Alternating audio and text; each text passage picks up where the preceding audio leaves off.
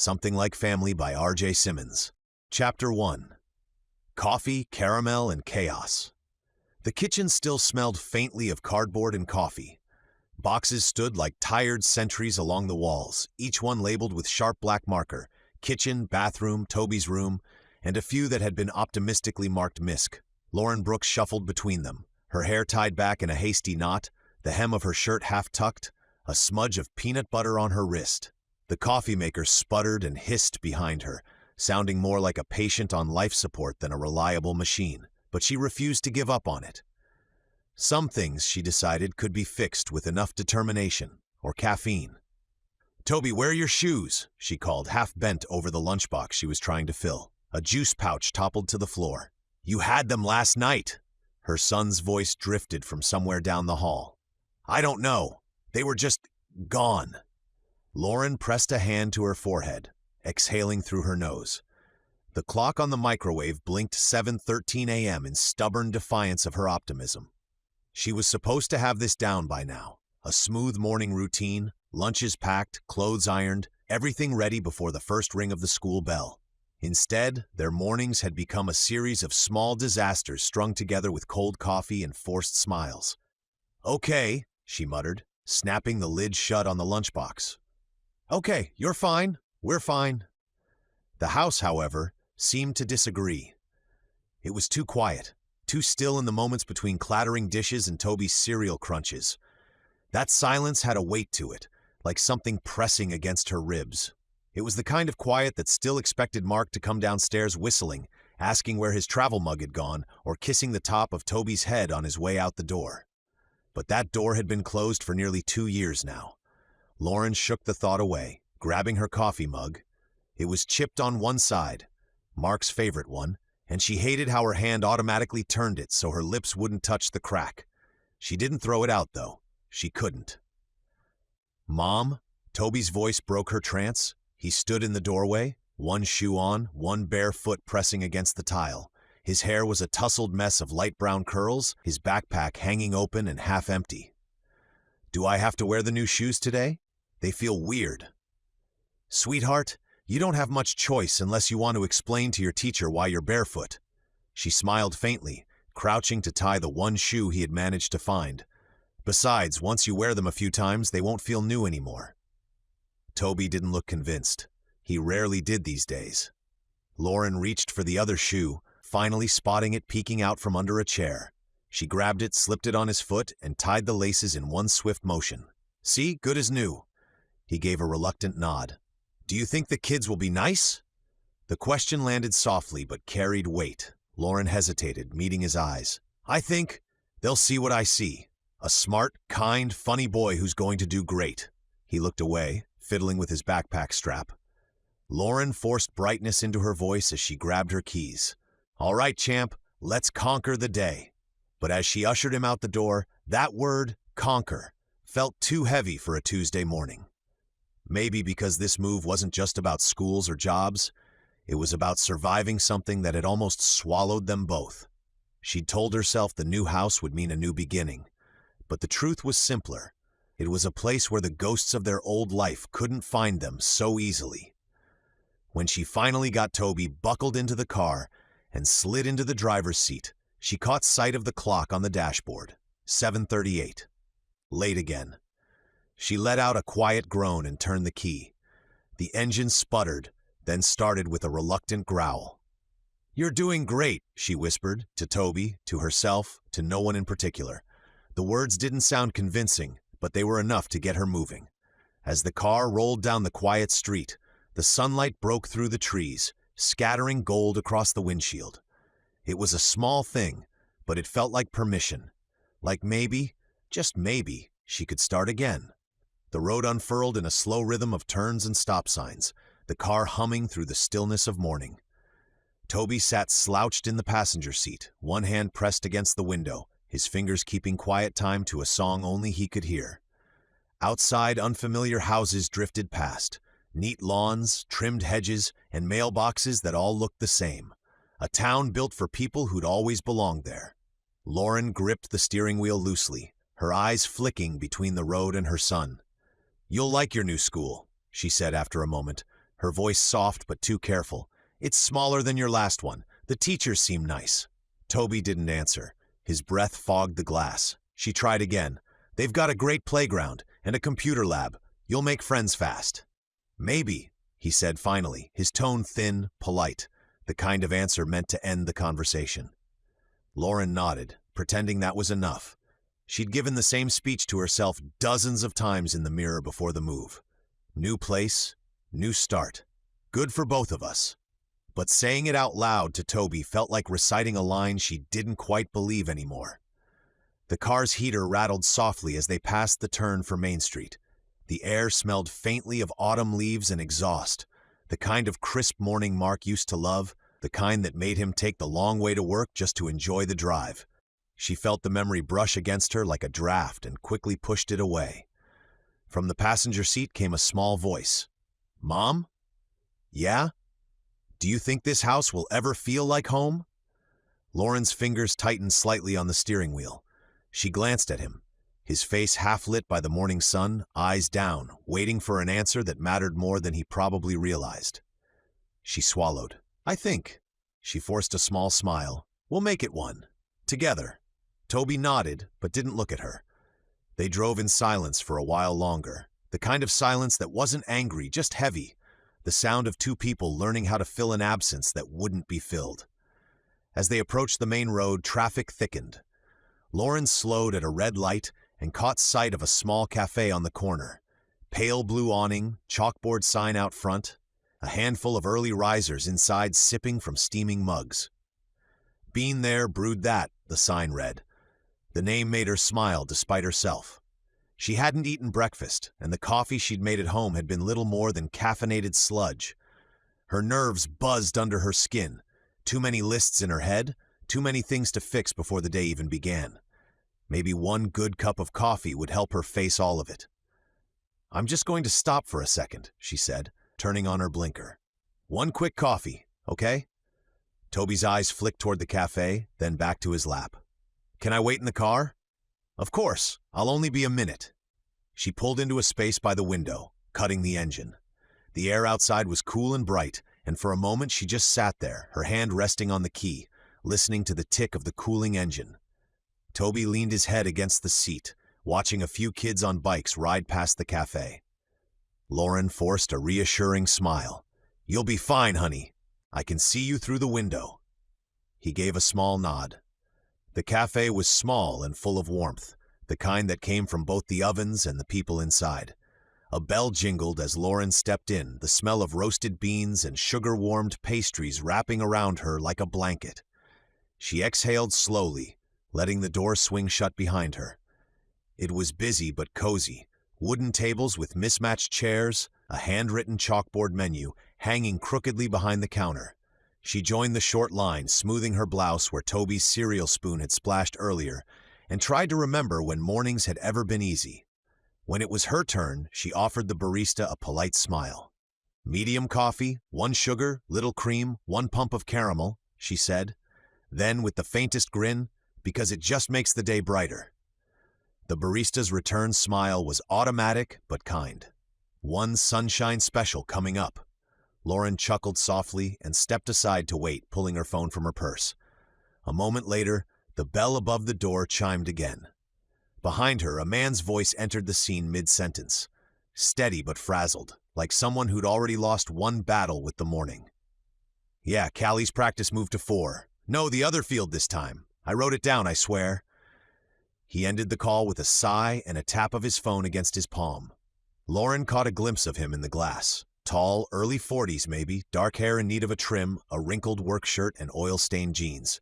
He looked like he'd dressed too fast. "Next," the barista called. He stepped forward, flashing an apologetic grin. "Large coffee, 1 sugar, little cream, 1 pump caramel. Please, make it strong." Lauren almost laughed. Same order, completely different person. When the drinks came up a few minutes later, the barista placed 2 identical cups on the counter. "Caramel coffee, 1 sugar, little cream," she called brightly. Lauren started to reach for the one sat down first just as the man grabbed it, except he didn't check the name. "Thanks," he said, already turning toward the door, phone buzzing again in his hand. Lauren grabbed the second cup, scanning the side out of habit, and froze. Jack. She looked up sharply. "Excuse me, sir, I think you grabbed—" He turned just as she stepped toward him, and the two collided in a flurry of motion. The dull thud of cardboard cups, the sharp splash of coffee, and a yelp from both of them as warm caramel-scented liquid spread across her sleeve. "Oh, no, no, no," he sputtered, eyes wide. "I am so sorry." Lauren jerked back, shaking off the droplets, her sleeve now streaked with caramel-colored coffee. "You grabbed my drink?" she said, her tone clipped but steady. He blinked, looking down at the cup still in his hand. Yeah, looks like I did." Her patience thinned with the steam rising off her arm. "Maybe next time, check the name before you snatch the first thing in reach." He winced, fumbling for napkins. "Completely fair. Here, please, let me help." Lauren took the napkins from him, dabbing her sleeve. The burn was mild, but the embarrassment stung worse. The quiet stares from nearby tables, the barista's sympathetic expression. "I swear, I didn't mean to," he said, voice tumbling over itself. "I just thought they called mine. I wasn't paying attention." "That much is clear." He gave a quick, nervous laugh. I'm Jack." She looked up at him, unimpressed. "So I see." He rubbed the back of his neck, nodding toward her cup with her name on it.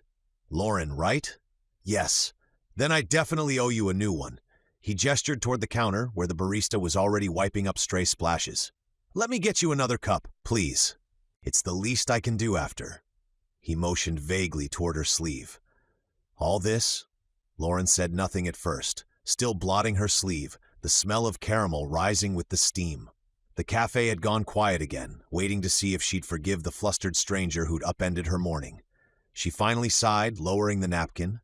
"You really don't have to." "I want to," he said, sincere this time. "Please, let me make it right." The barista caught their exchange and already reached for a clean cup. Lauren hesitated, then gave a small nod. "Fine." Jack offered a relieved smile. "Thank you, and again, really sorry about the coffee." She gave him a curt, weary look. "You should be." The barista set a fresh cup on the counter, but the air between Lauren and Jack was already thick with discomfort. Steam rose between them like a white flag neither seemed willing to raise. "Really?" Jack said, pushing the cup toward her. "Take it. It's yours." Lauren shook her head, her jaw tight. "No, I'll wait for mine." "It's the same thing," he said, baffled. "Just take it." "I don't want yours," she replied, sharper than she meant to. "You already ruined mine." A few patrons glanced over from nearby tables, pretending not to listen. Jack rubbed the back of his neck, his patience thinning. "You're seriously not going to take the coffee I just bought because I touched it?" "It's not about that," she said, though she wasn't sure it was true. "It's just, never mind." He sighed, half amused, half exasperated. "You clearly need the caffeine more than I do." That did it. Lauren's lips pressed into a thin line. "You clearly need it more than I do."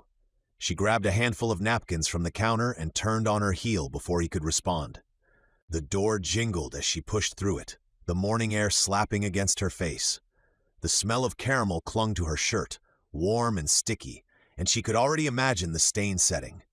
She muttered something under her breath and tossed the half-empty cup into the trash can outside, watching it topple among paper wrappers and discarded lids. Inside, Jack stood frozen for a beat, watching her storm off through the window. A few drops of coffee still clung to his wrist.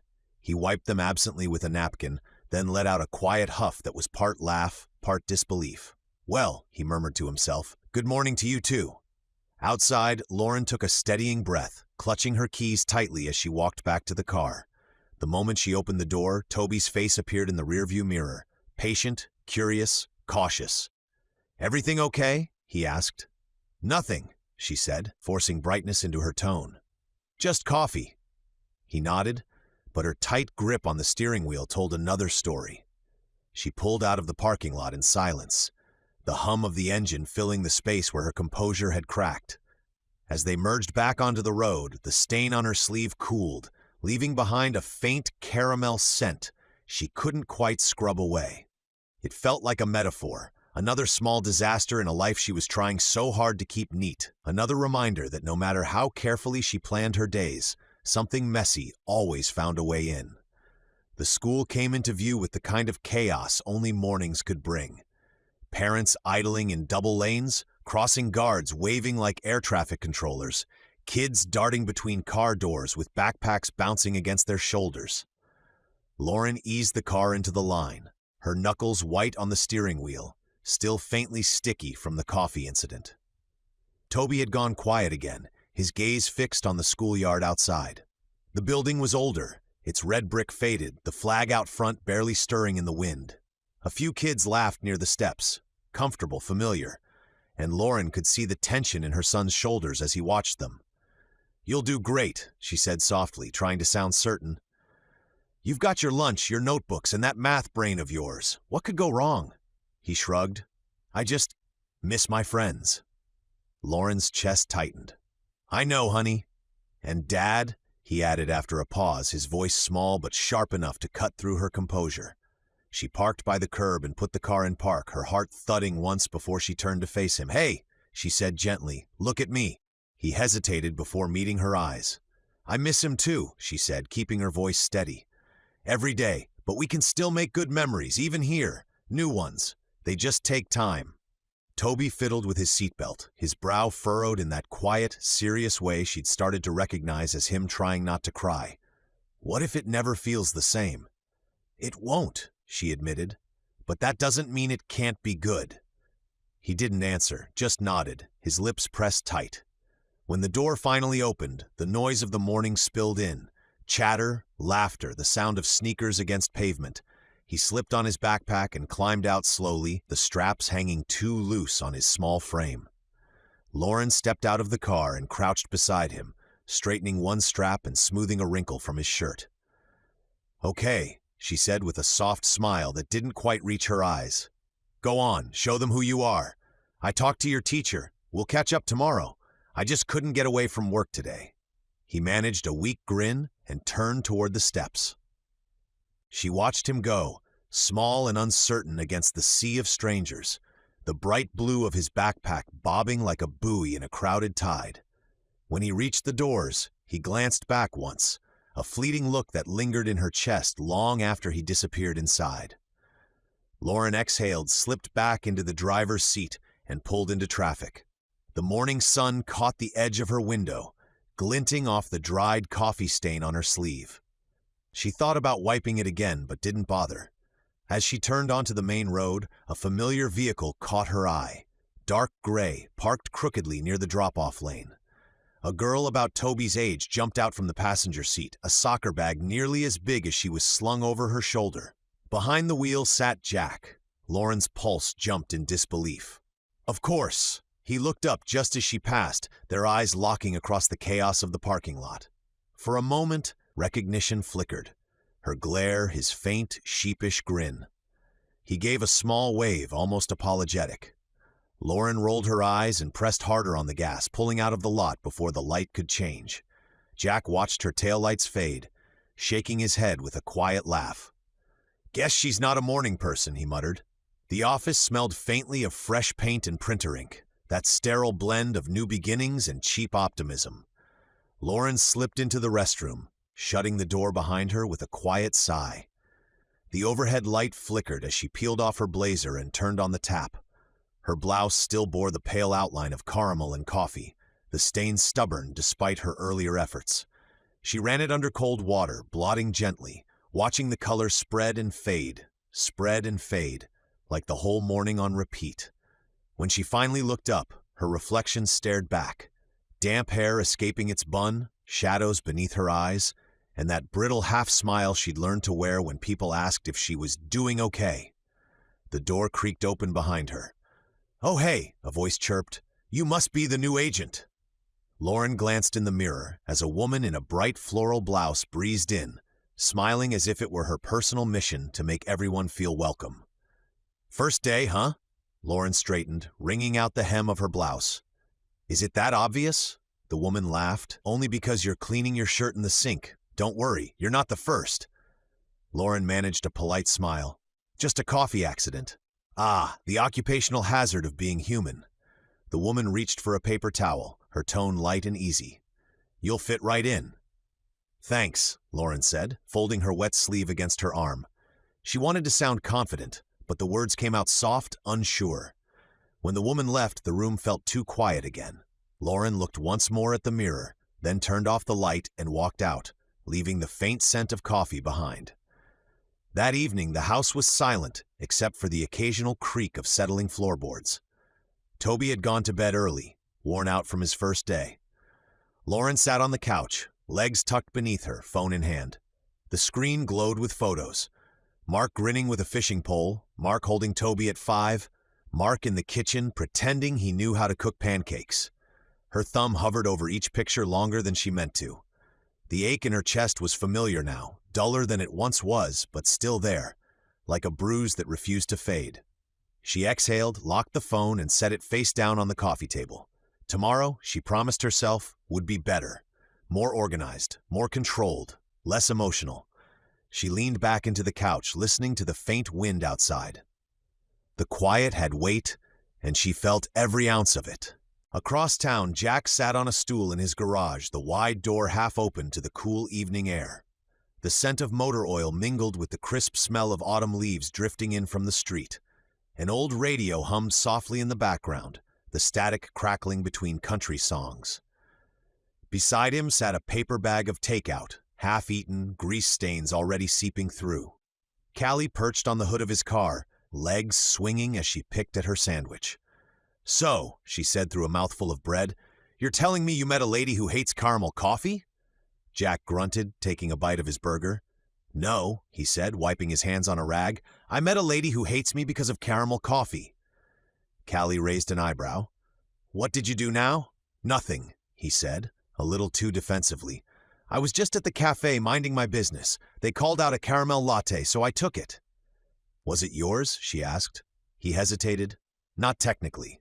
Callie snorted, laughing so hard she almost dropped her sandwich. "So you stole someone's coffee?" "Borrowed," he corrected, pointing his finger like a teacher emphasizing a lesson. "I borrowed a coffee." Her grin widened. "And then what?" he sighed. "I turned too quickly." "You spilled it on her, didn't you?" he grimaced. "In my defense, she startled me. She yelled before I even realized it wasn't mine. Next thing I know, I'm holding an empty cup and she's holding a very hot sleeve of regret." Callie laughed until tears pricked her eyes. "Oh my gosh, Dad, you can't just attack people with caffeine." "It wasn't an attack," he said, trying and failing to look offended. "It was a tragic misunderstanding between two innocent bystanders and one overly slippery cup." She gave him a knowing look.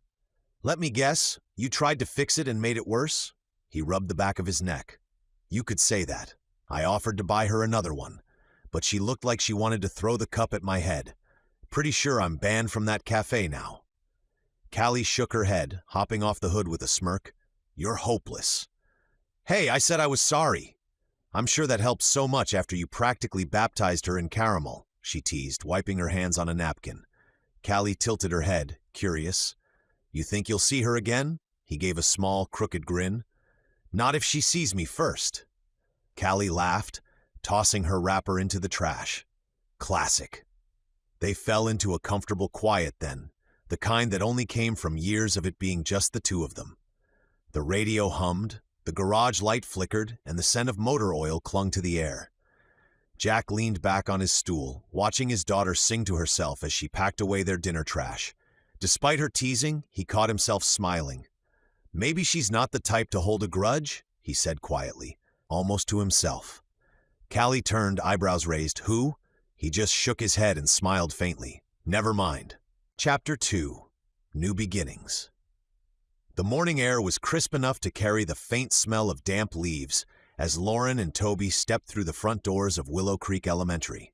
The lobby was bright and busy, filled with the sound of sneakers squeaking on polished floors and the overlapping noise of morning chatter. Parents hovered in small clusters, clutching coffee cups and backpacks, calling out last-minute reminders before the day began. Lauren's heart beat faster than she wanted to admit. Yesterday, she hadn't been able to stay. It had been her first day at the office, and she'd barely managed to get Toby dropped off before rushing across town, guilt gnawing at her the entire drive. But today, her schedule allowed her to walk him in, to make sure he really was settling in. The school's welcome packet was tucked beneath her arm, edges creased from use. It had become a small comfort. Maps of the halls, bell schedules, allergy policies. A neat printed promise that life could still have rules and structure if she just followed them closely enough.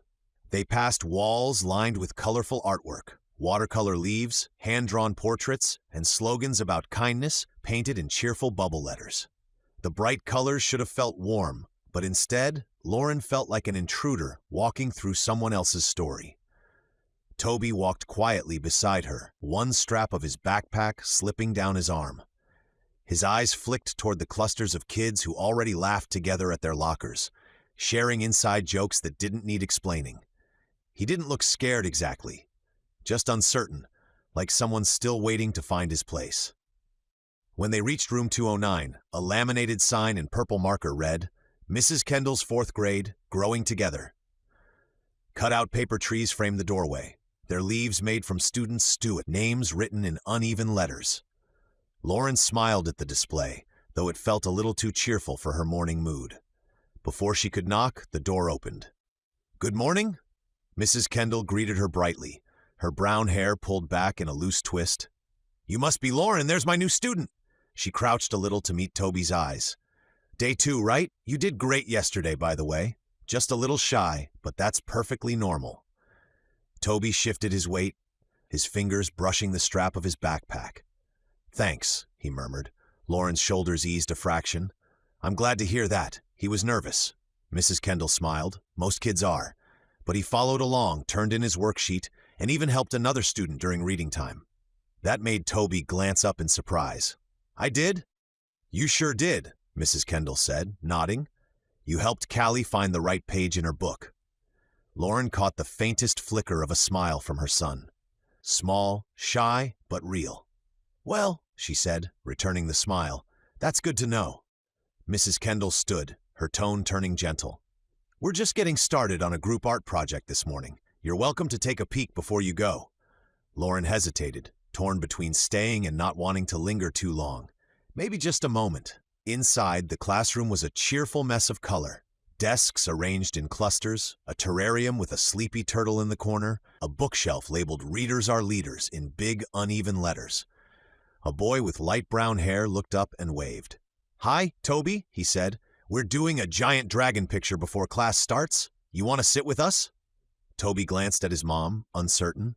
"Go ahead," Lauren said softly. "It's okay." He nodded and walked over to the table, sliding into a chair beside the boy. He immediately started talking about their art project, his words quick and full of energy. Toby didn't say much, but Lauren could see him listening. His posture a little straighter now, his hand already reaching for a crayon. Mrs. Kendall leaned closer to Lauren. "He'll be fine," she whispered. "He's the kind of kid who watches first, then joins in when he's ready, and that's okay." Lauren nodded, the reassurance landing deeper than she expected. "Thank you. Really." "Anytime," Mrs. Kendall said warmly. "He's got a good heart. It shows." Lauren crouched briefly by Toby's desk, brushing an invisible speck from his collar. "You've got this," she murmured. He gave a small nod, eyes still on his paper, his fingers briefly gripping the edge of her sleeve before letting go. She stood, smiling one last time toward Mrs. Kendall and the class before stepping out into the hallway. Her heels echoed softly as she made her way toward the classroom door. She let her composure slip. It struck her all at once. She wasn't just a new parent at a new school, fumbling through introductions and routines.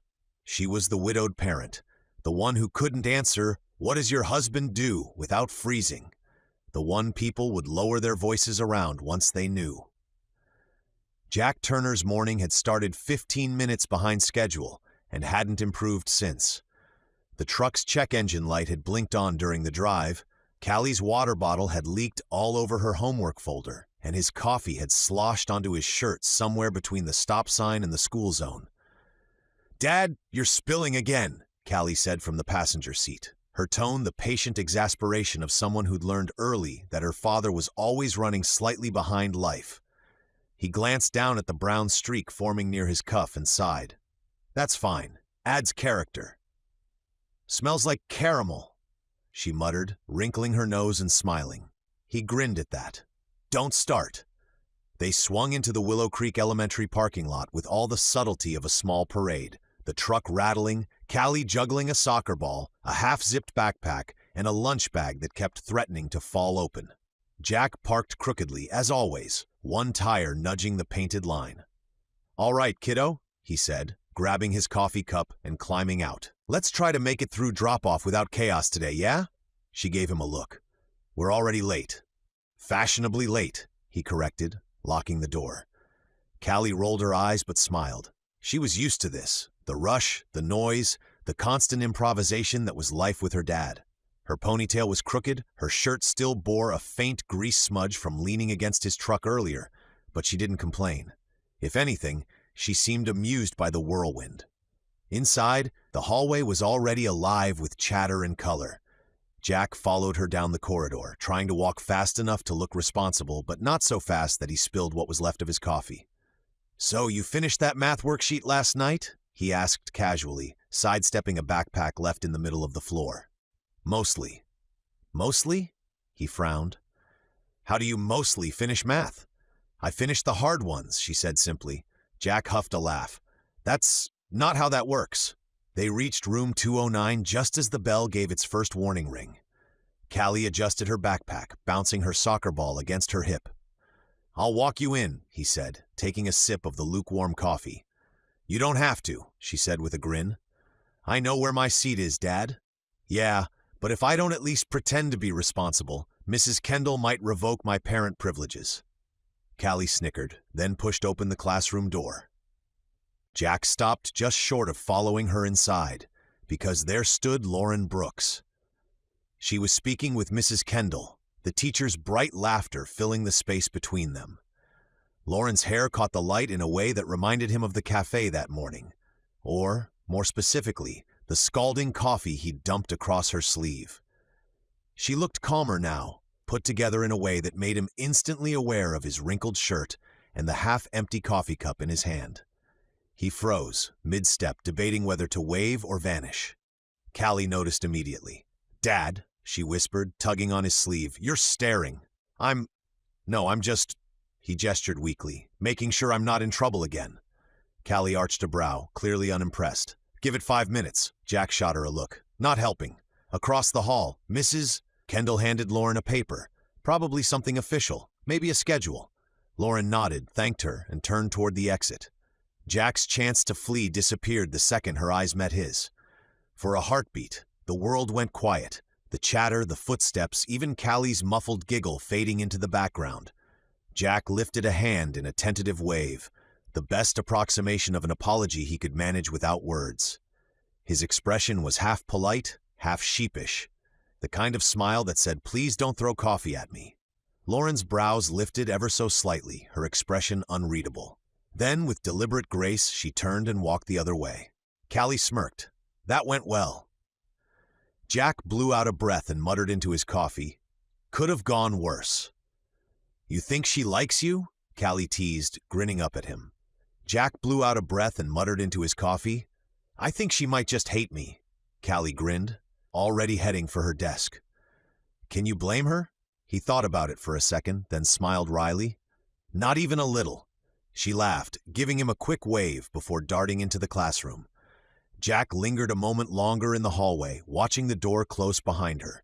He took another sip of his coffee, still caramel, still too sweet, and sighed. "Great," he muttered to himself.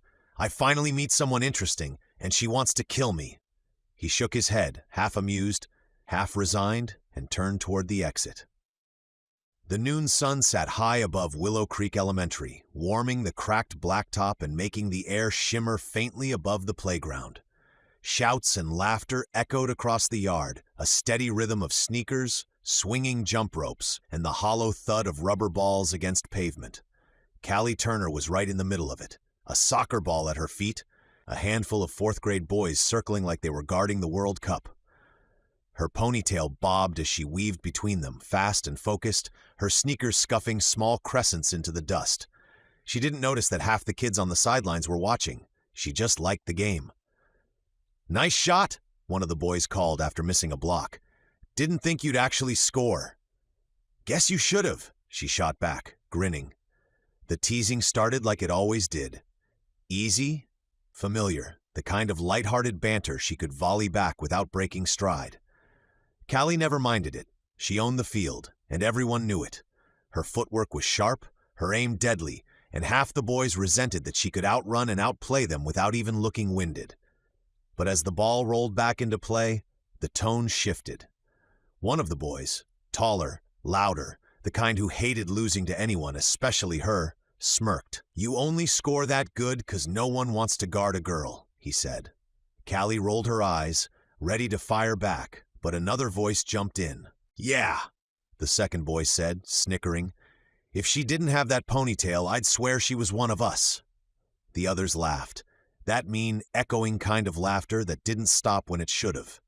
"Seriously," the first boy added, grinning wider. "Cut her hair short and no one would even tell the difference." A few of the others snickered in agreement. Guess all that time practicing made her forget how to be a girl. The ball stopped at her feet. For a second, she didn't move. Normally, this kind of talk rolled right off her. She'd been out playing boys twice her size since she was old enough to lace her own cleats. But something about the way they said it, the sneer, the jealous edge, sank deeper than she expected. She flicked the ball up with her heel, spinning it once before sending it flying down the field in a perfect curve that smacked against the net with a solid thunk. "Still think you can tell the difference?" she said, voice low, steady, but her stomach twisted. The boys went quiet for a moment, surprised. Then one of them muttered, "Whatever." On the sidelines, Toby sat on the edge of the wooden border that framed the playground mulch, legs swinging, watching the game. He wasn't part of the group yet. Still the new kid, still figuring out where he fit, but when one of the boys beside him snorted, he let out a nervous chuckle just to blend in. It was a small sound, almost nothing, but Callie heard it. The ball rolled toward Toby's side of the field a second later, spinning through the dust. He froze, realizing too late it was coming straight for him. Callie sprinted after it, fast, angry, her jaw set, and before he could even decide whether to grab it or move, she collided with him hard enough to knock him backward into the mulch. The laughter stopped. Toby hit the ground with a startled grunt, palms scraping against the rough wood chips. The ball bounced away, spinning lazily to the edge of the playground. "Hey!" one of the recess aides shouted from across the yard. Callie stood over him, her chest heaving, her face red and confused. For a second, she looked ready to help him up, but pride held her in place. The anger she'd been swallowing, the teasing, the stares, the nervous laugh she thought was aimed at her, burned too hot to fade that easily. Toby pushed himself upright, brushing off his hands. His eyes were wide, more hurt than angry. "I wasn't laughing at you," he said quietly. "I don't care," Callie snapped, but her voice cracked halfway through the word. The aides rushed over, one kneeling beside Toby, the other guiding Callie a few steps back. "Are you okay?" the woman asked him, scanning his arms for blood. He nodded quickly, embarrassed by how much attention he'd drawn. "I'm fine." His voice was small. Callie crossed her arms, staring down at her sneakers. "It was an accident," she muttered. "Didn't look like one," said the taller aide, his tone calm but firm. "You need to cool off, Callie." Her jaw tightened. She didn't argue, but she didn't apologize either. Not yet. A few minutes later, the playground had gone back to its regular rhythm. A little quieter, the gossip spreading like ripples across the blacktop. Toby sat near the nurse's office inside, a Band-Aid on his elbow, a paper cup of water in his hand. Callie was seated outside the principal's office, her soccer ball resting between her shoes, the plastic scuffed from her last kick. Every few seconds, she could hear Toby's voice down the hall, low and awkward, answering questions from the nurse. She hated how guilty that made her feel. By the time the secretary hung up the phone, Callie didn't need to ask who she'd called. The words, "We'll need both parents to come in," carried clearly enough. She let her head fall back against the wall and shut her eyes. The fire in her chest was gone now, replaced by the heavy, hollow kind of quiet that came after adrenaline faded.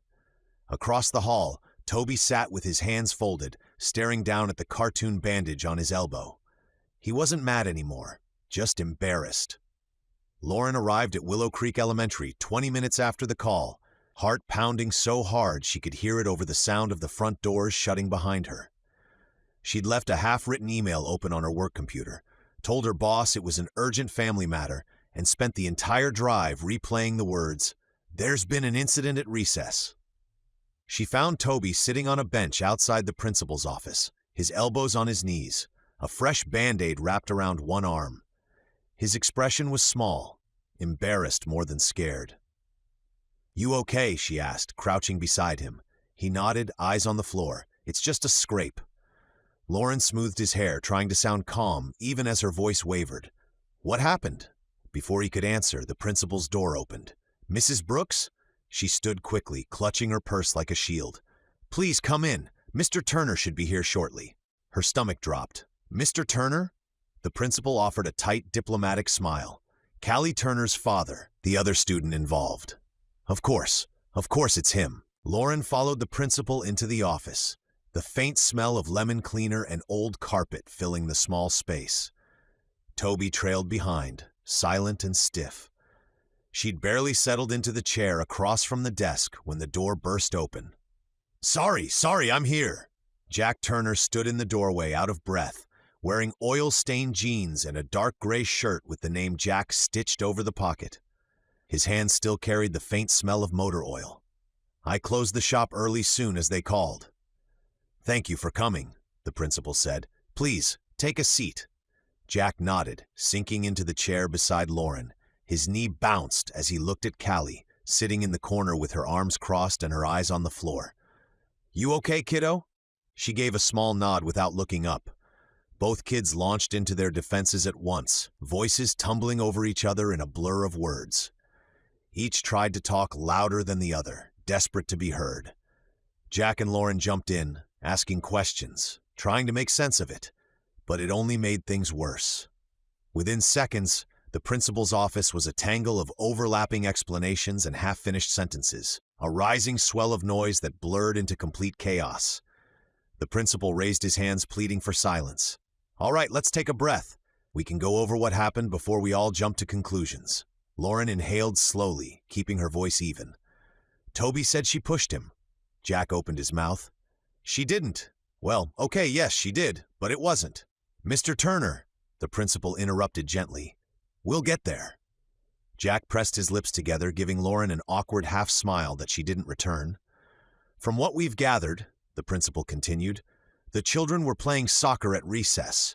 Some of the boys made teasing comments to Callie about playing like one of the guys. Toby was nearby and laughed. "Not at her," Toby said quickly, his voice small but firm. "I believe you," the principal said, offering him a reassuring nod. But Callie misunderstood.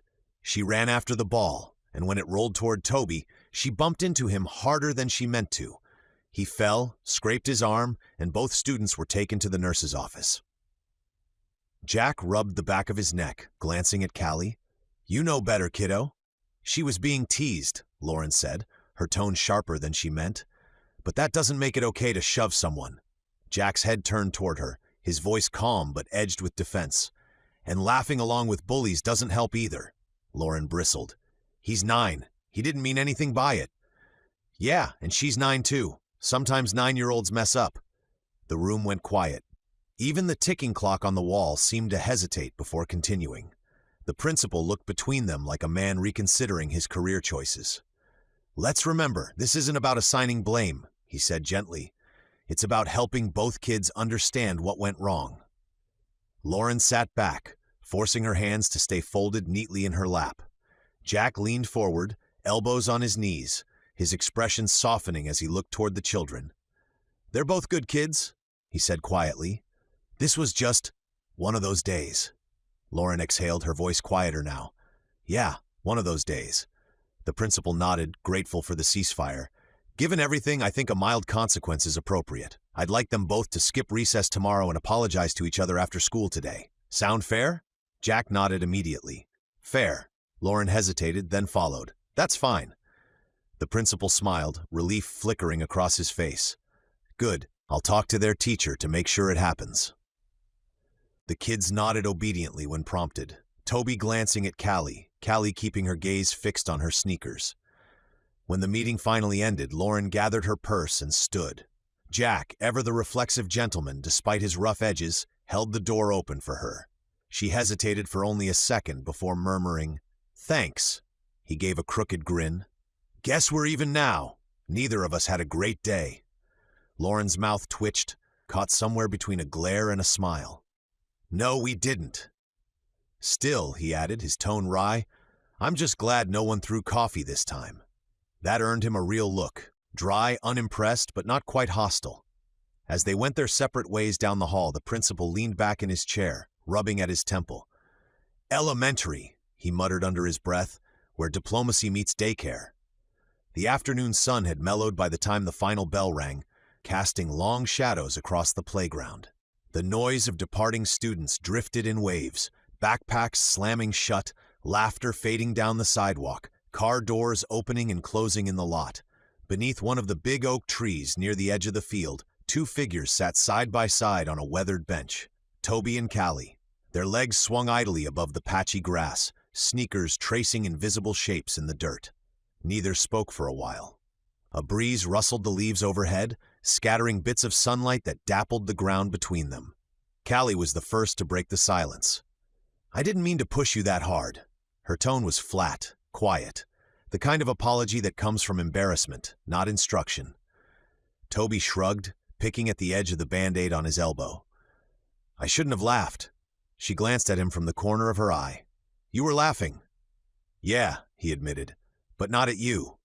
Still sounded like it. He didn't argue, just nodded. The silence returned, heavier this time, but not unfriendly. Kids were good at sitting in silence when adults weren't watching, when they didn't have to fill it with explanations or make it sound better than it was. After a moment, Toby looked up. Are you still mad? Callie hesitated, rolling a pebble under her sneaker. Not really. Then, with the faintest grin, you just have a bad laugh. Toby blinked, surprised, then let out a short, goofy laugh on purpose. It was awkward and forced and a little too loud. Callie's lips twitched. Yeah, like that. He did it again, longer this time, and she snorted before she could stop herself. Peace achieved. A few yards away, Lauren and Jack stood near the walkway, watching from a polite distance that still felt too close. Jack had his hands stuffed in the pockets of his worn work jacket, posture easy, eyes fixed on the kids. Guess they handled it better than we did, he said with a lopsided grin. Lauren folded her arms, her expression unreadable. Maybe they're just used to people acting like children. Jack tilted his head, mock wounded. Noted. Good, she said, though her lips betrayed the smallest hint of amusement. They watched as Toby and Callie stood, brushing grass from their pants, the tension between them gone as quickly as it had come. Kids were like that, unburdened by pride, unscarred by the need to be right. Lauren exhaled quietly, her arms loosening. At least they're learning. Yeah, Jack said, glancing her way. Maybe we are too. She didn't answer, but when their eyes met, brief and cautious, neither looked away quite as quickly as before. The children ran ahead toward the parking lot, already talking about something else entirely, their laughter carrying across the grass. Jack followed, his steps easy, his grin returning. Lauren trailed behind, slower, her mind already half on dinner, half on the odd realization that this strange mix of chaos might be her new normal. The house was quiet, the kind of quiet that felt earned after a long, difficult day. Lauren stood at the kitchen counter, sleeves rolled to her elbows, the last of the dinner dishes drying beside the sink. The clock above the stove ticked softly. She'd tucked Toby into bed an hour earlier, though she could still hear the faint sound of his white noise machine from down the hall. Her reflection in the dark kitchen window looked tired, the kind of tired that came not just from work, but from holding everything together when she wasn't sure how to. She poured herself a glass of tea, the ice catching the light as she leaned against the counter. One bad day, she thought. That's all it was. Just another one bad day. She refused to let it be anything more. Still, the argument from the principal's office kept looping in her mind. The way Jack Turner had shrugged off the tension with that easy, disarming grin. How his first instinct had been to excuse his daughter instead of understanding the situation. Kids make mistakes, he'd said, like that solved everything. Lauren sighed, pressing a hand to her temple.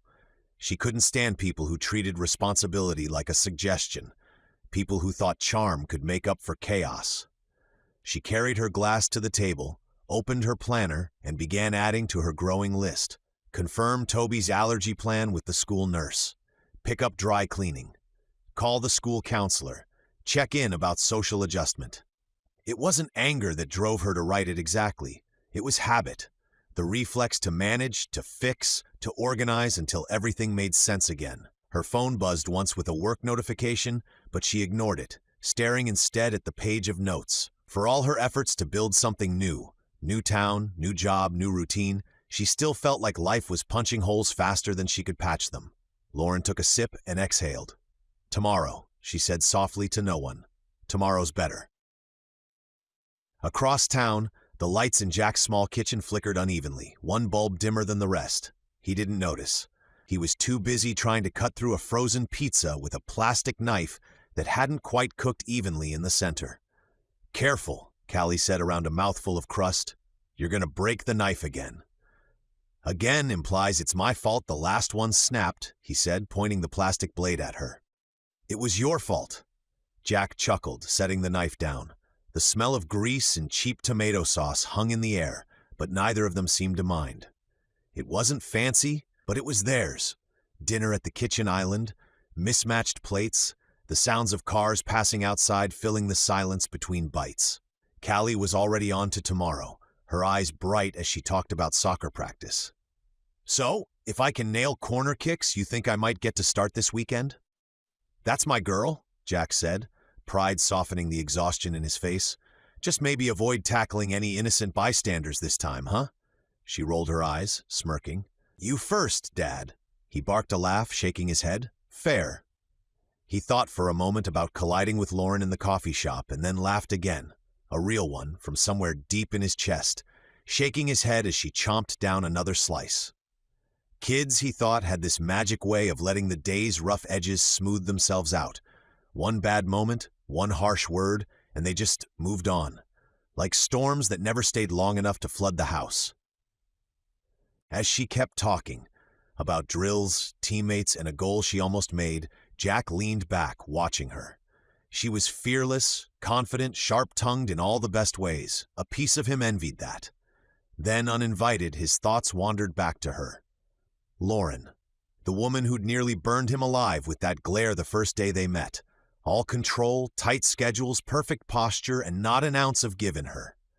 She'd accused him of taking her coffee before realizing he'd just picked up the wrong cup, and somehow the entire shop had turned into a battlefield.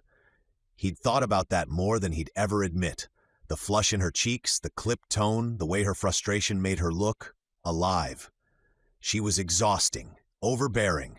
The kind of woman who'd alphabetize her spice rack and then yell at you for using the wrong spoon. And yet, he couldn't shake her. It wasn't attraction, not exactly.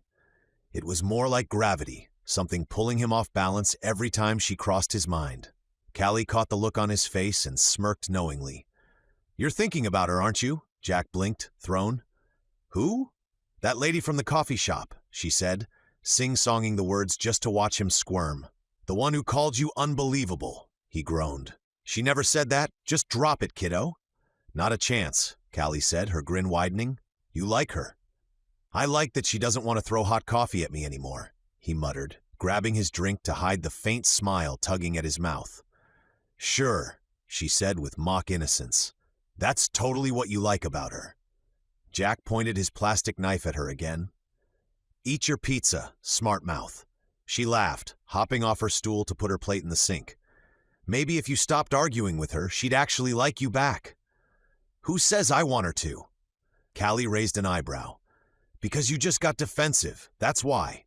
He opened his mouth to respond, but she darted down the hall before he could. Good talk, she called. Jack sighed, dragging his hand over his face, half amusement, half exasperation. He finished cleaning up in silence, the kitchen still faintly smelling of burnt crust and cheap mozzarella. But as he set the last plate in the drying rack, he thought about her. She drove him crazy, and still, he couldn't quite bring himself to stop hoping he'd run into her again. Chapter 3. PTA and Prejudice. Lauren pulled into the school parking lot 15 minutes before the last bell, her travel mug half empty and her nerves already buzzing. Sunlight slanted across the rows of parked cars, glinting off windshields and PTA bumper stickers that seemed to whisper community, belonging, established. She sat for a moment, gathering herself, clipboard on the passenger seat, notepad balanced on her lap, her pen aligned perfectly across the top. It wasn't just volunteering, it was control. Yesterday had left her feeling raw. The chaos, the confrontation, the reminder that her life still felt like something in transition. But this morning was a chance to reset, to build something reliable. The PTA meeting wasn't about gossip or cliques. It was about showing up, taking charge, and proving, mostly to herself, that she could make this new life look organized, even if it didn't feel that way yet. Lauren adjusted her blazer, checked her reflection in the rearview mirror, and forced a smile that looked polished, maybe even confident. "All right," she murmured. "Let's belong." Inside the front office, the school smelled faintly of coffee and floor wax. The receptionist greeted her warmly and directed her to the library where the PTA met. When Lauren stepped through the double doors, the chatter hit her immediately. A dozen parents, all seemingly well acquainted, clustered around a long table draped in a floral tablecloth. Muffins, coffee, and name tags were arranged in cheerful chaos. "Morning," called a woman near the center. She was effortlessly put together, her hair glossy, her voice carrying the kind of natural authority that made people listen. "You must be the new volunteer. Lauren, right?" Lauren straightened, extending her hand. "That's me, Lauren Brooks. My son, Toby, just started this week." "Of course. I'm Denise Clark, PTA president." Denise gestured toward the group. "Everyone, this is Lauren. She's new to Willow Creek." A chorus of friendly highs followed, though most were accompanied by the kind of polite smiles that didn't quite reach the eyes. Within seconds, the conversation resumed. Snippets about bake sales, soccer fundraisers, and last year's fall fair flying around the table in shorthand she couldn't yet decode. Lauren took a seat at the end of the table, tucking a strand of hair behind her ear and pretending to take notes as she caught phrases like field day sponsor and raffle permit. Everyone seemed to know exactly what was being discussed, who to call, where to order, which teacher preferred what. It felt like trying to join a play halfway through the second act. Still, she smiled, listened, nodded when appropriate. The PTA president clapped her hands to get everyone's attention. "All right, folks, before we continue, we still need volunteers for a few open committees. The fall festival, the lunchroom helpers rotation, and," she scanned her clipboard, "our community outreach and fundraising subcommittee." The group exchanged glances. No one moved. Denise laughed lightly. "Come on, don't all volunteer at once." Lauren's hand shot up before she could think better of it. "I can help," she said quickly. "Wherever you need me." A few heads turned her way, surprised. Denise beamed. "That's wonderful. We love enthusiasm. You're sure you have the time?" Lauren nodded, already picturing color-coded spreadsheets and task lists forming in her mind. "Absolutely. Anything you need." Denise scribbled something on her paper. "Perfect. We'll plug you into a few projects. Oh, and the fall festival meeting is next week. You'll fit right in." The words were warm, but Lauren caught the faint undercurrent, that practiced PTA tone of inclusion that didn't quite erase the feeling of being the outsider. Still, she smiled wider, her pen poised over her notepad like she was already planning logistics.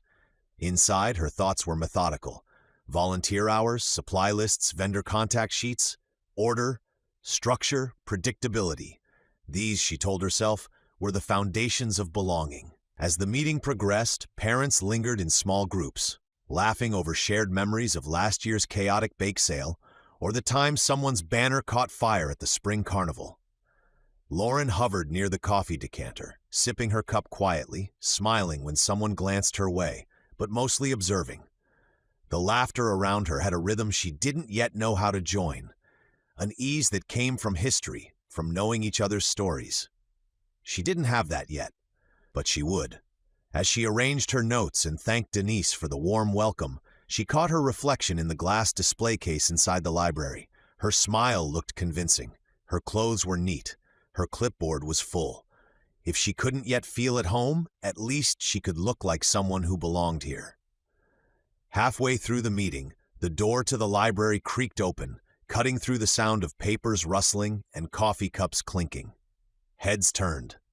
In stepped Jack Turner, late, slightly winded, and holding a paper cup from the very same cafe where Lauren's blouse had met its tragic caramel-scented end. "Sorry, traffic," he said with a grin that was only half apologetic. Lauren's forced smile froze mid-expression, her pen hovering uselessly above her notepad. Could she not get away from him? "Coach Turner!" the PTA president Denise exclaimed brightly. "Glad you could make it. Everyone, this is Jack. He's been helping us out for the last 2 years with the field day events and the fall festival setup." "Coach?" Lauren repeated under her breath before she could stop herself. Jack gave a small, self-effacing shrug as he moved toward the empty seat beside her. His work boots scuffed faintly against the floor, his dark shirt still marked faintly with oil smudges from the morning. "That's me," he said easily. "Jack Turner. I help out with the soccer stuff and am Willow Creek's unofficial human wrench set." The group chuckled politely. Denise gestured to the table. "We were just discussing the volunteer committees. You're still good to handle equipment setup and games for the fall festival, right?" "Wouldn't miss it," Jack replied, sliding into the chair next to Lauren like he belonged there. The scent of motor oil and cheap cafe coffee trailed faintly with him. He set his cup down with a dull thud, the sound louder than it needed to be. Lauren stiffened. "Small world," he said under his breath. "Unfortunately," she muttered back, not looking up from her notes. Across the table, a woman with pearl earrings and a mischievous smile raised an eyebrow. "You two know each other?" Jack leaned back in his chair, grin widening. "You could say that." Lauren shot him a look sharp enough to cut through drywall. "We've met." The woman chuckled softly, clearly entertained. "Well, that's either a story or a warning." "Both," Lauren said dryly, flipping a page on her notepad. The chuckles around the table grew, the moment breaking the tidy rhythm of the meeting. Denise, sensing the shift, cleared her throat to regain focus. "All right, now that we're all here." Lauren pretended to listen as Denise went over volunteer schedules and festival logistics, but her attention kept drifting to the man beside her. Jack leaned back in his chair, one ankle crossed over his knee, his cup tapping absently against the table as he nodded along to the discussion. He looked utterly at ease, the kind of person who thrived in chaos and somehow made it seem like charm. Meanwhile, Lauren's mind was already spiraling through the contradictions. This was the man who'd nearly drenched her in caramel coffee, defended his daughter mid-argument in the principal's office, and now, apparently, was beloved enough to be called Coach Turner by the entire PTA. When Denise began assigning pairings for the Fall Festival Committee, Lauren's pen tightened between her fingers. She was halfway through writing her name on the volunteer sheet when Denise's cheerful voice rang out. "Perfect! Jack, since you're already handling setup, why don't you and Lauren coordinate the logistics together?" The room agreed before Lauren could object. Jack glanced sideways at her, his grin returning. "Looks like fate's got a sense of humor." Lauren gave a sharp, polite smile that didn't reach her eyes. "Fate needs a new hobby." Across the table, the woman with pearl earrings let out a delighted laugh. The meeting continued, but Lauren barely heard a word. Because no matter how many lists she made, no matter how much structure she built, it seemed chaos, in the form of Jack Turner, kept finding her anyway. By the time the PTA meeting settled into rhythm, the long table looked like the front line of two very different kinds of order. Lauren's notebook sat open, columns neatly drawn, bullet points in precise alignment. Beside her, Jack's only contribution was a coffee cup ring on his volunteer handout and a pen that clicked whenever he got restless. Denise, the PTA president, stood at the head of the table with her usual energy, a marker in one hand and a to-do list in the other. "All right, folks, let's jump into our fall festival and fundraising ideas. We've got a few things to finalize today: bake sales, sponsorships, and setup rotations." Lauren straightened, pen poised, her expression attentive. This, meetings, organization, systems, was her comfort zone. Denise smiled around the room. "So last year we had the chili cook-off and silent auction. Anyone have ideas for how to boost turnout this year?" A few murmurs floated around. Maybe more prizes, shorter lines, better coffee. Lauren glanced up from her notes. "If I may," she said, her voice calm but confident, "I think we could improve participation with a more structured sign-up system. Something digital, maybe a shared spreadsheet or form link so parents can volunteer in shifts. We could also set up automated reminder emails 2 days before each event to cut down on no-shows. There was a pause, a few polite nods. One parent scribbled something that looked suspiciously like "Ask what a form link is." "Great ideas," Denise said quickly, though her tone carried that gentle diplomatic note reserved for people who were trying very hard. "We'll definitely explore that." Jack, seated beside Lauren, leaned back in his chair, arms crossed, a faint grin tugging at his mouth. When Denise turned the discussion toward food donations, he finally spoke. "Or," he said, "we could just tell folks to bring whatever they want and see what happens. People surprise you sometimes." A ripple of laughter ran around the table. Lauren blinked, pen frozen over her paper. "Just bring whatever they want?" Jack nodded, as if that settled everything. "Yeah, potluck style. Someone brings brownies, someone else shows up with chili. It all evens out in the end." Lauren blinked at him, stunned. "That's not planning, that's gambling." He shrugged, grin tugging wider. "Hasn't failed us yet." She crossed her arms, unimpressed. "That's because you've gotten lucky. Once, maybe twice." Jack chuckled, leaning back in his chair. "Hey, around here, luck's part of the system. You'll see, small towns don't need spreadsheets to make things happen." Lauren arched an eyebrow, her tone clipped but not unkind. "I'll take spreadsheets over luck any day. At least I can count on those."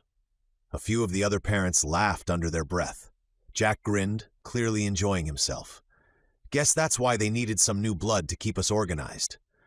"Or civilized," she countered, scribbling something in her planner with sharp precision. The room chuckled again, louder this time. Jack laughed too, hands raised in mock surrender. "She's not wrong." "Of course I'm not," Lauren muttered, scribbling something furiously in her notes. The conversation moved forward, sponsorships, vendor permits, volunteer hours. But the contrast between them had already taken root.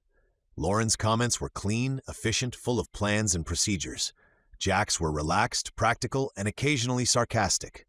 At one point, a parent at the far end of the table grinned and said, "You two actually balance each other out, like opposites that make it work." Jack chuckled. "Yeah, like oil and water." Lauren didn't even look up from her notes. "One of those just keeps engines running," she said coolly. "The other keeps every living thing on Earth going." The room erupted in laughter. Even Denise tried to hide a smile behind her coffee mug. Jack turned toward her, impressed despite himself. "She's got me there." Lauren offered a thin, polite smile, flipping her notebook shut. "You're enjoying this, aren't you?" The scrape of chairs and the shuffle of papers signaled the meeting's end.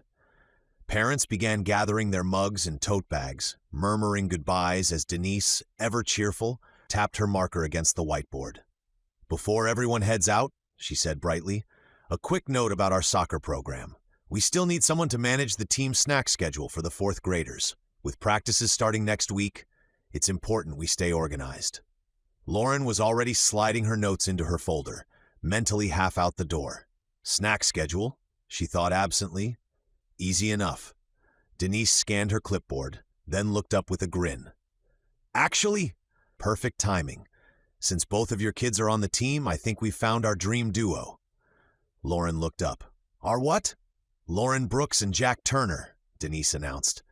"You'll co-manage the snack schedule. That way the load's shared and both sides of the parent base are represented. Sound good?" Lauren froze mid-motion, her polite smile tightening into something strained. "Oh," she said carefully. "How efficient."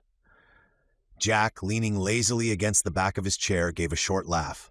"Perfect," he said, his voice dripping with mock enthusiasm. "Can't wait."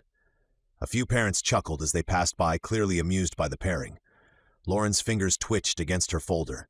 As the crowd thinned and Denise began erasing the whiteboard, Lauren took a quiet step forward, still smiling but with the look of someone trying very hard not to scream.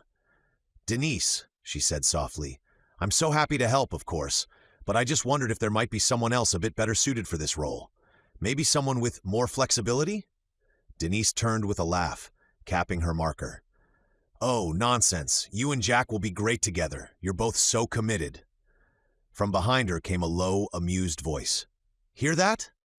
Lauren spun to see Jack leaning against the doorway, coffee in hand, that familiar half-smile tugging at his mouth. "Committed," he repeated, drawing out the word. Always nice when people can't tell if that means dedicated or ready for a padded room. Lauren exhaled sharply through her nose. Give it a week, and I'll be the one getting committed after working with you. He raised a brow. See? It's destiny. She gave him a glare sharp enough to cut steel. I think you mean punishment. Jack smirked, unfazed. Punishment, destiny, potato.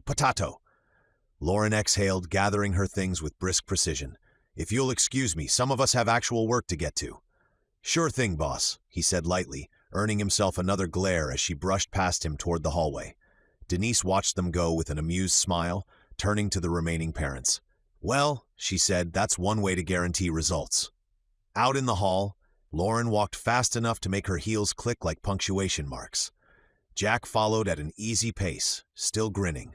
If she noticed, she didn't let on, though her muttered words carried just loud enough for him to hear, "This is exactly why I hate teamwork." Jack chuckled under his breath, "And this is exactly why I love it."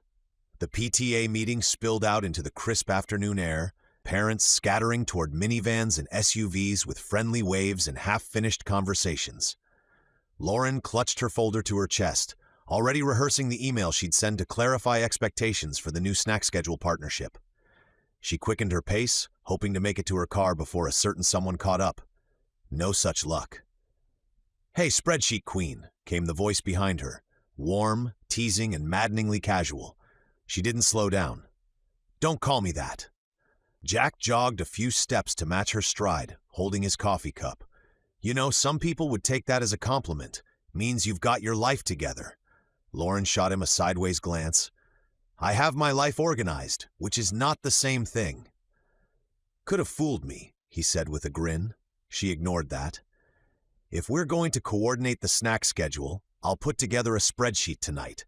Everyone can sign up for their assigned weeks, and I'll include a reminder email template. It'll keep everything running smoothly. Jack groaned. Lauren, it's juice boxes and granola bars, not a federal operation. That attitude is exactly how things fall apart. Or, he countered, it's how things don't get overcomplicated. She stopped beside the crosswalk, facing him squarely now. Overcomplicated? You think accountability and planning are overcomplicated?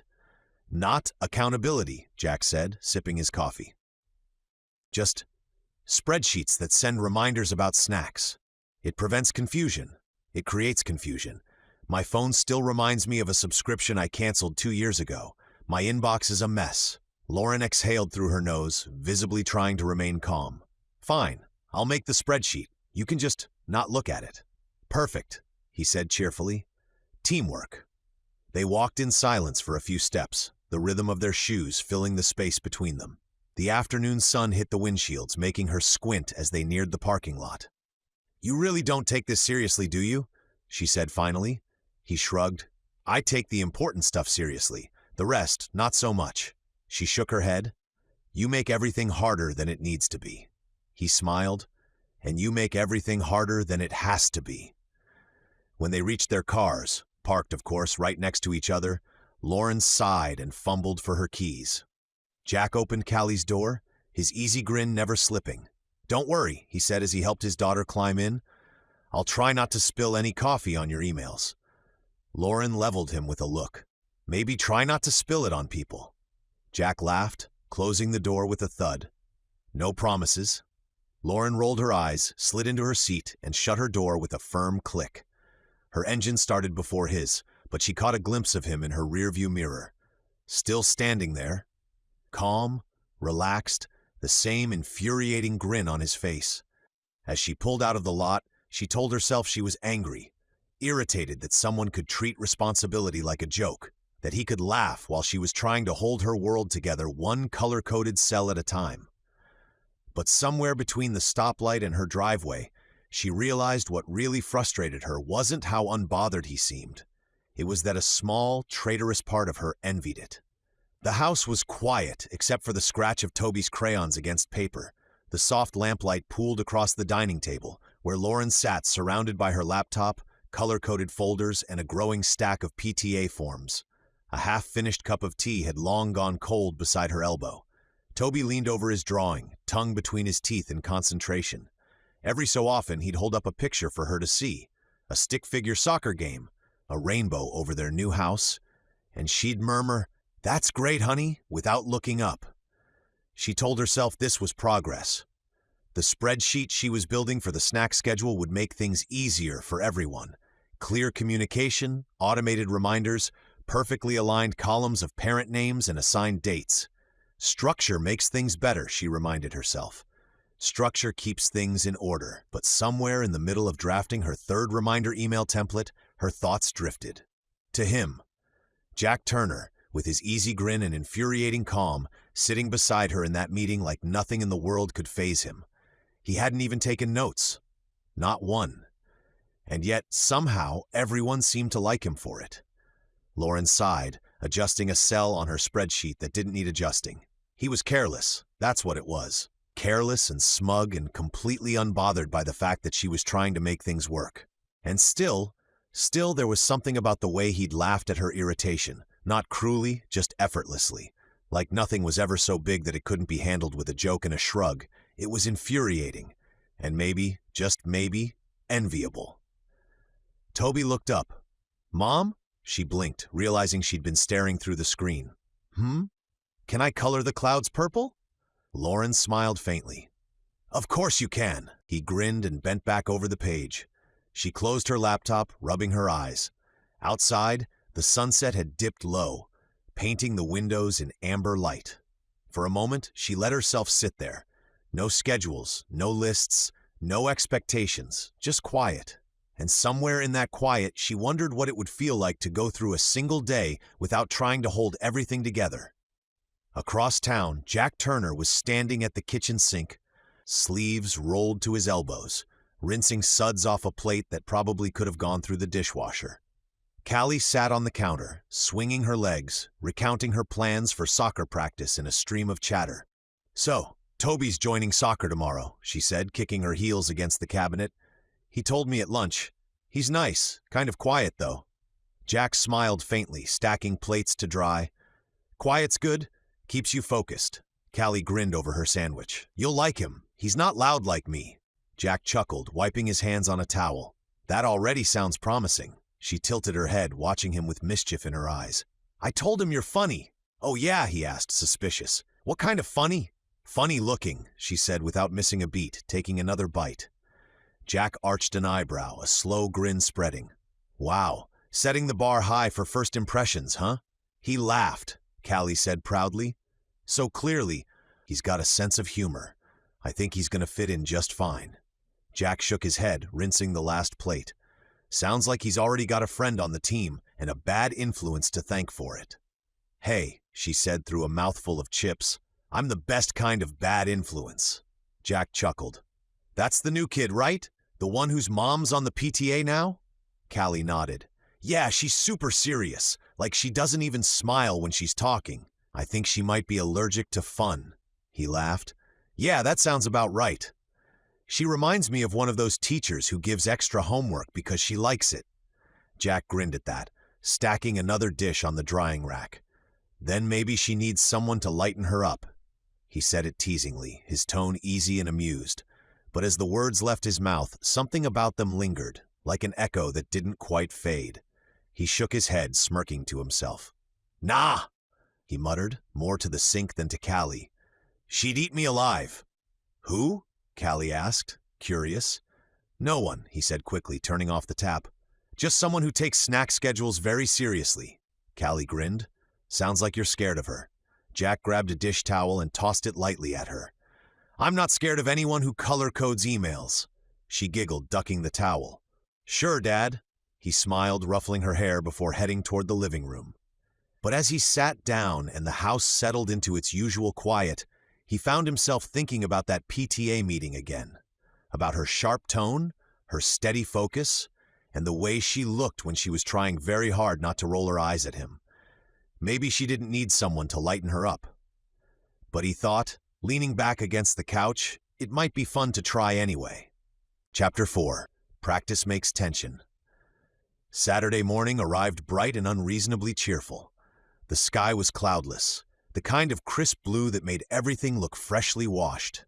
The grass, the park benches, even the line of orange cones laid out across Willow Creek Park's soccer field.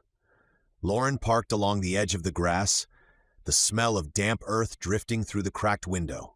She had packed everything the night before: sunscreen, 2 water bottles, hand wipes, extra socks, and the emergency snack bag tucked neatly under the seat. Control, she'd decided, was the key to surviving new routines. "Ready, honey?" she asked as Toby unbuckled his seatbelt. He nodded, eyes bright as he spotted the small crowd of kids warming up on the field. "Can I go?" "Sure, she started, but he was already halfway across the grass, backpack bouncing. Lauren smiled faintly, shaking her head as she reached for her tote. Then she saw him. Jack Turner stood near midfield, whistle around his neck, clipboard in hand, wearing a backward baseball cap, and a comfortable grin that looked perfectly at home under the morning sun. Her smile evaporated. "You have got to be kidding me. He wasn't just helping, he was coaching." Her first instinct was to get back in the car and pretend they'd gone to the wrong field, but Toby was already laughing with Callie and a few of the other kids, and she couldn't exactly ruin his first day of practice because of one infuriating man. So she stayed, reluctantly, arms crossed, posture tense, watching Jack move across the field like he belonged there. He was confident, relaxed, perfectly at ease in the chaos. It only made her feel more out of place, standing on the sidelines trying not to notice how natural he looked doing something she hadn't even known he did. Jack noticed her almost immediately. He waved like this was the most natural thing in the world, as if they'd planned this. Lauren's stomach sank further. She forced her feet forward, one deliberate step at a time. "Morning," he called, voice easy, unbothered. "Morning," she returned, tone tight as a drawn string. When she reached him, she nodded toward the whistle. "You're coaching?" He adjusted his cap, grinning. "Didn't I mention that?" "I'm pretty sure I would have remembered," she said, crossing her arms. He shrugged, the picture of casual confidence. "Guess surprises keep things interesting." "Not my kind of surprise," she muttered. He chuckled, clearly amused by her irritation. "Relax, it's just soccer. I'll try to keep it organized for you." Her eyes narrowed. "I'm not sure I trust your definition of organized." Jack put a hand over his heart. "You wound me, Brooks." Before she could respond, the whistle shrieked, and a dozen fourth graders scrambled into position. Toby was among them, beaming, his cheeks flushed with excitement. Jack turned back to the field, clapping his hands. "All right, team, let's get moving. 2 laps around the cones, then we'll start drills." Lauren blinked, caught off guard by how competent he sounded. The kids actually listened. Callie jogged alongside Toby, shouting encouragement, and the group fell into an uneven rhythm around the field. Jack paced along the sideline, calling out pointers, lighthearted but sharp enough to make the kids focus. There was no clipboard chaos, no disorganization, just easy confidence and command, and that somehow annoyed her even more. She stood there, arms still folded, trying not to look impressed. Of course he'd turn out to be good at this. Jack glanced back at her once, that same infuriating grin tugging at his mouth. "See? Under control," Lauren huffed, adjusting her tote on her shoulder. "We'll see about that." "Stick around," he said with a wink. "You might even have fun." "I highly doubt that." Challenge accepted. He blew the whistle again, and the kids burst into laughter as they tripped over a ball and fell into a heap of giggles. Jack laughed too, the sound carrying easily across the field. Lauren sighed, resisting the urge to smile. It was going to be a long soccer season. The morning sun had climbed higher, warming the field until the grass shimmered faintly with dew. The shouts and laughter of kids filled the air, the unmistakable sound of Saturday soccer chaos. Jack Turner, whistle dangling around his neck, moved easily among the players. He wasn't reading from any plan, at least not any Lauren could see. Instead, he was winging it. "All right, team," he called, clapping his hands. "Let's make this fun. You score, you pick the next drill. Deal?" A chorus of cheers answered him. The kids, including Toby, practically vibrated with excitement. Lauren stood on the sideline, arms crossed, tote bag hanging from one shoulder, watching in a mix of fascination and frustration. He'd turned warm-ups into a relay race, passing drills into impromptu challenges. The kids were laughing, running harder, and infuriatingly improving with every minute. He'd made the practice fun, and somehow that bothered her more than if it had been a disaster. She muttered under her breath, "This is chaos." A woman beside her turned, smiling. "Isn't he great with them?" Lauren blinked, realizing she'd spoken out loud. "Oh, yes, he's very energetic." "Coach Turner's the best," another mom chimed in, folding her lawn chair open. "Last year, my son didn't even like soccer until he coached. Now he plays every weekend." Lauren forced a tight smile. "That's wonderful." "Are you helping with the team?" the first mom asked, friendly but curious. Lauren hesitated. "Just observing for now," she said, voice polite but clipped. They both nodded, already turning back toward the field, still chatting about how incredible Jack was with kids. Patient, funny, natural. Lauren's jaw tensed. Of course he was patient and funny. He was probably the kind of man who could fix an engine, charm the entire PTA, and save some stranded cat from a tree all in the same afternoon without breaking a sweat. Meanwhile, she couldn't even get a group email sent without second-guessing the tone. She turned her gaze back to the field. Jack was crouched near Toby now, adjusting the way he held his foot before a kick. Toby nodded, focused. When he made contact with the ball, it soared higher than before. Jack let out a celebratory whoop, hands thrown into the air. "There we go! That's how it's done, Brooks Jr." Lauren froze. "Brooks Jr.?" she muttered, half to herself. The other parents laughed, clapping politely at Toby's kick. Lauren smiled faintly, though her chest felt tight. Not from embarrassment, but from something else. Something complicated. It wasn't jealousy exactly. It was the ache of watching someone do effortlessly what she worked so hard to achieve. Connect, inspire, make people laugh without worrying about doing it right. Her phone buzzed in her tote. An email from work, a reminder about next week's meeting. But she didn't check it. She just stood there watching the kids cheer as Jack clapped for them, his whistle glinting in the sunlight. He looked up once, catching her eye from across the field, that same easy grin tugging at the corner of his mouth. She didn't smile back, but she didn't look away either. The whistle blew one last time, echoing across the field, and the kids erupted into laughter and applause as Jack called out, "Great work, team! Go grab your snacks, and don't forget water!" Lauren watched as Toby jogged off with Callie, both of them flushed and grinning. His hair stuck to his forehead, his cheeks red, but the smile on his face was wide and unguarded. She hadn't seen him look that happy in a long time. It should have made her relax. Instead, it made her tense. Jack was surrounded by a small ring of parents and kids, doling out high fives like a celebrity greeting his fans. "Nice hustle today," he said, ruffling one boy's hair. "Brooks Jr., that goal? Beautiful. You're making it look easy already." Lauren approached slowly, her tote bag slung over one shoulder, her steps deliberate.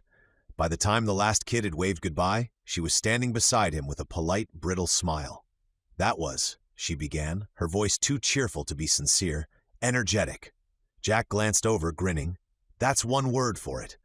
He wiped his hands on a towel and slung it over his shoulder, still catching his breath. "The kids did great. Did you see Toby's defense? Kid's a natural."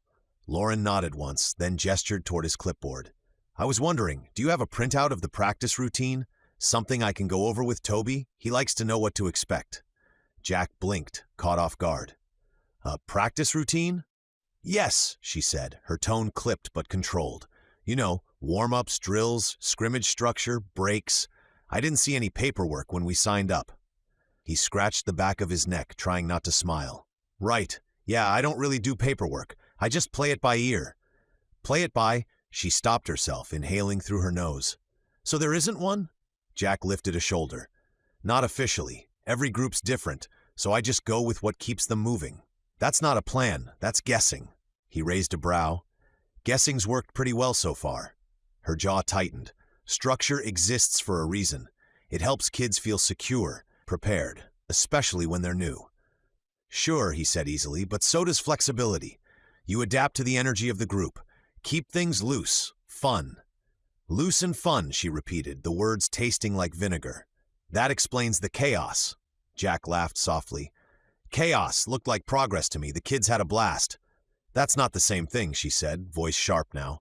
He studied her for a beat, his grin fading into something more thoughtful. "You really can't stand it when things don't go according to plan, huh?" She met his gaze evenly. "I don't like avoidable messes." He leaned in just slightly, lowering his voice. "Sometimes the best things are a little messy." The air between them thickened, the tension sharper than before. Around them, the last few parents drifted off, pretending not to notice. One of the assistant coaches coughed awkwardly and mumbled something about checking equipment before disappearing entirely. Lauren exhaled, steady but cold. "Well, if there's no printed routine, I suppose I'll make one myself." Jack smiled faintly. "Of course you will." She slung her tote higher on her shoulder, already turning toward the parking lot.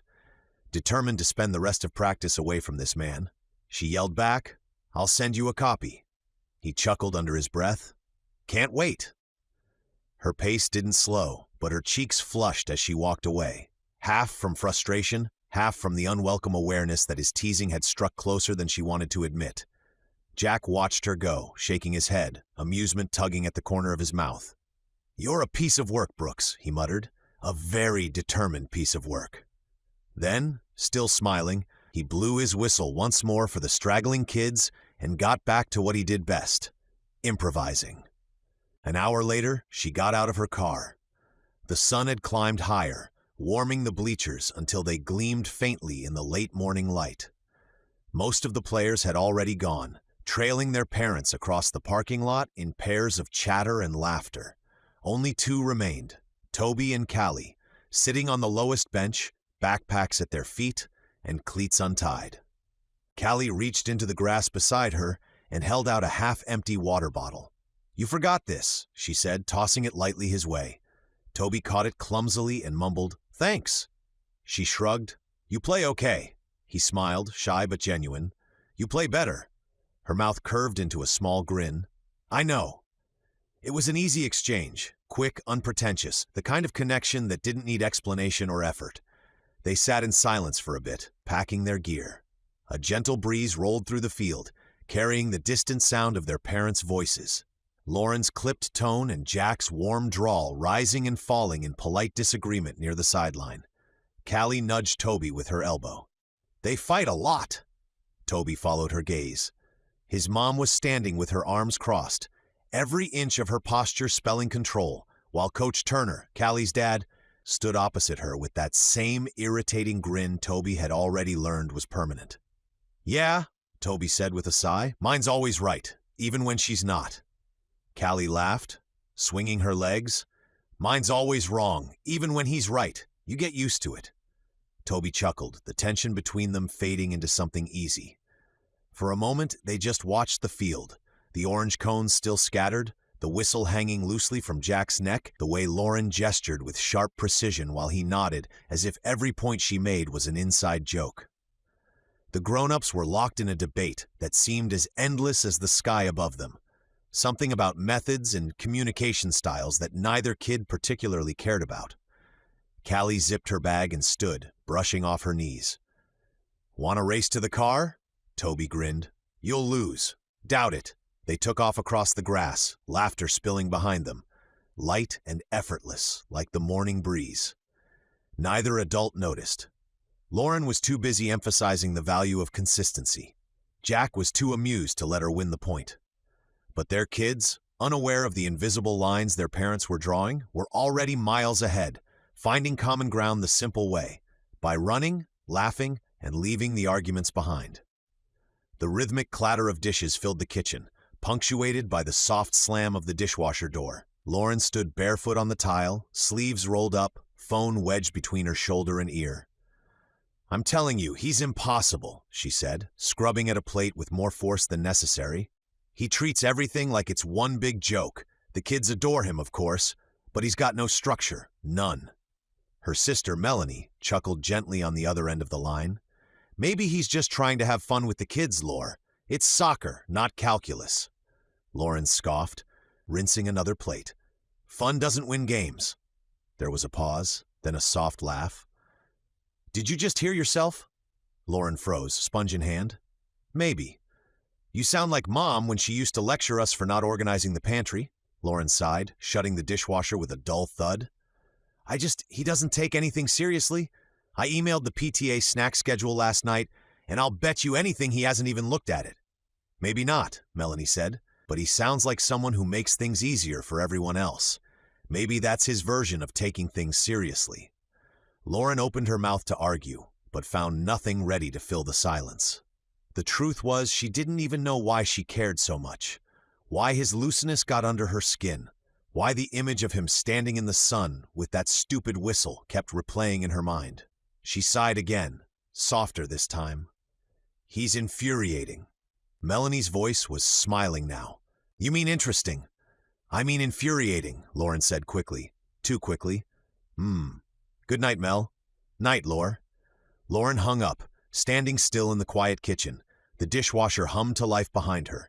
For a long moment, she just stared at her reflection in the dark window, arms folded, jaw set, and tried to shake off the inexplicable flutter of warmth under all that irritation. She couldn't. Across town, Jack sat slouched on his couch with a frozen pizza box balanced on one knee and an ice pack on the other. His leg ached from demonstrating too many drills for kids who'd promptly ignored half of them. Maybe next time, he muttered to himself, lifting the ice pack and wincing. Callie sat cross-legged beside him, homework spread out over the coffee table. She looked up from her math sheet. You and Toby's mom fight like a married couple, Jack groaned, dropping his head back against the couch cushion. Don't even joke. I'm serious, she said with a smirk. You both talk with your hands and say each other's names like it's a warning. He chuckled. That's because she's always warning me about something. Maybe because you don't listen, Callie said, not looking up. Jack opened his mouth, then shut it, smiling despite himself. You sound just like her. That's probably a compliment. He huffed out a laugh and leaned back, balancing a slice of pizza on the box. Your old man's getting outnumbered. Maybe, Callie said, glancing up with a grin, but she's kind of funny when she's mad. Jack smiled faintly, shaking his head. Yeah, she is. For a moment, neither spoke. The TV murmured quietly in the background, a low noise that filled the silence just enough. The irritation he'd felt earlier, the stubbornness, the clash, the way she'd looked ready to strangle him mid-practice, had dulled into something else. Something quieter. Warmer, maybe. He didn't know what to call it. Didn't plan to, either. Jack took another bite of pizza and muttered under his breath. Still impossible, though. Callie grinned without looking up. You like her? He groaned again, pressing the ice pack back onto his knee. Kid, eat your dinner. Jack found himself outside in the garage after dinner. The flicker of a single bulb filled Jack's garage with a soft, low buzz. He stood by the workbench, wiping his hands on a rag that had long since stopped being clean. The air smelled faintly of motor oil and cold metal. Familiar, grounding. He wasn't working on anything. Not really. He was just standing there, thinking. A photo was taped to the old toolbox, a younger version of himself holding baby Callie, both of them grinning, her tiny hands tangled in his shirt. The picture was faded around the edges. It had been taken not long after her mother left. Jack stared at it for a while, the weight of years catching up with him in the stillness. He'd been winging it ever since. No plan, no structure, just him and his kid, figuring it out as they went. Some days he nailed it, some days he barely scraped by. And then people like Lauren Brooks came along. People with their neat planners, their color-coded calendars, their air of unshakable certainty, and reminded him how messy his version of good enough really was. She intimidated him, if he was honest. She made him feel like a man still faking adulthood, pretending not to care about things he didn't know how to fix.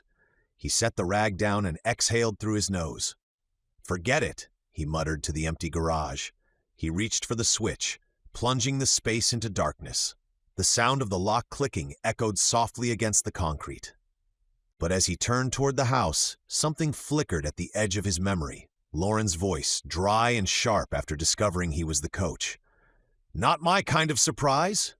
He couldn't help it. A grin tugged at his mouth. Yeah, he murmured, shaking his head as he pocketed the keys. Definitely not.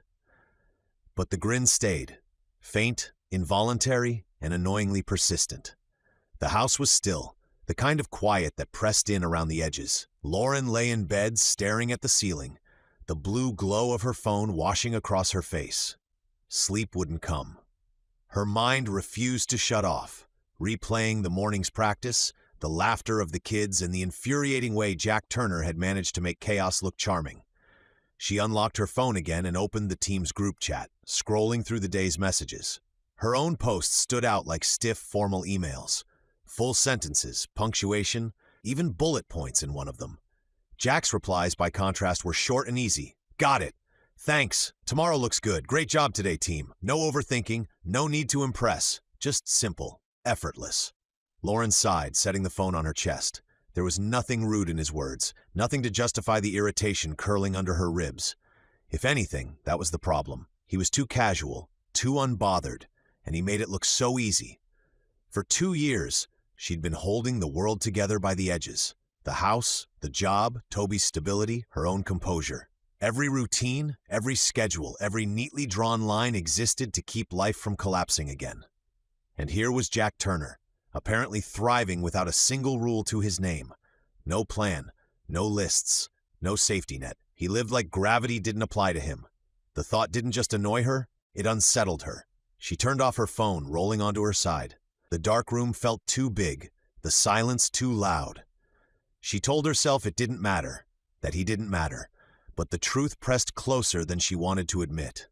Maybe her frustration wasn't about him at all. Maybe it was about what he represented, the terrifying possibility that control wasn't the same thing as peace. Lauren pulled the blanket up to her chin and shut her eyes. It didn't help. Her mind was still chasing him across the field, hearing that laugh, that impossible ease that refused to leave her alone. Chapter 5. A Little Help. Monday morning began as they all did, too fast and too loud. The kitchen felt like a command center on the edge of mutiny. The smell of burnt toast lingered in the air as Lauren scraped at it with a butter knife, trying to salvage breakfast while mentally reviewing her day's appointments. "Shoes, Toby," she called over her shoulder. "The ones without the mud." Toby appeared in the doorway, still chewing cereal, holding up 2 sneakers that looked like they'd fought a small war. "These?" Lauren stared at them, then sighed. "Close enough. Just don't show anyone the bottoms." He grinned. "You say that a lot." "Then maybe start listening," she said, soft but distracted. Her phone buzzed across the counter, vibrating against the edge of her coffee mug. She snatched it up before it spilled, glancing at the screen. Diane, office. Her stomach tightened. She hadn't been there long enough to let a call go to voicemail. "Hey, Diane, good morning," she said, voice a little too bright. "Morning, Lauren." Her boss's tone was brisk, the way people sounded when they were already walking between meetings. "I just wanted to confirm you're still good to cover the Peterson showing this afternoon. They're coming in from out of town and had to reschedule." Lauren froze. The time flashed through her head immediately. 4 p.m., Toby's soccer practice. "Of course," she said, forcing her voice steady. 4 o'clock, right? "That's right. Thanks for being flexible. I really appreciate it." "Of course," she repeated too quickly. "Happy to." When the call ended, she stood still in the middle of the kitchen, phone still in hand, eyes fixed on nothing. Toby's cereal spoon clinked against the bowl. "Mom?" She blinked, snapping back. You okay?" "Yeah," she said automatically, setting the phone down. "Just thinking." But her mind was already spinning through every possibility, every angle. She could reschedule the showing, but no, that was out of the question. She was still the new hire, the one proving she could juggle everything, the one trying not to give anyone a reason to question if she could handle this job and her life. So she started running through backup plans. After school care? Too late to register. Babysitter? She didn't know anyone well enough to ask. Another parent? Her chest tightened at the thought. She barely knew the names of the parents at practice, let alone their numbers. That familiar ache crept in, the one that came when the silence in her life got too loud. The absence she could still feel every time she needed someone to lean on, and there was no one. Toby was watching her, quiet now. "It's okay if I miss practice," he said finally. His voice was small, careful, the way kids spoke when they already expected disappointment. Lauren turned to face him, her throat tight. "No," she said quickly. "You're not missing it. I'll figure something out." He hesitated. "You sure? Positive?" She smiled, or tried to. "You've worked hard. You like the team." He nodded, though she could see the uncertainty in his eyes, the same uncertainty she felt. When he turned back to finish his cereal, Lauren leaned against the counter, pressing a hand to her forehead. "I'll figure something out." She'd said it 1,000 times in the past 2 years, and she always did. But this time, as she looked at the clock and the growing list of things demanding her attention, She realized how thin that phrase had become, stretched between responsibilities she couldn't share and the quiet fear of what would happen if one day she simply couldn't. The toaster dinged, startling her. Another slice popped up, burnt on one side. Toby looked over. "You want me to scrape it?" Lauren let out a breath that was half a laugh. "Yeah, honey, that'd be great." As he carried the toast to the trash, humming softly, she reached for her phone again. Her contacts list was painfully short. Coworkers, clients, a few distant friends who meant well but lived too far away. She stared at the screen, thumb hovering over nothing, then sighed and set it down again. There was one person who might help, if she could swallow her pride long enough to ask. But the idea alone made her stomach twist. She poured the last of her coffee, whispering to herself, "Absolutely not." By mid-morning, Lauren's nerves were running thin. Her desk at the real estate office was buried in half-sorted folders and open tabs, listing photos, mortgage estimates, inspection reports, all blurring together under the steady buzz of fluorescent lights. She'd been smiling through phone calls for hours, her professional tone a mask stretched too tight over exhaustion. But every time she glanced at the clock in the corner of her screen, her chest tightened. 10:45, 11:30, 12:15. Each passing minute pulled her closer to that inevitable moment, the one she'd been trying to will away with sheer determination. She'd already made 2 phone calls. The after-school program couldn't accommodate late notice. A coworker offered sympathy but not help. The thought of asking one of the other parents from soccer practice crossed her mind only briefly before she remembered how new she was. How out of place she still felt standing among their easy laughter and inside jokes. So here she was, still with no plan, no partner, and an ever-climbing tide of frustration that felt uncomfortably close to panic. Her computer chimed with an incoming email. Subject: Updated client expectations for Peterson showing. She clicked it open automatically, barely reading the first line. Her mind was already somewhere else. She stared at her phone lying beside the keyboard, the glass reflecting her faint, drawn expression. She knew what she had to do, and she hated it.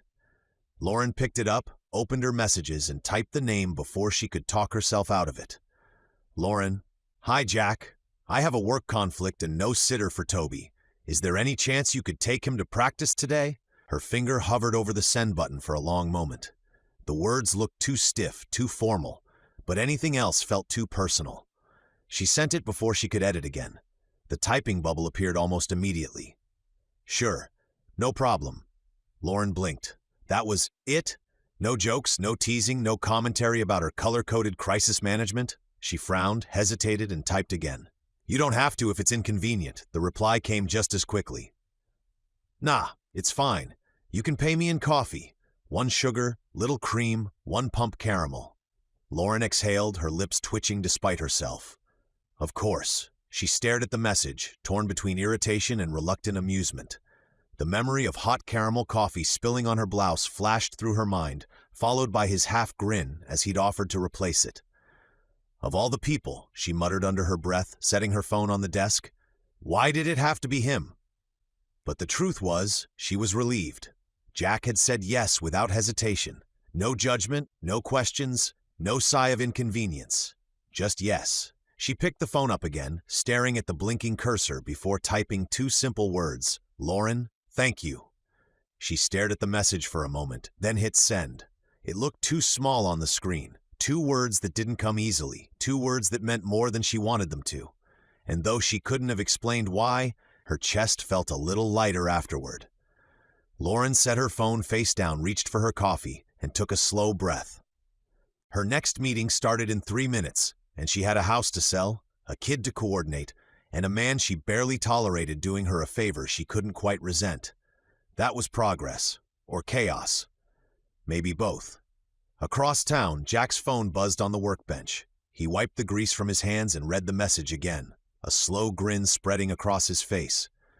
"Guess I'm getting coffee out of this," he muttered, tucking the phone into his back pocket.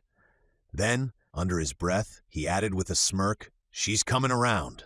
The final bell had long since rung by the time Jack Turner pulled his dented blue pickup into the Willow Creek Elementary parking lot.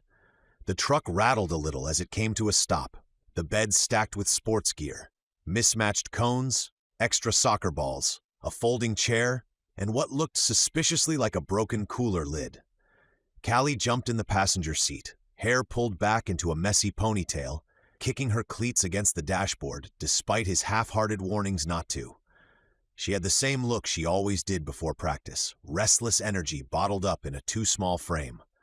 Jack scanned the crowd of waiting kids and spotted Toby standing off to the side, backpack slung low, scanning every car that pulled up. He looked smaller than he remembered on the field. Careful, polite, unsure.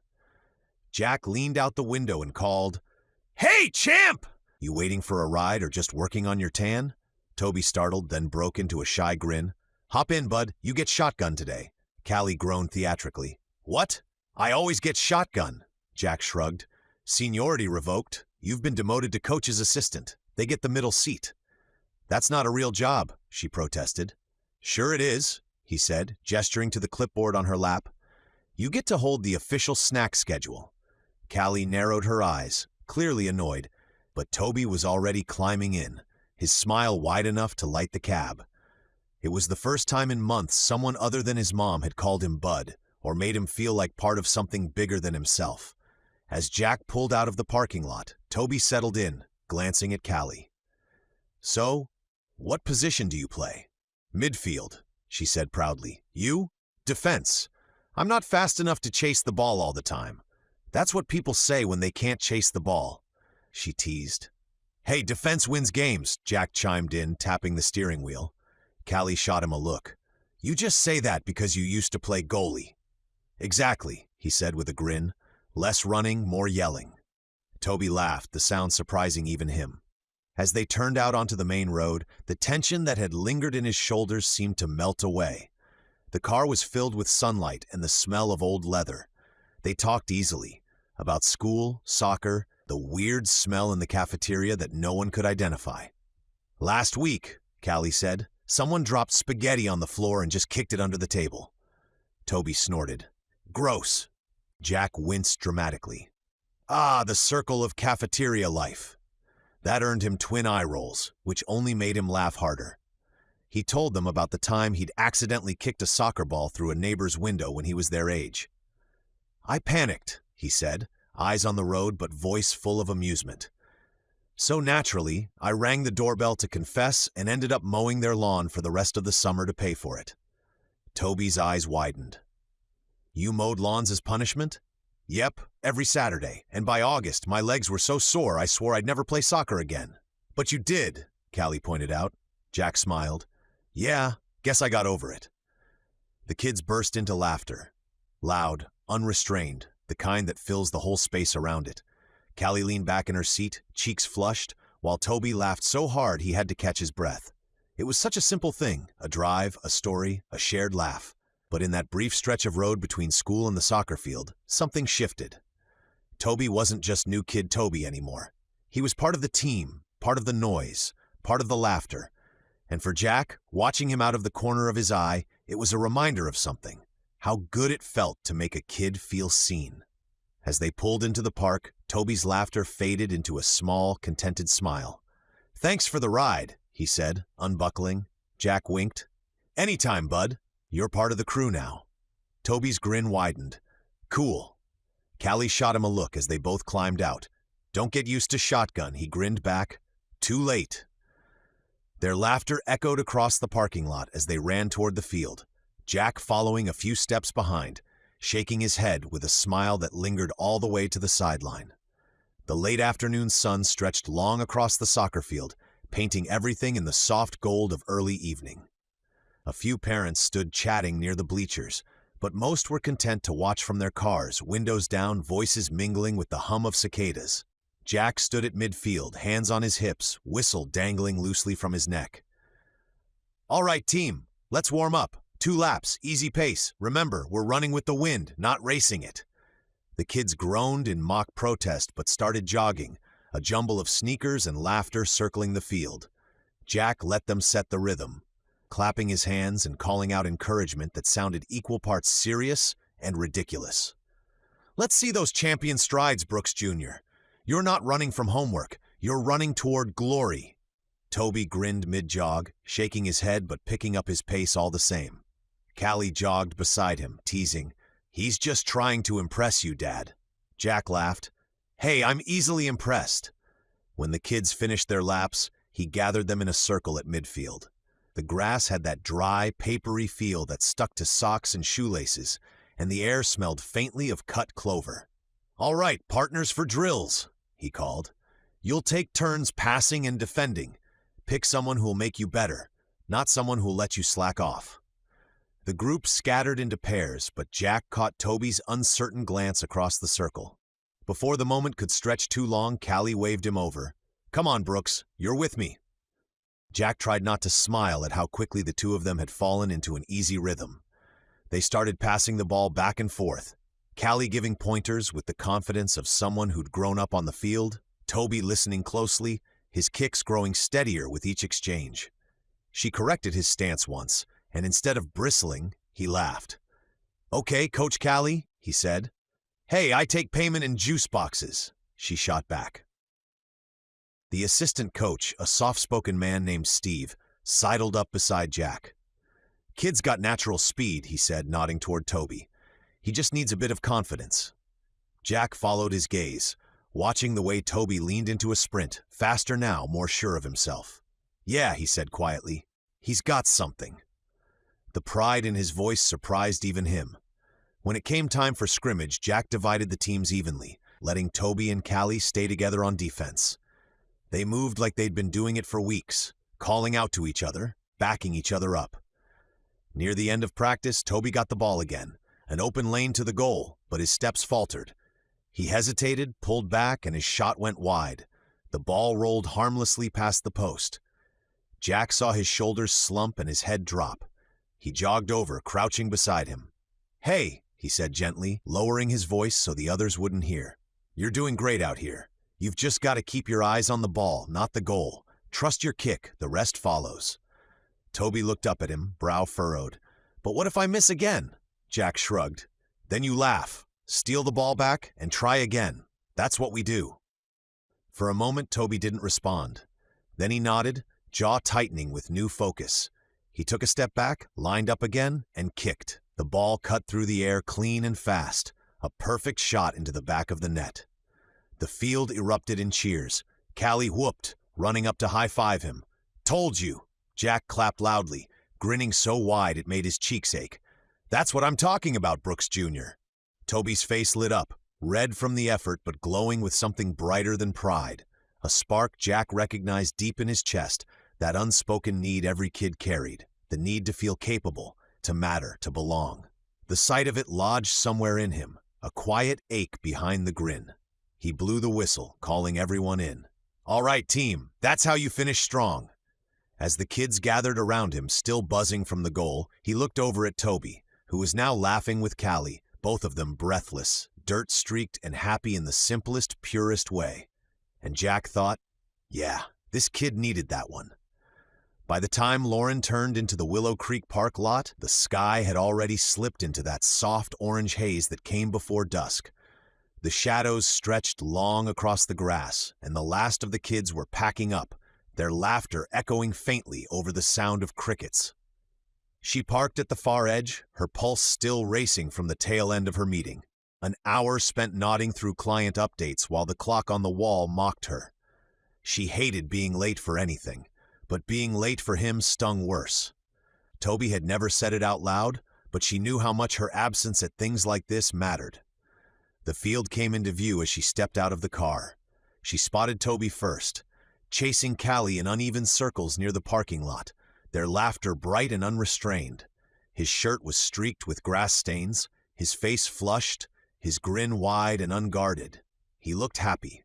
That simple fact stopped her for a second. Jack was farther off, crouched near the sideline collecting orange cones, his whistle looped around one finger, a quiet tune escaping under his breath. He moved with easy confidence, calm, deliberate, the kind of presence that seemed to fill the space around him without asking permission. Lauren hesitated, the mix of emotions knotting somewhere low in her chest. Gratitude, yes, relief, but also envy, for his steadiness, for how easily people seemed to orbit around him. Toby spotted her first and shouted, "Mom!" He waved both arms, nearly tripping over his cleats as he sprinted toward her. "I scored today!" "Coach said I did great."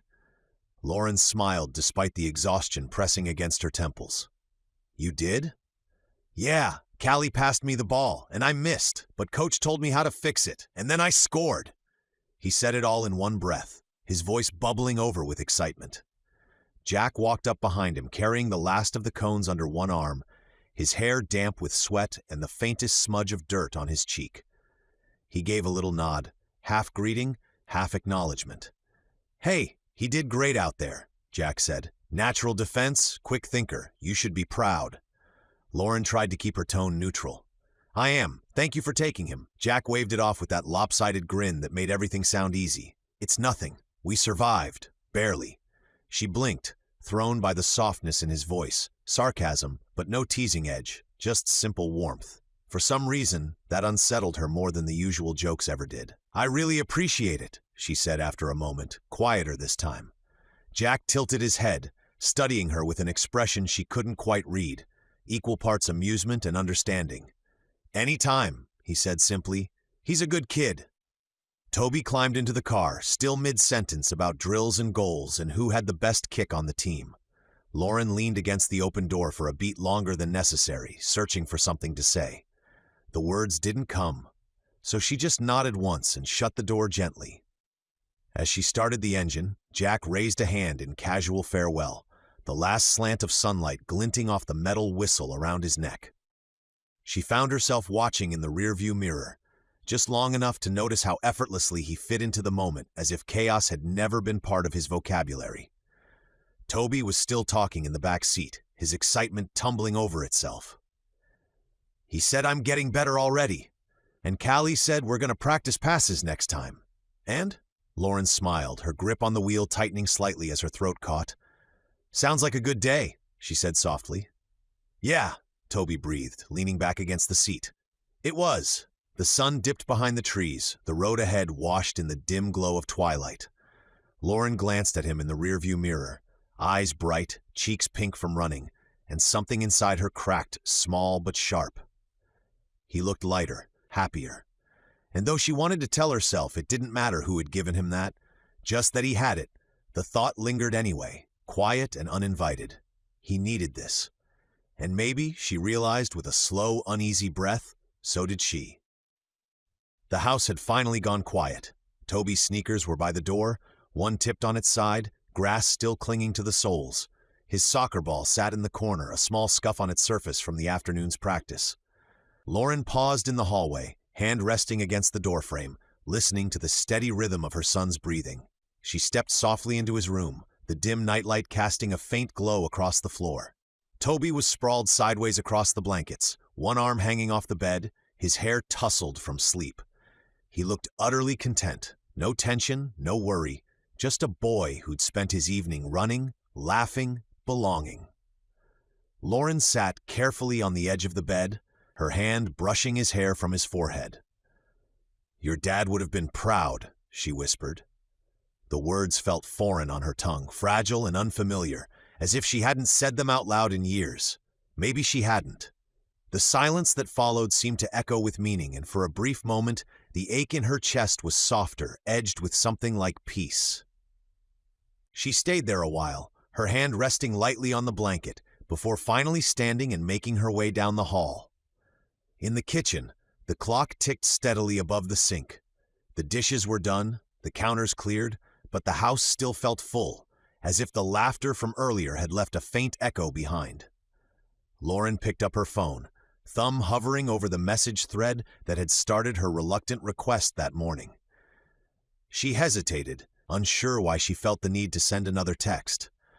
Gratitude wasn't something she offered easily, not since Mark, not since everything had come undone and she'd learned that control was safer than dependence.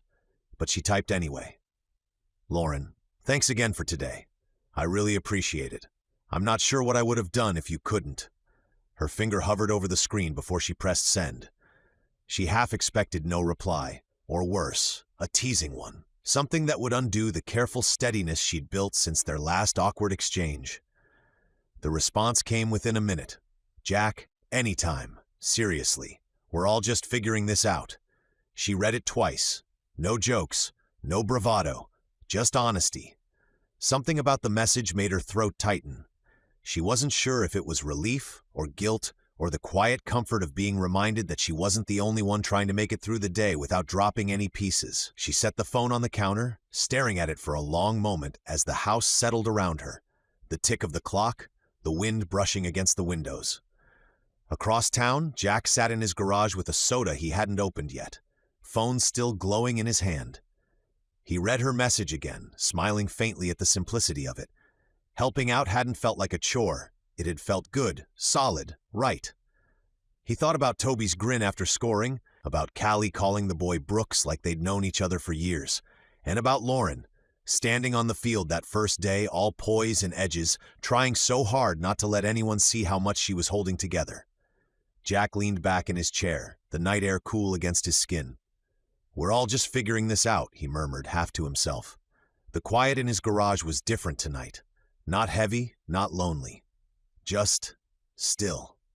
Somewhere across town, in another kitchen, Lauren sat with her arms folded on the counter, watching the glow of her phone fade. She didn't pick it up again, but she didn't move either. And though neither of them would have said it out loud, something had shifted. Small, fragile, but real. Chapter 6: Dinner and Green Beans. The office was nearly empty when Lauren shut her laptop for the night. The rhythm of the copier had gone silent, the last few voices faded down the hall, and the glow of the desk lamp cast long, soft shadows over the piles of neatly stacked paperwork she'd refused to leave unfinished. She sat there for a moment, staring at the closed lid of her computer, letting her hands rest on the cool metal surface. The day had gone smoothly, meetings on time, numbers aligned, no surprises, exactly how she liked it. And yet, as she reached for her bag, she couldn't stop thinking about Toby's smile the evening before, the way his laughter had filled the car as he'd retold every detail of practice. His voice had been so alive that she'd missed her turn twice driving home. He'd said Jack's name easily, like it belonged in his world now, part of his stories, his jokes, his growing circle of safety. Lauren paused, staring at the faint reflection of herself in the dark office window. The gratitude that stirred in her chest came with an aftertaste of guilt. She'd been short with Jack, dismissive, too careful about the walls she'd built to keep her life contained. But the truth was he'd helped her, and she hadn't properly said thank you. As she slung her bag over her shoulder, the idea surfaced. Unbidden, impossible but persistent. A dinner, a simple gesture, she told herself. Nothing more. Just a way to express appreciation. On the drive home, the thought kept tugging at her. She rehearsed it out loud, the words careful and measured, as though testing their shape might make them sound more natural. "Would you and Callie like to come over for dinner?" The phrase hung in the car's quiet, feeling both too formal and too vulnerable. She tried again, softer this time, imagining it as something she could say without blushing. But even as she practiced, she already knew the truth. It wasn't casual. Not really. It was a step, small but heavier than she wanted to admit. By the time she pulled into the driveway, the last of the sunlight had faded and the porch light flickered on automatically. She sat for a long moment with the engine off, staring at her phone in the cup holder. Then, before she could second-guess herself, she unlocked it. Lauren wanted to say thank you for helping with Toby. "If you and Callie are free Friday night, we'd love to have you for dinner." She hit send before she could delete it, before she could remind herself how long it had been since she'd invited anyone into her home. The phone buzzed only moments later. "Jack, free food? You don't have to ask twice." She exhaled a quiet laugh, shaking her head. That seemed so like him. Her fingers hovered, then she typed back, "Lauren, don't make me regret this. Wouldn't dream of it." The exchange was light, simple, the kind of back and forth she might have had years ago when conversations weren't loaded with subtext or hesitation. Still, when she set the phone down on the counter, she realized her hands were trembling slightly. Inviting them over wasn't just about gratitude. It was about trust, about letting someone see her life beyond the polite, careful version she showed the world. The dinner table where she still set an extra plate out of habit, the half-empty chair across from her son. Lauren looked around the kitchen, already mentally rearranging everything. The counters needed wiping, the fridge restocking. She'd have to cook something decent, something that didn't scream pity invitation. She caught her reflection in the dark window, hair loose, eyes tired but alive in a way she hadn't seen in a long time. Maybe, she thought, this was what forward looked like. Not dramatic or grand, just simple, human. She picked up her phone again, scrolling back to Jack's last message. Wouldn't dream of it. It wasn't much, but it made her smile. A small, unguarded one that reached her eyes. And for a moment, the quiet in her house didn't feel so empty. Friday arrived before Lauren was ready for it. The workday had blurred into errands into a last-minute grocery run, and now the late afternoon light spilled through the kitchen windows, glinting off countertops that had never looked this clean.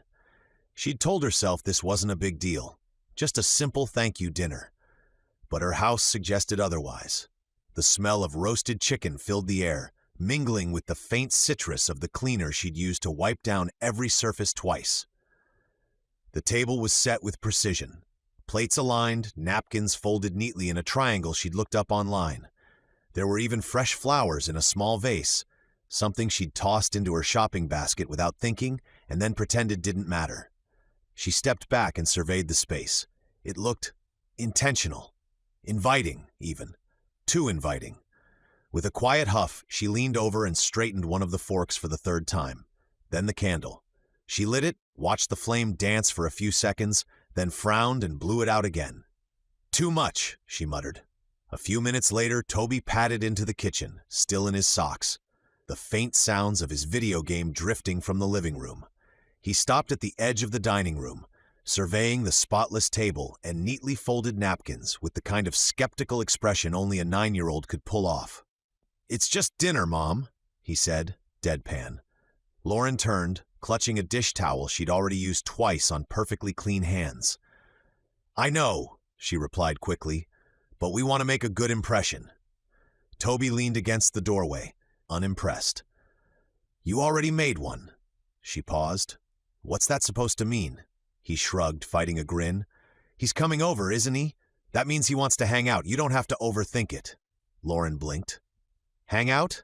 "Yeah," Toby said simply. "You need more friends, Mom. Grown-ups need friends too. And he seems nice. Plus he's funny. He laughs more when you're around, even when you sound mad." Her lips parted, caught somewhere between protest and disbelief. "That's not?" She stopped herself. He tilted his head. "What?" "Nothing," she said quickly, busying herself with the plates again. "That's ridiculous." Toby's grin widened, seeing through her immediately. "You're smiling. I am not. You are definitely smiling." She turned away to hide it. "Go wash up, please." As he scampered off, she caught her reflection in the dark oven door, the faintest smile curving her lips despite herself. She shook her head, muttering under her breath, "He laughs because I sound mad. That's not a compliment." But even as she said it, the words didn't quite land. There was a warmth in her chest she couldn't dismiss.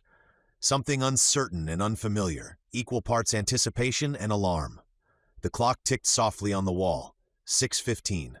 She straightened the napkins one last time, though they were already perfect, then stepped back, hands on her hips. Everything was ready, the food, the table, her carefully controlled expression. And yet, her heart was doing a quiet, nervous flutter she hadn't felt in years. "Just dinner," she whispered to herself. "Just dinner." But her reflection in the glass door didn't look convinced. By the time the doorbell rang, the chicken had been resting for 10 minutes, and Lauren had checked her reflection in the hallway mirror twice. Not out of vanity, she told herself, but professionalism. Impressions mattered, even for casual dinners that weren't really casual. When she opened the door, Jack stood there exactly as she expected, slightly windblown, faintly amused, and 15 minutes late in a way that somehow suited him. "Hey," he said with a grin that could have passed for an apology. "We come bearing peace offerings." He lifted the pie in one hand, a grocery store sticker still half attached to the box. Callie stood beside him, clutching a lopsided bouquet of wildflowers that looked freshly picked, probably from someone's front yard. Lauren blinked, her instinct to scold fighting a losing battle against her amusement. "Oh," she said, taking the pie carefully. "You didn't need to bring anything." You'd be surprised how often I hear that, Jack said easily, stepping inside as if he'd been there 100 times. Usually right after someone realizes I can't cook. Callie elbowed him. You can't even boil noodles without burning them. That was one time, he protested. 2, and once you just forgot the water was boiling and never added the noodles. It all evaporated out and you burned the pot. Technically, you burned water, she corrected, grinning. Lauren tried not to laugh, but it slipped out anyway, a quiet, unguarded sound. Well, I appreciate the effort, she said, gesturing toward the kitchen. Dinner's just about ready. Toby appeared in the doorway, hair slightly damp from washing up. Hey, Callie. Hey, she said, holding up the flowers. These are for your mom. Lauren blinked again. Oh, thank you. They're lovely. She took them, the faint scent of clover and something earthy clinging to her fingers. I'll put them in some water. Jack leaned against the doorframe, watching the exchange with a soft grin. She insisted we stop when she saw them growing by the road. They were free, Callie said simply, as if that explained everything. Dinner began with all the stiffness Lauren had feared. The scrape of silverware, polite small talk, and the occasional clink of glasses filling the gaps between questions. So, Jack said after a long pause, Toby tells me you just started at the real estate office downtown? Yes, Lauren said, carefully cutting into her chicken. It's been an adjustment, but a good one. She's really good at selling stuff, Toby chimed in helpfully. She even convinced me to clean my room last weekend. That's impressive, Jack said, pretending to be in awe. I can't even convince Callie to hang up her jacket. Because you don't hang yours up either, she shot back, mouthful of green beans. He grinned. Fair point. Lauren smiled, relaxing slightly. So you run your own shop? Yep, Turner's Auto. It's small but steady. People around here still trust word of mouth more than online reviews. Probably for the best, she said. Online reviews can be brutal. Oh, I know. Someone once gave me 1 star because their car smelled like oil after I fixed it. Toby snorted into his drink. Isn't that what cars are supposed to smell like? That's what I said. Jack pointed at him like they were co-conspirators. Lauren laughed softly, setting down her fork. The rhythm of the conversation began to settle. An easy back and forth that surprised her. Jack discovered she'd grown up within 20 miles of Willow Creek. Different towns, rival high schools. Jack teased her about being from the fancy one with the marching band uniforms that actually fit, and she retaliated with a story about her school's undefeated debate team. Debate, huh? He said with mock seriousness. That explains a lot. She arched a brow. Meaning? Meaning, I finally understand why I keep losing arguments. That's because you don't think ahead, and you're probably wrong, she said without missing a beat. Or because you never let anyone else win. The table fell quiet for half a heartbeat, before both of them cracked, her with a reluctant laugh, him with that easy, full-bodied chuckle that filled the room. The kids exchanged a look, equal parts amusement and relief. Conversation flowed more easily after that. Jack told a story about accidentally setting off a car alarm during an oil change, and Lauren shared one about showing a house where the seller had forgotten to remove a very alive snake from the living room. Jack leaned back in his chair, exhaling contentedly. I gotta say, this beats takeout. Lauren gave him a sidelong glance, unable to hide her small smile. That's not a high bar. Hey, don't ruin my moment. Lauren was mid-sentence about an odd client story when Callie paused mid-bite, fork hovering in the air. I actually like your green beans. The table went still for a beat. Jack froze, staring at his daughter as if she'd just declared she enjoyed homework. Wait, what? He said. Callie shrugged. They're good, not mushy. Toby grinned, sensing entertainment on the horizon. Lauren tilted her head, amused. How do you make them at home? Jack rubbed the back of his neck, looking faintly guilty. You mean how do I open the can? Lauren blinked.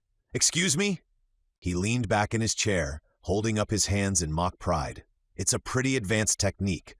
You grab the can opener, twist the wrist, takes years of training, then you dump it on a plate and heat it if you're feeling fancy. Lauren nearly choked on her water. Toby burst out laughing so hard he snorted. Callie groaned. See why I don't eat them? Jack pointed his fork at her. Hey, I kept you alive, didn't I? Barely, she said with a smirk. Lauren shook her head, still laughing. That's not cooking, Jack. That's survival. Exactly, he said proudly. I'm a man of simple tastes. Well, Lauren said, setting down her glass and standing from the table, then you're about to learn something new. Jack raised an eyebrow as she disappeared into the kitchen. Uh-oh, he murmured to the kids. That's the sound of a lesson coming. Toby grinned. She's serious about food. She's serious about everything, Jack whispered back, earning a snicker from Callie. Lauren reappeared a moment later with a small saucepan and a handful of fresh green beans from the counter. She turned on the stove with the kind of confidence that came from knowing exactly what she was doing. Lesson 1, she said over her shoulder. You start with something that isn't pre-drowned in brine. Jack chuckled, watching as she worked. Is this a cooking class or a public shaming? Both, she said sweetly. You know what? Just follow me. I'll show you. The pan hissed as Lauren dropped a small square of butter into it, the sound sharp and satisfying. The scent bloomed almost instantly, warm, rich, familiar. A few seconds later, she added garlic and diced onion, and the kitchen filled with a fragrance that made even Callie glance toward the stove. Jack leaned against the counter, arms crossed, a grin pulling at his mouth as he watched her work. You actually know what you're doing, he said, voice half teasing, half impressed. Lauren tossed him a look over her shoulder. You say that like it's a surprise. He held up his hands. Hey, I'm just saying, I didn't know this kind of precision existed outside a spreadsheet. She arched an eyebrow, hiding a smirk as she stirred the pan. You make it sound like cooking's supposed to be avoided, he chuckled. It is when I do it. Usually ends with a smoke alarm and me swearing off domestic life for another year. Lauren turned slightly, facing him now, spoon still in hand. And yet, here you are, watching, learning. Jack leaned a little closer, his grin softening. Call it curiosity or self-preservation. She laughed, a full, genuine sound that caught even her off guard. The warmth of it filled the space between them, blending with the scent of butter and garlic. For once, she wasn't trying to fill silence or control the moment. It simply existed, easy and unforced. All right, moment of truth, she said, breaking the quiet as she added chopped bacon to the sizzling pan. The aroma deepened, turning rich and smoky. This is what separates the amateurs from the people who actually enjoy eating their vegetables. Jack gave a mock gasp. Bacon? That's cheating? It's strategy, she countered, stirring. You add something you love to something you tolerate. Works every time. He grinned. So that's your secret. Mask it with bacon, the greatest gift God gave to humanity. She shot him a playful look. You make it sound scandalous. You make it look edible. Lauren laughed again, the sound brighter this time, freer. She hadn't realized how long it had been since she'd laughed like that. Openly, without thinking about how it might sound. For a brief moment, the kitchen felt different, less like neutral territory in a war of personalities, and more like a shared space, lived in and warm. At the table, Callie and Toby sat half-finished with their dinner, both pretending not to watch but failing miserably. They're not fighting, Callie whispered, leaning toward Toby. That's new. Toby kept his voice low. Yeah, it's weird, Callie grinned. I think they like each other. He snorted softly. No way, they're just being polite. Uh-huh, she nudged him with her elbow. That's what people say when they're in denial. Toby rolled his eyes but couldn't stop his smile. You sound like my mom. Thank you, she said as if it were a compliment. Back in the kitchen, Lauren scooped the finished green beans onto a serving dish and turned off the burner. The air still shimmered faintly with the smell of butter and bacon, the windows fogged slightly from the heat. Jack reached for a stray dish towel, folding it absent-mindedly. You know, he said, for someone who claims she's not adventurous, you throw together a mean dinner on impulse. Lauren set down the spoon, turning to face him. You call this adventurous? He shrugged, the corner of his mouth curving upward. You invited me. That's a start. The words hung in the air for a beat too long. Not heavy, but noticed. Then Lauren smiled faintly, a quiet acknowledgement she didn't try to explain. She lifted the dish and carried it toward the table. Come on, before the kids eat all the rolls. Jack followed, still smiling, still wondering when her laugh had started feeling like something he wanted to hear again. Behind them, the kitchen lights glowed warmly, the faint scent of bacon lingering like an unspoken promise. She brought the pan back to the table, scooping a small serving onto Jack's plate. "Go on," she said. "Try it." He eyed it warily. "If this kills me, you're explaining it to my daughter." "Eat," Lauren said, folding her arms. Jack took a bite, slow, suspicious, then blinked. "Okay," he admitted. "That's actually better than even your first batch." Toby grinned. "Told you." Lauren raised a brow, trying and failing to hide her smile. "You're welcome." Jack pointed his fork at her again. "I still stand by canned convenience, but this," he gestured toward the plate, "this is next level." Callie rolled her eyes. "Dad, it's green beans." "Hey," he said, laughing. "We all have our culinary breakthroughs." The table erupted again, laughter overlapping, easy and unforced. Even Lauren couldn't help but join in, her earlier nerves forgotten. And when she glanced across the table at Jack, his sleeves rolled up, his grin soft and genuine, she realized something had shifted. The awkward edges between them were dulling, worn down by humor and warmth. It was just dinner, she told herself. Just food, laughter, and conversation.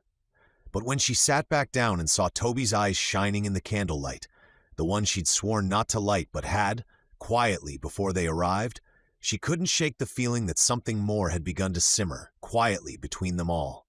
Callie yawned and leaned into Toby's shoulder, and he froze, unsure what to do, but smiling anyway. Lauren stood to clear the plates, but Jack beat her to it, gathering the dishes with an ease that caught her off guard. "You cooked," he said simply. "Least I can do is clean up." She opened her mouth to argue, but stopped herself. "All right," she said softly. As he carried the plates to the sink, humming something tuneless under his breath, Lauren realized how strange it felt, and how oddly right, to have someone else moving through her kitchen. The house, once so careful and contained, felt a little warmer tonight. By the time the door closed behind Jack and Callie, the house had gone still again. The sound of laughter that had filled it for hours lingered faintly, like warmth from a fire that hadn't quite gone out. Lauren stood in the kitchen, her back against the counter, staring at the stack of clean dishes drying by the sink. She could still hear it, the easy rhythm of conversation, the kids' laughter echoing through the hall, Jack's low chuckle when she'd caught him trying to sneak a second helping of the chicken. For so long, her house had been a place of order, but not life. The difference startled her. She turned off the overhead light, leaving the room bathed in the soft gold from the lamp near the table. Everything was neat again. Dishes washed, counters wiped, the floor swept. But it didn't feel sterile. It felt lived in. The smell of butter and garlic clung to the air, mingling with the faint sweetness of pie. She didn't want to open a window yet. Not tonight. The sound of soft footsteps drew her from her thoughts. Toby stood in the doorway, small in his pajamas, his stuffed bear tucked under one arm. His hair was mussed, his eyes half-lidded with sleep. "Hey, sweetheart," she said quietly. "You're supposed to be in bed?" "I know." He rubbed one eye. "Dinner was fun." Lauren's lips curved into a tired but genuine smile. "Yeah," she said softly. "It was. Can they come again?" She hesitated, her heart tugging in two directions. The part that wanted to protect the fragile calm she'd built, and the part that had just remembered what warmth felt like. "Maybe," she said at last, brushing his hair back. "We'll see." Toby nodded, satisfied enough. "Callie's funny," he murmured. "She is," Lauren agreed. "She makes you laugh." Lauren froze for a heartbeat, then chuckled softly. "You make me laugh too, you know." Toby smiled sleepily. "Not like that." Before she could reply, his head tipped against her shoulder, and she lifted him easily, carrying him upstairs. His breathing slowed as she tucked him into bed, the covers nestled under his chin. She sat there for a moment, watching him, her fingers smoothing the blanket into careful folds that didn't really need adjusting. When she finally stood, the house felt quiet again. But not the lonely kind. The silence tonight had depth, not emptiness. Back downstairs, she poured herself a glass of tea and sat at the table. The chairs around her stood empty, but somehow they didn't feel that way. The echo of the evening still clung to them. Laughter, teasing, conversation that hadn't needed to be forced. It felt almost normal, maybe even hopeful. Across town, Jack was standing at his own sink, sleeves rolled up, rinsing out an empty coffee cup from that morning. Callie was getting ready for bed, her voice floating faintly down the hall as she hummed some tune he didn't recognize. He smiled, shaking his head as he dried the dish.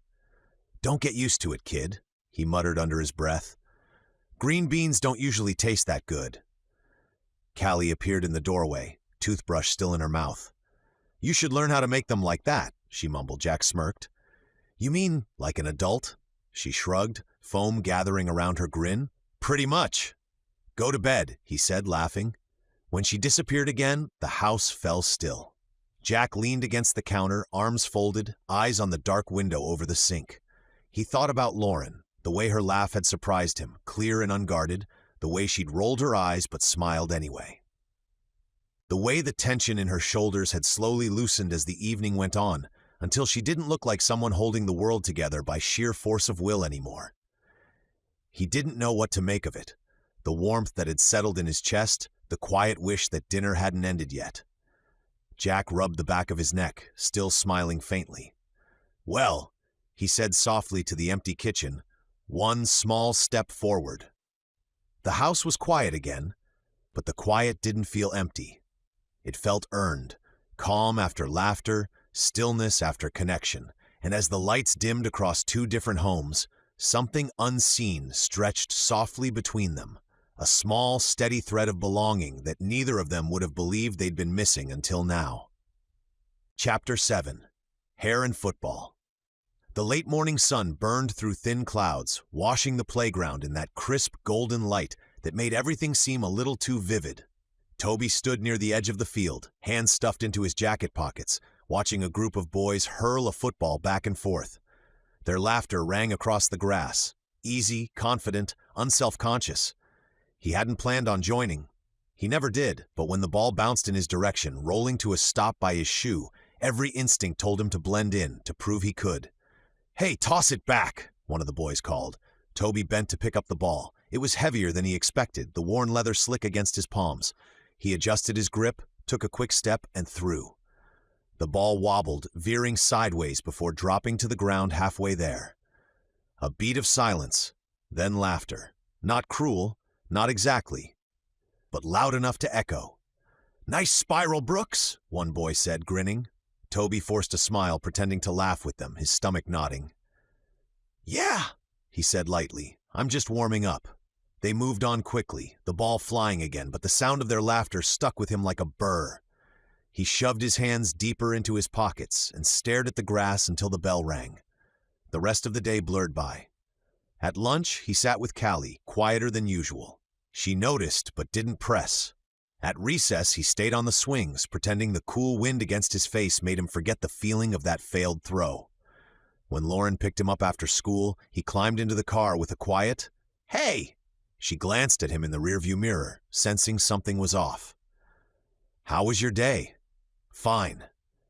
The word dropped between them like a pebble in a deep well. At dinner that night, Toby pushed his green beans around the plate. Ironic, considering how recently they'd been a family success story. Lauren watched him for a while, setting down her fork. "You've barely said 2 words tonight," she said softly. "Everything okay?" He shrugged. "Yeah, I'm just tired." She studied him for a moment, the small furrow in his brow, the slump in his shoulders. "Something happened at school?" "No." He speared a bean, frowned at it, and sighed. "Just don't worry about it." That last sentence was the one that always got her. His attempt at protecting her, as if his small hurts might be too heavy for her to carry. She let it go for the moment, but couldn't shake the unease. Later, when she came to tuck him in, his light was still on. He was sitting upright, frowning at the football card he'd gotten from a classmate, tracing the edge of it with his thumb. "Hey," she said softly, sitting on the edge of the bed. "You okay, sweetheart?" He hesitated, then sighed. "I don't know how to throw a football." The confession came out flat, embarrassed, almost ashamed. Lauren blinked, surprised. "That's what's been bothering you," he nodded, staring at the blanket. "Everyone else does. They were laughing at me today." His voice dropped to a whisper. "I looked stupid." Lauren's chest tightened, a familiar ache rising, that mix of fierce protectiveness and helplessness that always came when she couldn't fix something right away. "Oh, honey," she said gently, brushing a hand through his hair. "You don't look stupid. Everyone's bad at something when they start." He looked unconvinced. "Yeah, but they're all already good," she exhaled.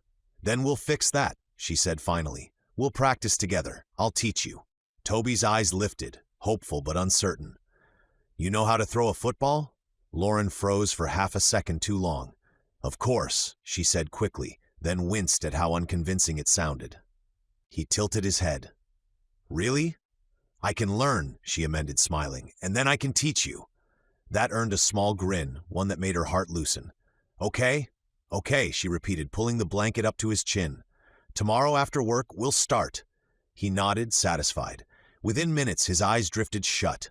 Lauren sat there in the quiet, staring at the faint rise and fall of his chest. He looked peaceful, secure in the simple faith that she could handle anything. But as she walked down the hall, she muttered under her breath, I have absolutely no idea how to throw a football. And for the first time that day, she laughed, quietly, helplessly, at the absurdity of it. Because of course she'd promised something she couldn't deliver alone, which meant, inevitably, she was going to have to ask for help. And there was only one person who came to mind. The next afternoon, the soccer field buzzed with the usual chaos. Kids shouting, cleats thudding against grass, a whistle blowing somewhere in the mix. Lauren stood at the edge, the late sun glinting off her car keys as she scanned the field for Jack. She spotted him near midfield, demonstrating a drill for the younger players. His cap was backward again, the sleeves of his shirt rolled up, a layer of dust on his jeans. He looked completely at ease, the kind of person who seemed born to exist in movement while she lived her life by calendars and checklists. As practice wrapped up, Jack clapped his hands and shouted, All right, great work, everyone. Go grab your bags and your water bottles, and no more sliding tackles, Callie. Callie called back something about playing like a champion, and Jack just laughed, shaking his head. Lauren hesitated for a second before walking over, hands shoved into her jacket pockets like she needed somewhere to hide them. Hey, she said, managing a small, tight smile. Can I ask you something? Jack glanced up, already grinning. Depends. Is this a trap? She rolled her eyes. No, it's not a trap. That's exactly what someone setting a trap would say. Jack, her tone was dry, but there was warmth beneath it. He chuckled, brushing off his hands. All right, what's up? Lauren exhaled, mentally rehearsing the phrasing one last time. Toby wants to learn how to throw a football, she began, and I promised I'd help him. Jack nodded slowly, waiting for the catch. She sighed. But I don't actually know how. The grin that spread across his face was immediate, unrestrained. You? The woman who color-codes snack schedules? Yes, me, she said, trying not to smile. Wow, he said, pretending to be serious. I was starting to think you had a manual for everything. I usually do, she said under her breath. He laughed and rested his hands on his hips. All right, I can help with that. Football's kind of in my wheelhouse. Lauren's relief was visible, even though she tried to keep her tone neutral. That would be great, really. Jack nodded, then hesitated, scratching the back of his neck like he was trying to work up to something. But maybe we can make a trade.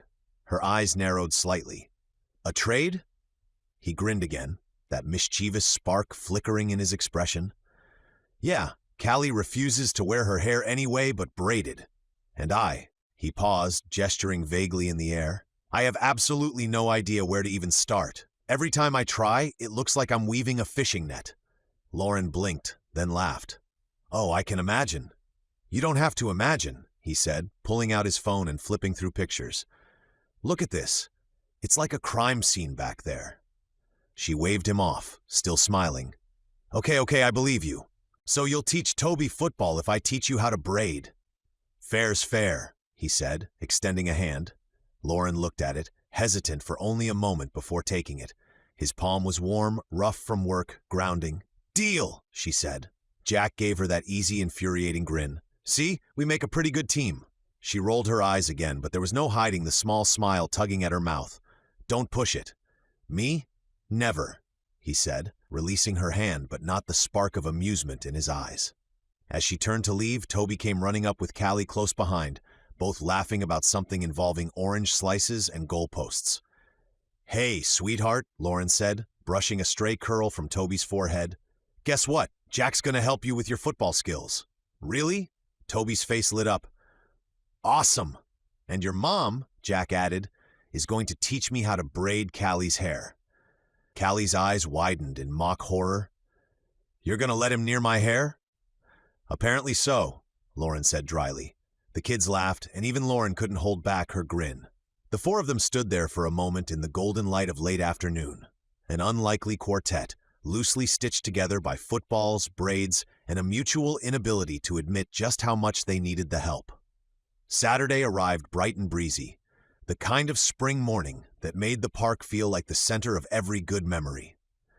The grass still shimmered with dew, sunlight glancing off the playground slides, and the faint sound of kids laughing drifted from the far field.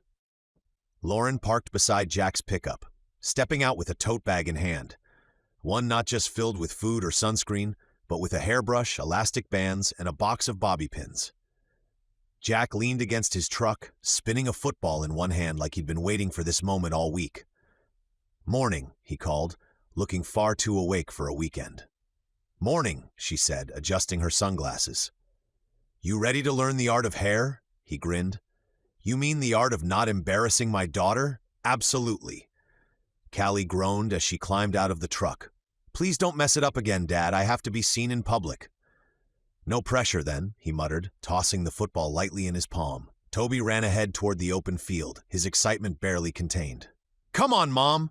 Let's start!" Lauren smiled after him. "You're with Jack, sweetheart. I've got my own student today." He froze mid-step. "Wait, you're not doing it with me?" "I'm supervising," she said with mock authority, handing him off like a nervous teacher at recess. Jack gave her a mock salute. "I'll take it from here." They split off, Lauren and Callie settling at a picnic bench beneath a maple tree, Jack and Toby heading for the wide patch of grass that sloped gently toward the playground. "All right, kiddo," Jack said, dropping the football between them. "Rule number 1, no one's born knowing how to throw. You just have to get the feel for it." Toby looked doubtful. "What if I mess up?" Jack shrugged. "Then you try again. That's kind of the point." He crouched beside him, adjusting Toby's grip. "See, you want your fingers along the laces, not over them. Helps with the spin." "Like this?" Toby asked, mimicking the hold.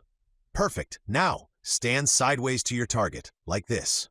Jack demonstrated the stance, turning his shoulders. "And when you throw, lead with your front foot. The ball follows your arm, and your arm follows your eyes." Toby nodded, his brows furrowed in concentration. He drew his arm back, took a breath, and threw. The ball flopped forward, net wobbling end over end before landing a few feet away. Jack whistled softly. "Not bad. You got it there. Just need to add a little twist at the end." Toby retrieved the ball and tried again. Another wobble, but farther this time. Then again, and again. Each throw grew smoother, stronger. His body syncing with the rhythm, Jack kept reinforcing with easy, steady encouragement. "There you go. See, that's it. Keep your shoulder loose. Don't think so much, just throw."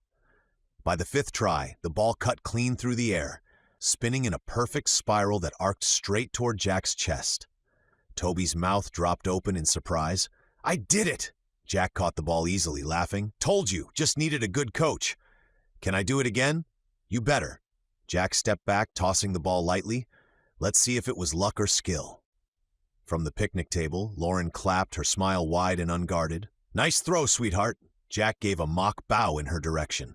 Thank you. We take our work very seriously out here." Lauren rolled her eyes but couldn't hide the pride in her expression. Callie tugged gently on her sleeve. You're supposed to be teaching me, remember?" Lauren blinked, pulled back to the present. "Oh, right, sorry," she laughed, shaking her head. "Your dad's rubbing off on me." "Scary thought," Callie teased. Lauren took out the brush and began sectioning Callie's hair. "All right, here's the trick. You don't pull too hard, and you start small." "Dad starts big," Callie said. "Like, all of it at once." Lauren chuckled. "Yeah, I could tell." As she worked, the two pairs mirrored each other across the park, one learning balance and aim, the other rhythm and patience. The steady thump of the football hitting Jack's hands punctuated the soft scrape of the brush through Callie's hair. When Toby finally landed another perfect spiral, Jack whooped and raised the ball over his head. "Touchdown, Brooks!" Across the field, Callie turned her head slightly, admiring the neat braid falling over her shoulder. "Okay," she said. "This is actually good," Lauren smiled. "Told you, no fishing nets today." Jack jogged back toward them, Toby close behind, both grinning like they'd just won a championship. "How'd we do?" he asked, wiping his hands on his jeans. "Not bad," Lauren said. He laughed, glancing at Callie's hair. "Wow, that's an actual braid." "You sound surprised," Lauren said, feigning offense. "I'm shocked," he said honestly. "I didn't know hair could do that without tangling." "See?" Lauren said, meeting his eyes. "Everybody can learn something." He smiled at her, that familiar glint of amusement in his eyes. "Maybe with the right teacher." The words hung there a moment. Light, teasing, but with something warmer underneath. Toby was laughing with Callie again, tossing the football between them, the sun glowing gold over the park. Lauren tucked a loose strand of hair behind her ear and said, quietly but sincerely, "Yeah, maybe."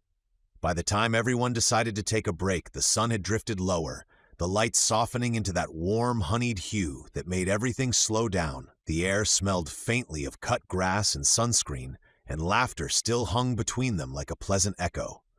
Lauren spread a small blanket near the picnic bench and unpacked the sandwiches she'd made that morning, neatly wrapped, cut diagonally, each one labeled in black marker like she couldn't help herself. "Wow," Jack said, dropping onto the blanket beside Toby. "You even labeled them? You know they all end up in the same stomach, right?" "Organization never hurt anyone," she replied, passing him a ham and cheese. He held up the sandwich. "Except maybe this poor guy." "Eat," she said, amused, "before I label you as ungrateful." Toby snickered, biting into his sandwich while Callie dug through the basket. "You have snacks too?" she asked, wide-eyed. "Of course," Lauren said. "Fruit, chips, and granola bars. I don't take chances on hungry kids." "Or hungry dads," Jack added. "Exactly." They ate quietly for a few minutes, the easy rhythm of chewing and chatter, settling into something that felt almost domestic. The kids compared notes on soccer drills, while Lauren leaned back on her hands, watching them, her expression softening. For a moment, she forgot about the lists and schedules waiting back home. The scene before her, grass, sunlight, laughter, tugged at something buried deep. She used to do this sort of thing all the time. Weekend picnics with Mark and Toby, sandwiches, juice boxes, Mark's terrible dad jokes that somehow made Toby giggle until he hiccuped. The memory came with an ache, gentle but sharp enough to make her blink hard. Jack noticed. "You all right?" he asked quietly, his tone easy but kind. She hesitated, then nodded, offering a small, wistful smile. "Yeah, just remembering." He didn't pry. He just nodded once, eyes soft with understanding, the kind that didn't need words. For a moment, the two of them sat there in silence, the kind that wasn't uncomfortable at all. Then Toby, oblivious to the shift, looked up from his sandwich. "Hey, Callie," he said between bites. "Do you ever go see your mom? Like when people's parents are divorced?" The question hung there, too loud, too blunt, too honest. Lauren froze mid-breath. "Toby," she started, her voice sharp with panic, but Callie held up a hand. "Ah, it's okay," she said simply. Toby's cheeks flushed, but Callie just shrugged, casual in a way that only came from living with something long enough to make peace with it. "I've never met her," she said. "Well, technically I did, when I was born, but she left when I was 3 days old. My dad says she went to California and just didn't come back." She said it like a fact, not a wound. Jack's jaw tightened slightly, but he kept his focus on his sandwich. "That's about right," he said quietly, then added with a dry smile. "California's a long way to come back from." The silence that followed was thick but brief, not heavy, just real. Lauren fumbled for something to say, her heart thudding with secondhand embarrassment for Toby. "Well," she said quickly, voice too bright, "these sandwiches are going fast. I should have brought more." Jack looked up, clearly recognizing the rescue attempt but letting her take it. "Guess we'll just have to trade cooking lessons again sometime," he said, smiling faintly. Lauren latched onto the change of subject like a lifeline.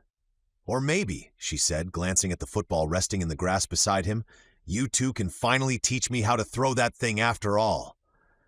Jack arched a brow, smirk already forming. "Oh, we can do that?" Callie grinned. "You sure you're ready for this, Miss Brooks?" Lauren stood, brushing crumbs from her jeans, trying to disguise the relief in her laugh. "Not even a little." But as she looked at the three of them, Toby bright-eyed again, Callie grinning, Jack watching her with quiet amusement, she felt the tension ease. The awkward moment was fading, replaced by something gentler. something like understanding. She turned toward the open field, shielding her eyes against the sun. "All right, coach," she said, smiling now. "Let's see what you've got." Jack, already grinning, caught the ball as Toby tossed it to him. "Guess I'll have to start you on the basics too," he said, walking toward her. "Do I have a choice?" "Nope." She groaned, rising to her feet as he positioned her in the middle of the field. "Okay," he said, stepping behind her just far enough to guide without crowding. "Elbow up, fingers on the laces, feet shoulder-width apart. Do you coach all your victims this way?" "Only the promising ones," he said, and she rolled her eyes. Toby stood a few paces away, hands cupped like a receiver, practically vibrating with excitement. "Come on, Mom, you can do it!" Lauren took a breath, squared her stance, and threw. The football left her hand in a crooked wobble that barely made it halfway before nose-diving into the grass. Jack winced theatrically. "Okay, so we'll call that a warm-up." But Toby cheered like she'd just won a championship. "Not bad. You almost got it?" She turned to him, laughing despite herself. "You're a terrible judge, sweetheart." "Hey," Jack said, smiling. "Coaches call that potential." "Is that what we're calling it now?" she teased, brushing hair out of her face. From the picnic blanket, Callie called out, "Dad, you're not the only one with a lesson." Jack turned just in time for his daughter to march over, holding a small hairbrush like a weapon. "Your turn," she said. He eyed her warily. "My turn for what?" "Braiding practice." "Aw, come on, Cal. No excuses," she said, grabbing his arm and pulling him toward the bench. "Sit." Jack dropped down with exaggerated defeat, muttering something about public humiliation under his breath. Callie stood behind him, brushing through his short, sun-bleached hair with all the seriousness of a surgeon. Lauren and Toby turned to watch. "Careful," Jack said, wincing.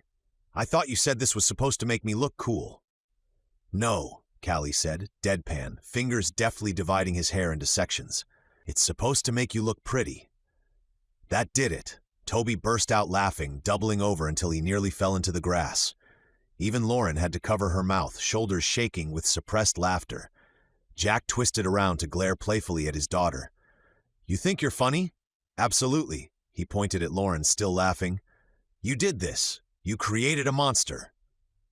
"Don't blame me," she said, wiping a tear from the corner of her eye. "I just provided the tools." "Well, I'm still blaming you," he grumbled, but the corners of his mouth twitched. When Callie tied off the tiny braid at the back of his head, she stepped back proudly. "There," she said. "Perfect." Jack ran a hand over it and gave an exaggerated sigh. "Great. I look like a backup dancer." Lauren smiled, shaking her head. "You look surprisingly not awful." High praise from my toughest critic. I graded on a curve.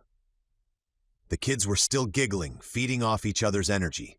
Toby tossed the football toward Callie, who caught it mid-laugh and lobbed it right back. Jack leaned back on his elbows, the braid crooked but still intact, and watched the two of them play. For a long, quiet moment, the laughter rose and fell between them all, unguarded, warm, and easy. No one was thinking about what came next or what had come before. It was just families, messy, mismatched, found in the unlikeliest ways, sharing an afternoon that somehow felt like it had been waiting for them. Both Lauren and Jack laughed without reservation, without wait, like they'd been doing it forever. The sun was sinking behind the tree line, draping the park in soft amber and the long shadows of a day well spent. The air was still warm, the laughter of children fading into the easy quiet of evening. Lauren gathered the last of the napkins and water bottles, stacking them neatly in the picnic basket, because even in moments like this, she couldn't not tidy up. Jack kicked some grass off his shoes, slinging the football under one arm. Ahead of them, Toby and Callie were racing toward the cars, still trading playful jabs over who could run faster. Lauren watched them go, a faint smile tugging at her lips. "Thanks," she said, her voice soft, almost lost to the whispering wind. Jack looked up from tightening the cap on a water bottle. "For what?" "For today," she said, brushing a crumb from her jeans. He really needed that. Jack's grin was small but genuine, the kind that started in his eyes. "So did I," he said. "You have no idea how much easier you just made my life. Callie's been smiling all day, and not because she's laughing at me for once." Lauren met his gaze, warmth flickering there between them. Quiet, mutual understanding. "Well," she said softly, "maybe we both needed it." They stood there for a moment, neither rushing to fill the silence. Just the faint noise of crickets, the rustle of the leaves, the kids' laughter echoing faintly down the path. "Guess we make a decent team," Jack said finally. Lauren smiled. "Don't let it go to your head." He chuckled, giving her a little salute with the football before heading toward his truck. "See you at practice, Coach." "See you," she called back, her tone lighter than it had been in months. She watched as he caught up with Callie, playfully ruffling her hair, braids still clinging to life, before they climbed into their truck and drove off. Toby jogged up beside her, still beaming, talking nonstop about his awesome spiral all the way to the car. That night, after he was asleep, the house was still. The soft rhythm of the dishwasher hummed in the background as Lauren turned off the kitchen light and walked past the living room mirror. For just a moment, she caught her own reflection. Hair slightly windblown, cheeks still faintly flushed from laughter. She stopped, studying the smile on her face. It looked different. Not the practiced one she used for work or neighbors, not the polite one she wore for the world's sake. This one felt real. Earned. She reached up, touching her cheek as though confirming it belonged to her. Then she laughed softly under her breath, shaking her head. Across town, Jack sat on the edge of Callie's bed, carefully undoing the remnants of the braid. It was uneven, a little tangled, but he worked patiently, fingers gentle as she leaned sleepily against her pillow. "You're getting better," she mumbled, half asleep. He smiled. "Good teacher." When she drifted off, he lingered for a moment, setting the brush aside. His mind wandered to the park, the smell of grass and sunscreen, Toby's laughter, and the way Lauren had laughed when her throw went sideways. Unrestrained. Bright. Alive. Jack leaned back in his chair, exhaling slowly as the night settled around him, and he caught himself wanting something more than just to get by. Chapter 8. Broken Car, Open Hearts. The weeks that followed had settled into a kind of quiet rhythm, the sort of routine that builds without anyone realizing it's happening. Lauren and Jack had found an easy overlap in their lives. School drop-offs, soccer practices, the occasional PTA meeting that ended with them sharing a joke no one else caught. It wasn't planned, but it had become steady, a comfort disguised as coincidence. Then Monday arrived, and comfort gave way to chaos. Lauren's morning was already unraveling before she'd even left the driveway. Her inbox was full. Toby couldn't find his shoes, and the coffee tasted like burnt cardboard because she'd forgotten to buy filters again and improvised with a paper towel. By the time they made it halfway to school, she was certain she'd already lost the day. That was when the car started making the sound. A sharp, irregular click, click, click from somewhere under the hood, faint at first, then growing louder as she turned onto the main road. She frowned, tightening her grip on the steering wheel. "Please don't," she muttered. "Not today." "Mom," Toby said from the back seat, chewing absently on the strap of his backpack. "What's that noise?" "It's fine," she said, forcing brightness into her voice. "Just the car being dramatic." But it wasn't fine. The car stuttered, and the clicking turned into a low, uneven rattle that made her stomach drop. By the time she pulled into the school parking lot, the check engine light blinked to life on the dashboard, that ominous amber glow no one ever wants to see. She managed to park, shifted into neutral, and exhaled a single word. Perfect. Toby unbuckled his seatbelt, peering over the dashboard. "Is it bad?" Lauren forced a smile. "It's just having a day like the rest of us." He nodded solemnly, clearly unconvinced. She walked him inside, her hand resting lightly on his shoulder. "Try to have a good day, honey," she said as he disappeared into the crowded hallway. When she returned to the car, the parking lot was nearly empty. She turned the key again. The engine coughed once, then fell silent. Another try. Nothing. Just a faint click, like the car was mocking her. Lauren sat there, staring at the steering wheel, willing herself not to scream. For someone who built her life on order and control, there was nothing more humbling than being stranded in a dead car.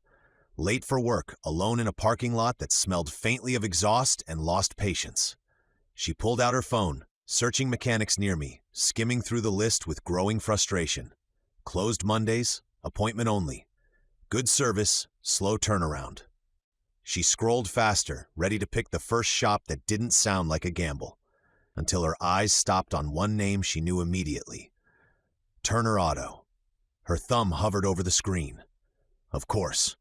She leaned back in her seat, groaning. You've got to be kidding me. It wasn't that she didn't trust Jack, far from it. But the idea of calling him, of showing up at his garage looking flustered and helpless, made her skin prickle with embarrassment. The man had already seen her flustered, lose a PTA argument and throw a football like she was swatting at a fly. Did she really need to add car trouble to the list? She stared at the name for a long moment, biting her lip.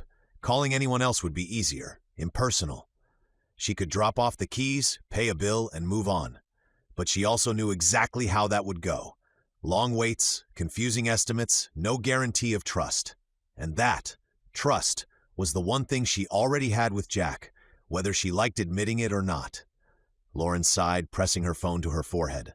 Don't make this weird, she told herself. It's just a mechanic who happens to coach your kid and braid his daughter's hair while you supervise.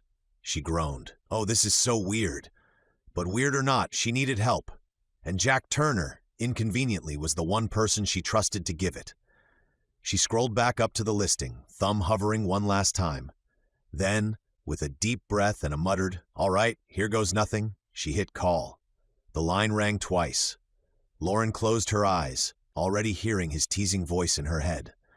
When he finally answered, his tone was warm and easy, the same one he used with Toby when he was nervous. Turner Auto, this is Jack. Lauren took a steadying breath. Hey, Jack, it's me. There was a pause, a beat of recognition, and then a hint of a smile in his voice. Lauren Brooks.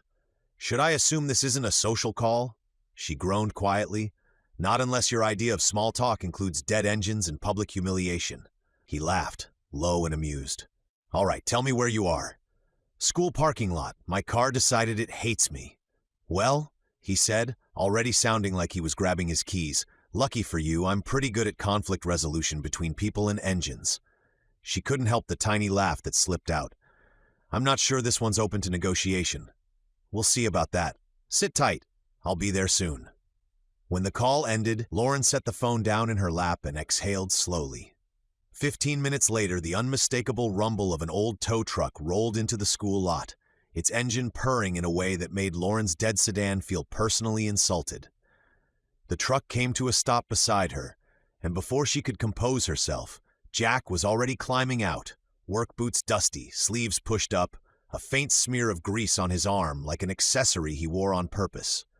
And of course, that grin, that easy, unbothered, maddening grin. Let's see what we're dealing with, he said, already eyeing her car like a doctor sizing up a patient.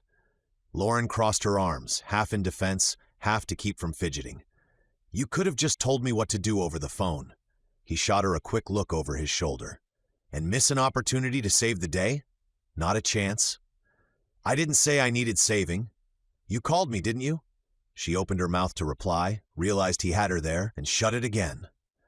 I called your shop, she said finally, trying for dignity. It's not the same thing. Jack crouched by the front bumper, smirking as he popped the hood. Keep telling yourself that. Lauren groaned softly and looked away, scanning the empty parking lot as if she might find somewhere else to stand, somewhere that didn't make her feel like she was part of a cliché rescue scene. But the truth was, her relief was palpable. Sitting just beneath the thin layer of sarcasm she kept up like armor. Jack leaned under the hood, tapping the frame with his wrench as the acrid scent of burnt oil drifted faintly through the air. All right, he said after a moment, straightening up. Try turning it over for me. She climbed into the driver's seat, turned the key, and the engine responded with a sad mechanical cough before dying again. Jack chuckled softly. Okay, that's definitely not how it's supposed to sound. Thanks for the expert analysis, she said dryly. Hey, that's years of professional training talking. He came around to her side, resting his arms on the open door frame. It could be a few things. On the surface, it looks like your starter's gone. Maybe the alternator too, and it seems you've got a belt here that is on its last threads. Lauren blinked. That sounds expensive. Not if you know a guy. She tilted her head. You mean you? Who else? He said, grinning again. Lauren sighed, but couldn't help the faint smile tugging at her mouth. You really enjoy this, don't you? What, helping stranded people? Absolutely. No, watching me squirm. Only a little, he admitted, holding up 2 fingers. "But you do it so gracefully." She rolled her eyes, but the corner of her mouth betrayed her. "You're impossible," he shrugged, "and yet, here I am, still your best option." The wind picked up just then, lifting a few loose strands of her hair. She tucked them behind her ear, glancing down at the pavement. "Thanks," she said quietly. Jack blinked, surprised by the softness in her voice. "For what? For coming," she said. "You didn't have to." He leaned against the door, his grin fading into something gentler. "Sure I did. It's kinda my job." For a moment neither spoke. The late morning sunlight caught in the windshield, scattering warm light between them. Somewhere nearby, the school bell rang, the sound distant but grounding. Jack cleared his throat and gave the door a light tap. "All right," he said, shifting back into motion. "Let's get this thing over to my shop. I'll tow it, you can ride with me." Lauren hesitated. "I don't want to drag you away from work." He shot her a look. "You are the work," she groaned. "Do you ever stop?" "Not when the lines are this good," he said with a wink, heading for his truck. And even though she shook her head and muttered something about him being insufferable, the smile that stayed on her face the whole walk to his pickup said otherwise. Turner Auto sat near the edge of town, a squat brick building with faded lettering and the smell of grease baked into the walls. The wide bay doors were rolled up, letting sunlight spill across the concrete floor. Jack's pickup rumbled to a stop beside an open workbench cluttered with wrenches, bolts, and half-finished jobs. Lauren stepped out of the truck, smoothing her skirt out of habit, as if that would make her feel less out of place. The sounds inside were foreign, clanging metal, the steady hiss of an air compressor, a country song humming faintly from a radio in the corner. Jack tossed her keys in one hand and gave her a quick grin. "Welcome to the glamorous world of automotive repair." "Smells like oil," she said, eyeing the other cars in various states of disassembly. "Smells like job security," he countered, already sliding behind the wheel of her sedan to pop the hood. Lauren hovered nearby, trying not to look like she was hovering. "It was running fine this morning," she said. "Then it started making this clicking noise." Jack crouched beside the engine, flashlight in hand. Clicking's not great," he said absently, inspecting the connections. "Like I said, it could be your starter going, maybe the alternator. Both can make that sound before they die, but let's rule out the easy stuff first." She frowned. "That sounds expensive." He shot her a sideways grin. "I'll give you the friends and family discount." Thanks," she said dryly. He leaned further into the engine, sleeves pushed up, a smear of grease streaking his forearm. "You've got some corrosion around the terminals, maybe a loose connection. The alternator's not looking too happy either." Lauren tilted her head. "You can tell that just by looking?" "Comes with the cape," he said. "Excuse me? You know, saving damsels, rescuing engines, all in a day's work." Lauren let out a breathy laugh, part amusement, part exasperation. "You really can't help yourself, can you? Not even a little." He wiped his hands on a rag and reached for a socket wrench. "All right, sweetheart," he muttered, and she wasn't sure if he meant her or the car. "Let's see if we can get you running again." Lauren folded her arms, watching as he worked. There was something almost meditative in the way he moved, focused but relaxed, his confidence quiet instead of showy. The sharp smell of oil filled the air as he swapped out the corroded connector and replaced the frayed belt. After a few minutes, he stepped back. "All right, try turning it over." She climbed into the driver's seat, half expecting nothing to happen. When she turned the key, the car hesitated, then came alive with a deep, steady hum. Jack tapped the hood twice, satisfied. "There we go." Lauren leaned out the window, blinking in disbelief. "That's it?" He nodded, tossing the rag onto the workbench. "That's it. Starter's fine, alternator's hanging in there. You had a bad connection. Loose wire pretending to be a disaster and a belt that was bad." She couldn't help laughing, a true laugh this time. "You make it sound so simple." "It is simple," he said, smiling up at her. "Most problems are. You just have to look past the symptoms to see what's really broken." Something in the way he said it, steady, almost gentle, made her chest tighten. It didn't sound like teasing. For a moment, she wondered if he was talking about more than just the car. She stepped out of the car, brushing her hands off, even though she hadn't done anything. "You're ridiculous," she said softly, "and useful. "I'll take both as compliments," he said with a grin. She hesitated for a second longer than she meant to. "Thank you," she added quietly. "Really." Jack's grin softened. "Anytime, Lauren." Lauren tried to argue when Jack refused payment, but he just waved her off with that maddeningly casual grin. "It was a simple fix," he said, wiping his hands on a rag. "Didn't even break a sweat." "That's not the point," she said firmly, crossing her arms. "You took time out of your day and you saved me from missing a client meeting. I owe you at least something." He leaned back against the workbench, eyebrow raised. "All right, coffee then. You buy, I drink, and we'll call it even." She blinked. "You're serious?" "As a dead alternator," he said with a grin. And somehow 15 minutes later, they found themselves pulling up in front of the same cafe where their entire chaotic acquaintance had begun, the site of the great caramel catastrophe. As they stepped inside, the smell of roasted beans and vanilla syrup wrapped around them like a memory. The line was short, sunlight slanting across the counter, and for a moment, it almost felt like they were back at the beginning. Only this time, no one was rushing, no one was colliding. Lauren folded her arms and gave him a look. "Don't you dare steal mine this time." Jack raised both hands in mock surrender. "Relax, I learned my lesson. I brought my own cup identification system." "Which is what?" she asked dryly. "I let you grab the first cup." "That's revolutionary," she said, unable to suppress a smile. When the barista looked up, recognition flickered across her face. "One sugar, little cream, one pump caramel," she said, grinning. "You two again?" They both froze, caught, before bursting into laughter that turned a few heads. Jack rubbed the back of his neck. "Guess we're predictable." "Or infamous," Lauren said. "There's a difference." He tilted his head, smiling. "I'll take infamous. Predictable sounds boring." "Trust me," she said, taking her cup from the counter. "Nothing about you is predictable."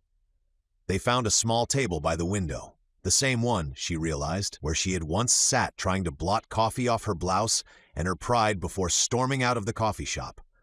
The air between them felt different now. Calmer, more open, like the quiet after a long storm. Outside, the afternoon sun caught the glass, scattering warm light across their table. Neither seemed in a hurry to fill the silence. Jack stirred his coffee absently, then said, "You really don't owe me anything, you know." Lauren looked at him, thoughtful. "That's kind of the point of the coffee." He met her eyes, and for a brief second, the usual humor in his expression faded, replaced by something quieter, steadier. "I don't get you sometimes," he said softly. "Good," she replied, smiling faintly. "I'd be concerned if you did." He chuckled under his breath, and they sat in companionable silence again, two people who'd learned the hard way how fragile peace could be, now learning how to share a cup of it. When they finally stood to leave, Jack held the door open for her. "Next time," she said as she stepped past him, "I'm buying your coffee first. Gotta earn some good karma before the car acts up again." He smirked. "Deal. You keep me caffeinated. I'll keep your car running like it just rolled off the lot." She laughed softly. "That sounds like a fair trade." As they walked toward their cars, neither mentioned how much they already looked forward to the next time. Jack decided to follow her home just to make sure the car didn't act up again. As she pulled into her driveway, he waved and kept driving. When Jack's old pickup rumbled down the street and disappeared around the corner, Lauren stood in the doorway a moment longer than she meant to, the sound fading into the soft hum of the neighborhood evening. She hadn't realized she was still smiling until she saw her reflection in the glass. Behind her came the patter of socks on hardwood. "Was that Coach Turner?" Toby asked, his voice eager. His hair was still mussed from homework time, one shoelace trailing behind him like a tail. Lauren nodded, shutting the door gently. "He fixed the car for me." Toby's eyes widened. "Really? Did he use the big jack thing?" She laughed, crouching so they were eye to eye. "No, sweetheart, no jack this time, just some tools and a little know-how." He grinned, clearly impressed. "He's really good at fixing stuff. He told me he could teach me one day." Lauren hesitated, not because she doubted Jack, but because of the quiet pride in Toby's voice. It had been a long time since she'd heard him talk about another adult like that. "I think that's a great idea," she said softly. He nodded, satisfied, then darted off toward his room, calling over his shoulder, "Maybe he can show me how to change a tire." "Let's start with your socks first," she called after him, laughing. Later that night, after the dishes were done and the house had gone still, Lauren peeked into Toby's room to check on him. The bedside lamp was still on, casting a warm pool of light over his desk. He wasn't reading like she expected. Instead, he was hunched over a sheet of paper, tongue between his teeth in concentration. She stepped closer, quiet so she wouldn't startle him. On the page, he'd drawn 2 cars, one with a cracked line through the hood, the other with neat, cartoonish smoke puffs and a smiling face. Between them stood a stick figure in a baseball cap holding a wrench like a sword. Above it, in blocky letters, he'd written, "Coach Turner saves the day." Lauren pressed a hand to her chest, her breath catching just a little.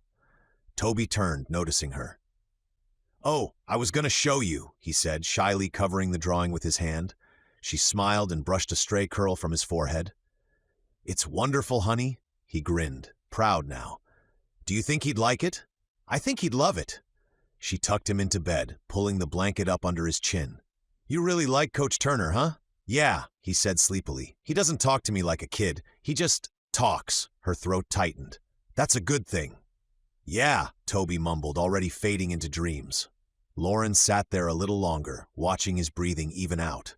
There had been a time, not that long ago, when the idea of someone else becoming important in Toby's world terrified her.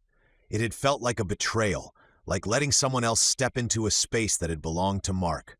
But now, seeing Toby's small hand still holding the corner of his drawing, she didn't feel fear. She felt relief.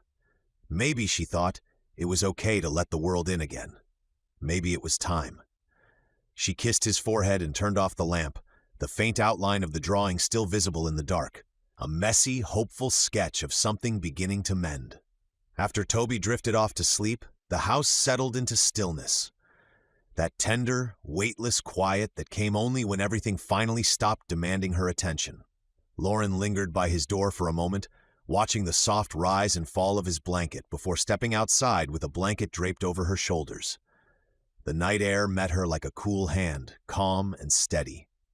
She settled into the old wicker chair on the porch, the wood creaking softly beneath her. The neighborhood was dark, save for the faint glow of porch lights and the occasional flicker of a television through a window down the street. Her car sat in the driveway, silent, obedient, fixed. Just that morning, it had been a crisis in motion, another reminder of how fragile her control could be. Now it sat gleaming under the streetlight, perfectly fine, thanks to Jack Turner. Lauren smiled faintly at the thought. The disorganized, sarcastic man who'd crashed her morning, literally once upon a time, had somehow managed to make her day easier without making her feel small. That was new. That was unexpectedly comforting. She leaned back, pulling the blanket tighter, eyes drifting toward the stars. It felt strange to be grateful to someone she barely knew a few weeks ago. Stranger still to realize she didn't just appreciate what he'd done. She appreciated him. Across town, the lights in Turner Auto glowed dimly behind the shop's metal door. Jack was finishing up for the night, rolling his tool cart into place and wiping his hands on a worn rag. The smell of oil and metal clung to everything, a scent he no longer noticed. "Dad?" He looked up to see Callie standing in the doorway, holding 2 mugs of cocoa, both a little too full, both steaming. He raised a brow. "What's this?" She shrugged, walking toward him with careful steps. "I made extra. Thought you might want one." He accepted the mug, smiling. "Thanks, kiddo." They stood there for a while, sipping in comfortable silence. The sound of a distant passing car filled the quiet. After a minute, Callie tilted her head. "Was that Toby's mom you helped today?" Jack nodded, taking another sip. "Her car broke down in the school lot. Figured I'd give her a hand." Callie grinned, sharp and knowing. "You like her." Jack nearly choked on his drink. "I what?" "No, I helped her. That's it." "Uh-huh," she said, unconvinced. "You smiled when you said her name." He set his mug down. "Rub, I smile all the time." "Not like that. Shouldn't you be in bed?" She crossed her arms, mirroring his posture so perfectly it made him laugh. "You didn't answer the question." Jack shook his head, still smiling. "You're too observant for your own good?" "Thanks," she said proudly, then added, "Good night, Dad." "Good night, kiddo." When she disappeared down the hallway, The shop fell back into its soft, mechanical quiet, the kind of silence that gave his thoughts room to move. He leaned against the workbench, staring absently at the half-empty mug. Lauren's laugh echoed in his mind, the way it had slipped out at the coffee shop earlier, unguarded and warm. He hadn't realized how much he'd missed hearing that kind of sound in his life. Chapter 9. The School Fair. Lauren found the flyer folded into a messy square at the bottom of Toby's backpack. Crinkled, a bit sticky from what looked like a half-melted fruit snack, and decorated with smiling pumpkins drawn in orange marker. Across the top, in bold bubble letters, it read, Willow Creek Fall Fair. Volunteers needed. There was a list of shifts and activities, each one with a blank space for a parent's name. But one of those spaces wasn't blank anymore. Scrawled in Toby's uneven handwriting was, Parent Booth Helper, Lauren Brooks. Lauren stared at it for a beat too long. Toby, she said carefully, holding up the paper like it might be contagious, did you sign me up for this? From the kitchen table, Toby looked up from his homework, his pencil stilling. Yeah, he said brightly. They needed help. Mrs. Kendall said they were short on parents.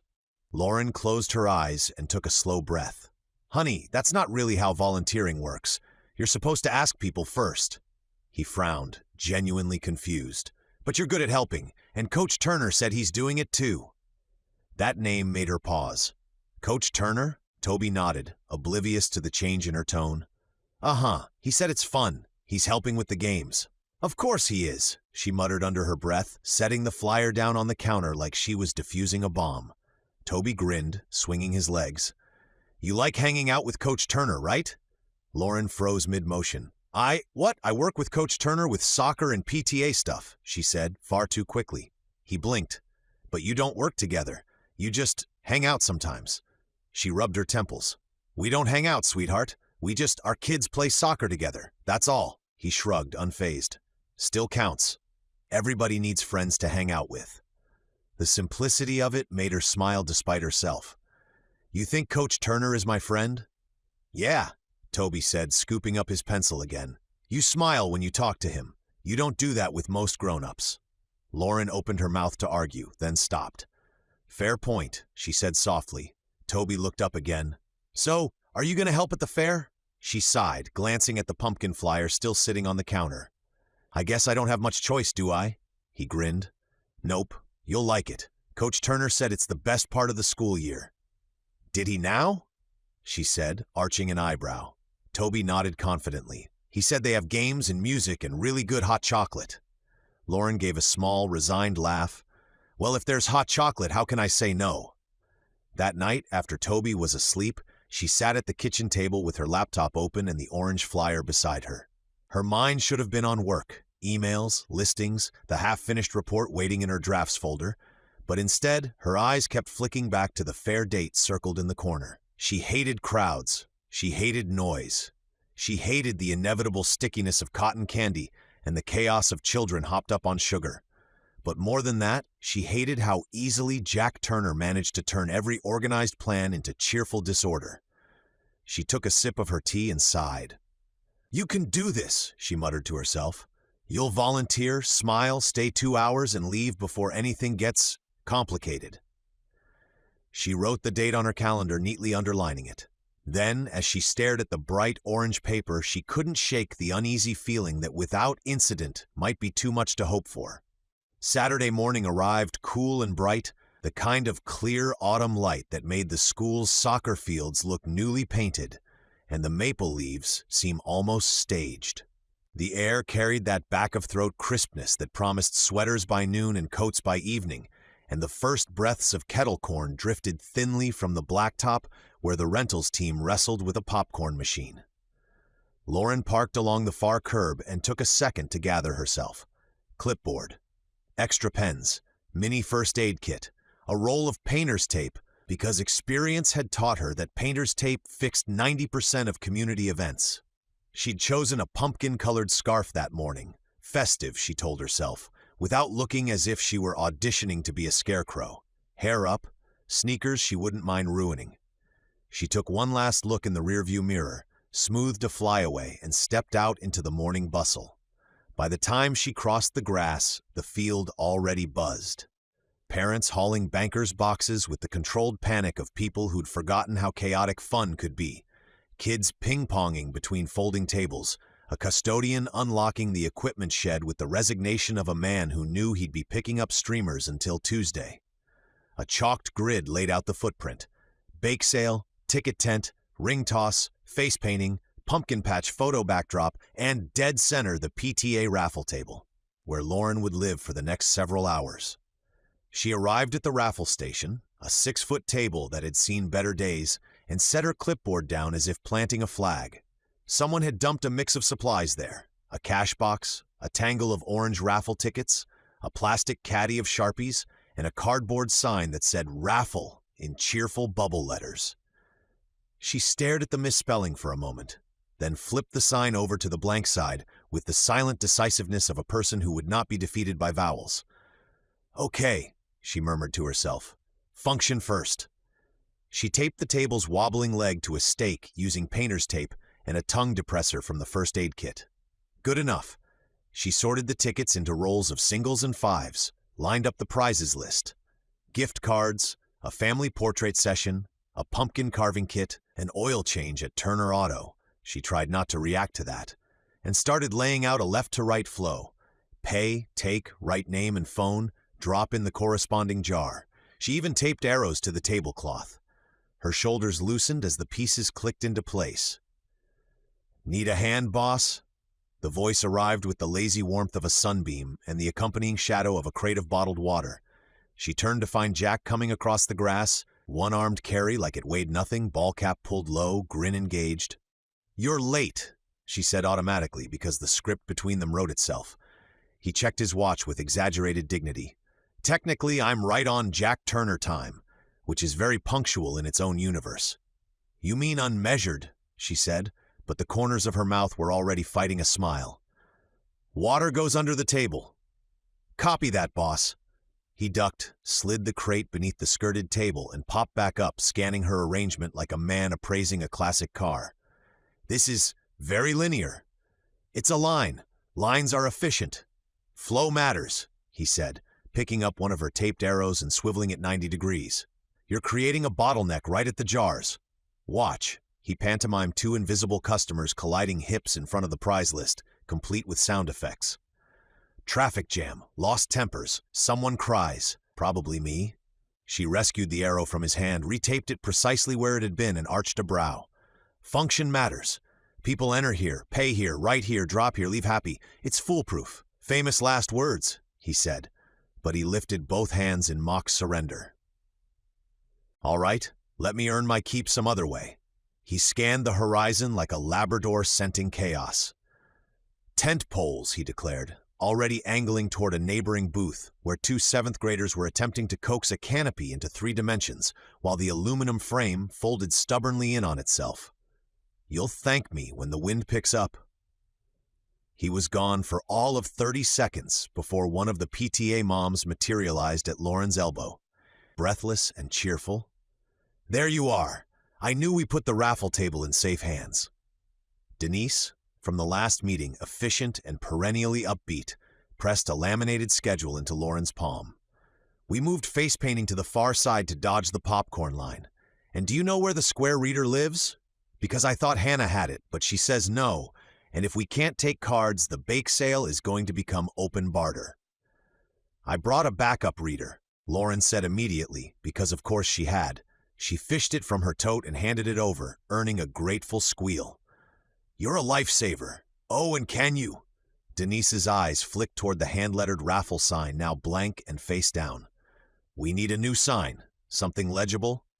"Already on it," Lauren said, uncapping a Sharpie. By the time she'd printed raffle in clean block letters and added neat arrows matching her table flow, the sound of aluminum snapping into place drew her eye. Jack, sleeves shoved to his elbows, had managed to convince the tent frame to become a tent. He locked the last hinge, stepped back, and gave a little salute to the 7th graders, who beamed at him as if he'd pulled a rabbit from a hat. He came back at an easy lope, expression satisfied. One storm-worthy canopy, delivered free of charge. He tapped her flow arrows again, gentler this time. "Seriously, though, if we angle the prize jars like this, they see the options earlier. Less clustering. More, what's that word you love? Efficiency, she said, and heard how ridiculous she sounded. It made her blush and laugh at the same time. Fine, angle the jars, but the cash box stays on the left. I wouldn't dream of touching your cash box, he said solemnly, earning a snort from her that she tried and failed to disguise as a cough. They worked without tripping over each other, she aligning clipboards, cutting tape, rewriting the prize list in larger type, he adjusting the table's position to avoid the sun glare, sliding a folded cardboard square under the low corner, testing the wobble with one finger until it went away. He moved with a mechanic's economy, every fix practical, no motion wasted. She moved with a planner's economy, every step anticipated. The overlap, to her surprise, was easy. Callie and Toby surfaced in a burst of chatter, trailing a length of orange pennant garland like a kite tail. Callie wore a beanie with a faux fur palm. Toby had already found a smear of chocolate somewhere and transferred it to his cheek like a badge of honor. "Hey, kiddo," Jack said, catching the garland before it wound around his ankle. "Artfully festive. 10 out of 10. Callie beamed. "Mrs. Kendall said we can help with the ring toss until my shift at face painting." She clocked the raffle table and tilted her head. "Wow, this looks official." "Thank you," Lauren said, overbright with pride before she reined it in. She knelt to Toby, got the chocolate with a practiced thumb. "Sweetheart, stay where I can see you, okay? And no running behind the tents." "We're helping," he promised, already drifting toward a stack of miniature pumpkins that begged to be rearranged into a fort. "Coach Turner said he'll show me how to staple the signs without stapling my fingers." "Skills," Jack said gravely, as if he taught OSHA certifications on weekends. He leaned closer to Lauren, pitched his voice low. "I'll keep them near the safe tools." "Define safe," she said, and he just grinned. Mid-morning crept toward full morning. The field took on carnival color, strings of pennants flickering, a PTA dad in a pilot's jacket testing the mic on the makeshift stage. "Check, check! Welcome to Willow Creek!" A clutch of toddlers, brandishing balloon swords like tiny pirates. The sun warmed the grass. A light breeze lifted the corners of tablecloths, and parents pounced with tape. Lauren felt the old knot at the base of her skull loosen a millimeter. It wasn't quiet by any definition, but it was structured noise. Boxes being emptied into their designated places, a plan filling with people. "Problem," Jack said lightly, materializing at her shoulder. He held up a zip-top bag of raffle stubs. "These are last year's, wrong color. Someone tossed them in with the new rolls." "Show me," she said, and together they knelt, sorting orange from last year's faded peach. His shoulder brushed hers once, then again, and each time it felt like the simplest, most ordinary thing. He worked quickly, wordlessly, until the wrong year stubs were quarantined in a separate bag. She labeled it "Do Not Use" and slid it to the far end of the table. "Flow and function," he said, straightening with a soft crack of his back. "See? We can be bilingual." She was about to reply when the raffle sign lifted in a small gust and attempted escape. Jack snagged it midair with the reflexes of a keeper grab and set it back down, palm on the cardboard a half-second longer than necessary. He glanced up at the sky. "It's gonna blow harder later." "I have weights," she said, pulling a canvas tote from beneath the table. She set the squat sandbags on the table legs like she'd been waiting for him to ask. He laughed. "You came prepared for a mid-size hurricane. I came prepared for a school fair," she corrected, "which is essentially the same thing." A woman from the bake sale booth hustled over, powdered sugar streaking her sweater. "Do either of you know anything about extension cords? We're one outlet short, and the cider urn just tripped the breaker." "I know a guy," Jack said, already walking. "I'll hold the flashlight," Lauren said, already moving with him. They reached the blacktop where the cords converged like spaghetti.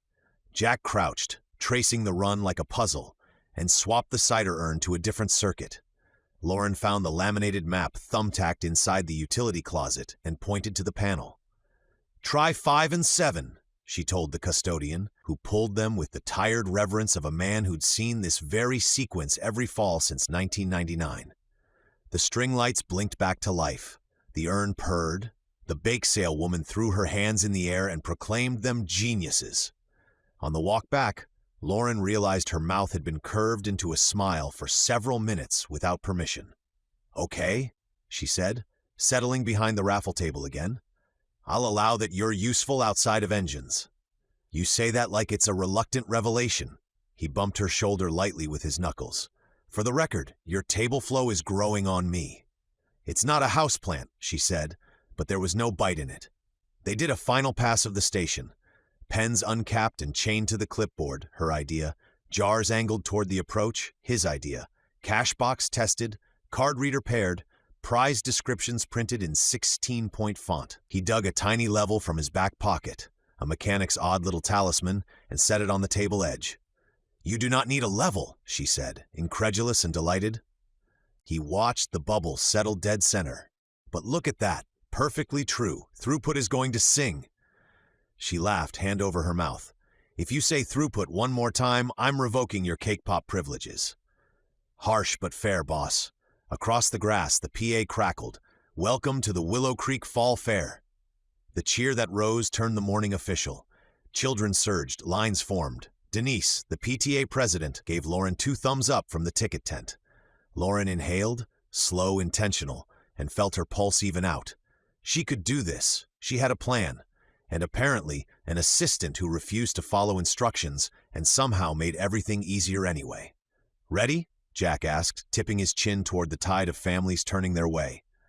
As I'll ever be, she said, sliding the cash box lid closed with a practiced click.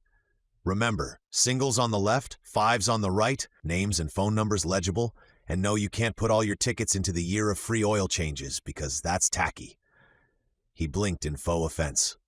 Who told you my strategy? Your daughter, 20 minutes ago. He grinned, unrepentant. Kiddo's a snitch.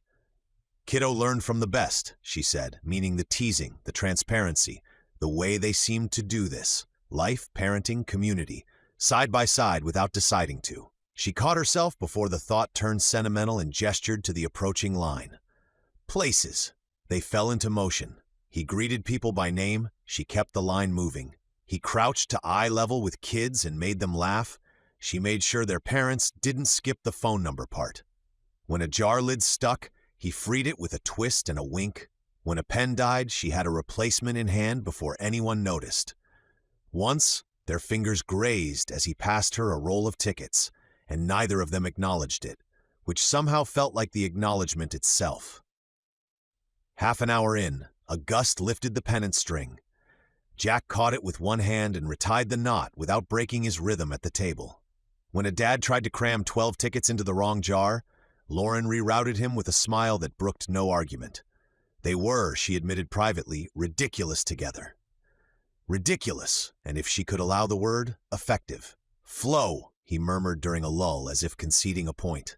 Function, she murmured back as if returning the favor. Their eyes met, amusement balanced with something quieter. It wasn't a moment anyone else would notice, but Jack felt the click of it anyway, like a connector snugging down over a clean terminal, power returning to a system that wanted to run. Coach Turner! Toby's voice rose above the din. He and Callie barreled across the grass. They need help at the ring toss. The bottles keep falling over. On it, Jack said, already stepping backward. He looked to Lauren. You good here? I'm fine, she said, and surprised herself with how true it felt. Go help the bottles. He flashed a quick salute and jogged after the kids, his cap bobbing through the crowd. Lauren watched him go for a heartbeat longer than she meant to, then turned back to a mom asking whether she could put all her tickets into the family portrait session because her twins never sat still and maybe bribery would help. Absolutely, Lauren said, sliding the jar forward with a practiced sweep. That's what raffles are for. The line moved, the sun climbed. Somewhere behind her, music started, too loud and perfect. As she made change and corrected a phone number and retaped the corner of her sign, she realized her earlier dread had thinned into something like ease. She wasn't hiding from the crowd, and the crowd wasn't swallowing her. She was in it, present, working. And when Jack reappeared 5 minutes later, hair a mess from some ill-advised demonstration of ring toss physics, he didn't have to say a word. He just slid back to her elbow, picked up the next roll of tickets, and fell into step. Flow and function. Side by side, laughing as they rearranged the jars one more time, because infuriatingly he was right. The angle really did matter. By late morning, the Willow Creek Fall Fair had hit full stride, a blur of color, noise, and motion that filled the school grounds like a living thing. The field had transformed into a carnival of chaos, booths ringed with families, bright banners flapping in the wind, and a soundtrack of laughter, pop music, and the occasional squeal of a child discovering cotton candy for the first time. Lauren barely had a moment to breathe. Between handling raffle tickets, keeping the cash box organized, and answering questions about whether the bake sale muffins were gluten-free, they weren't, her morning had turned into a well-managed whirlwind. The kind of structured, efficient chaos she could almost enjoy. Emphasis on almost. Next to her, Jack had moved the ring toss booth so he could help with both if needed. He worked with the kind of charisma that could make any carnival barker jealous. His voice carried easily over the din. "Step right up, folks. 3 throws for $1. Land 2 and win a prize. Land all 3, and I'll personally faint from shock." Lauren shot him a look over the top of her clipboard. "You can't keep promising to faint. It's confusing the kids." He grinned without looking up, handing a boy his rings. "Confusion is part of the fun. Builds suspense." "Fun," she muttered, writing down ticket numbers. "Isn't the word I'd use." "You say that, but you've been smiling for at least 10 minutes, he said, turning just enough for her to see the smug tilt of his grin. "That's because you keep miscounting their tickets, and I'm trying to decide if correcting you is worth the effort." "See? That's teamwork," he said brightly, and accidentally bumped his shoulder into hers as he leaned past to grab a fallen ring. Lauren rolled her eyes but couldn't stop the small laugh that slipped out. "You are impossible. I prefer memorable." She didn't answer, just shook her head and turned back to her station, handing a little girl her winning slip and trying not to notice the warmth in her cheeks. The booths around them were alive. Music thumping from the loudspeakers near the face-painting tent, parents calling for lost gloves or spilled juice boxes, and the faint hiss of a popcorn machine that was doing its best to keep up with demand. The smell of fried dough and caramel corn drifted through the air, mingling with the faint scent of hay from the pumpkin patch set up on the far side of the field. Despite herself, Lauren felt it, that small, persistent pull of nostalgia. For a moment, it reminded her of the fairs she and Mark had taken Toby to when he was little, before life had narrowed into grief and work and quiet evenings spent pretending not to notice the emptiness of the other chair at the table. Back then, Mark had been the one joking with strangers, laughing too loudly, making her blush as he won Toby stuffed animals she had to carry home. Now, watching Jack's easy confidence, the way he crouched to talk to the kids eye to eye, clapping and cheering them on no matter how they did, it struck something deep inside her. The same kind of energy, but unpolished. A little chaotic, a little untamed. 3 in a row, Jack called suddenly, breaking her reverie. A boy about Callie's age had just managed to land his last ring perfectly over a milk bottle. Jack slapped his hands together in mock shock. "Somebody get me a doctor, I promise to faint." He did a theatrical stumble backward, clutching his chest. The boy laughed so hard he nearly dropped his prize, a giant stuffed yellow duck. Lauren rolled her eyes but couldn't stop herself from smiling. "You're going to knock over the booth at this rate." "Occupational hazard," he said, grinning as he righted the table. It was around then that Toby and Callie appeared, both flushed and grinning from running across the field. Toby had chocolate smudged near his mouth again, and Callie's hair, predictably, was half escaped from its braid. "Coach Turner," Toby called, bounding up to the ring toss booth. "Can we play?" "You sure can, bud," Jack said, handing them each a set of rings. "But fair warning, competition's fierce today." Callie crossed her arms and gave Toby a smirk that was all confidence. "Loser has to clean the soccer balls after practice." Toby's grin matched hers. "Deal." Lauren leaned against the raffle table, curious despite herself. "You two know that's about 50 soccer balls, right?" "That's what makes it fun," Callie said, tossing the first ring with dramatic flair. It sailed in a perfect arc, then bounced off the bottle and skittered across the grass. Toby tried next, his face a mask of focus. His throw veered wildly left, landing nowhere near the target. Both kids dissolved into laughter, leaning against the booth to steady themselves. "Nice form," Jack called, clapping once. "A little less rocket launch, a little more finesse." "Translation," Lauren said. Don't throw like your coach." He shot her a look. "Hey, I'm retired from competition. My glory days are behind me." The next few throws weren't much better. Callie managed to hit the stand itself, sending 2 bottles tumbling over, while Toby's ring somehow ricocheted off a pole and landed at Jack's feet. By then, a small crowd had gathered, drawn by the kids' infectious laughter and Jack's running commentary. "Ladies and gentlemen," Jack announced into his cupped hands like a microphone, "we are witnessing history, the first ever double miss-off between future soccer stars." "Dad!" Callie groaned, laughing so hard she could barely stand upright. Lauren was laughing too now, her cheeks flushed and her clipboard forgotten. She hadn't realized until that moment how good it felt to hear Toby laughing like that. Not polite laughter, not the kind kids give when they're trying to please adults, but the genuine kind, the free, unstoppable kind. On their final throw, both kids managed to graze the bottles, close enough that Jack threw his arms up and declared them both winners. "Looks like you're sharing the soccer balls," he said, handing each of them a small prize from the table. "That's fair," Callie said. "He'd never survive on his own." "Hey," Toby protested, but he was still smiling. Jack crouched between them, ruffling Toby's hair and tugging lightly on Callie's ponytail.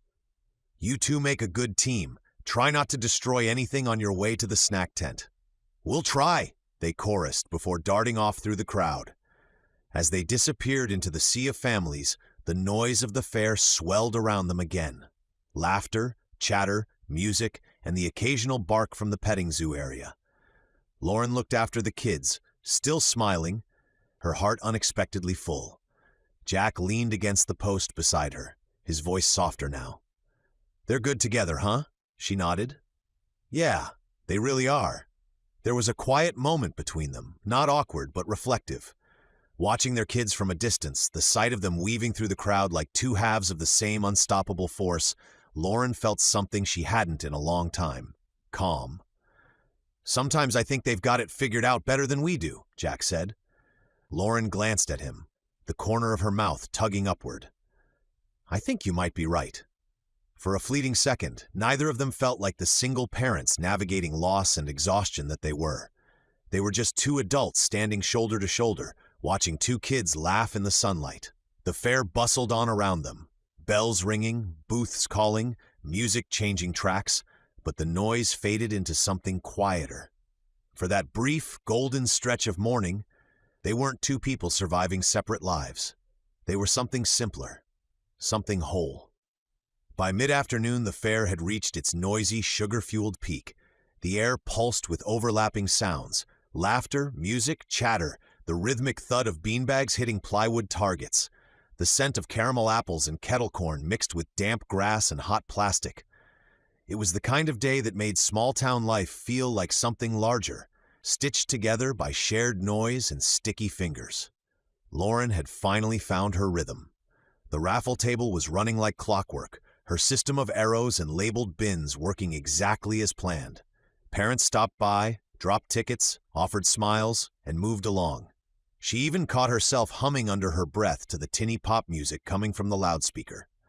Jack had turned the ring toss booth into a one-man show. He'd ditched his jacket, rolled up his sleeves, and was now coaching a group of kindergartners like they were competing for Olympic gold. "Focus, little dude," he said, crouched to eye level with one boy. "You've got this. Channel your inner ninja." The kid missed spectacularly, and Jack flopped backward into the grass like he'd been shot, to the delighted laughter of every nearby child. Lauren shook her head, smiling despite herself.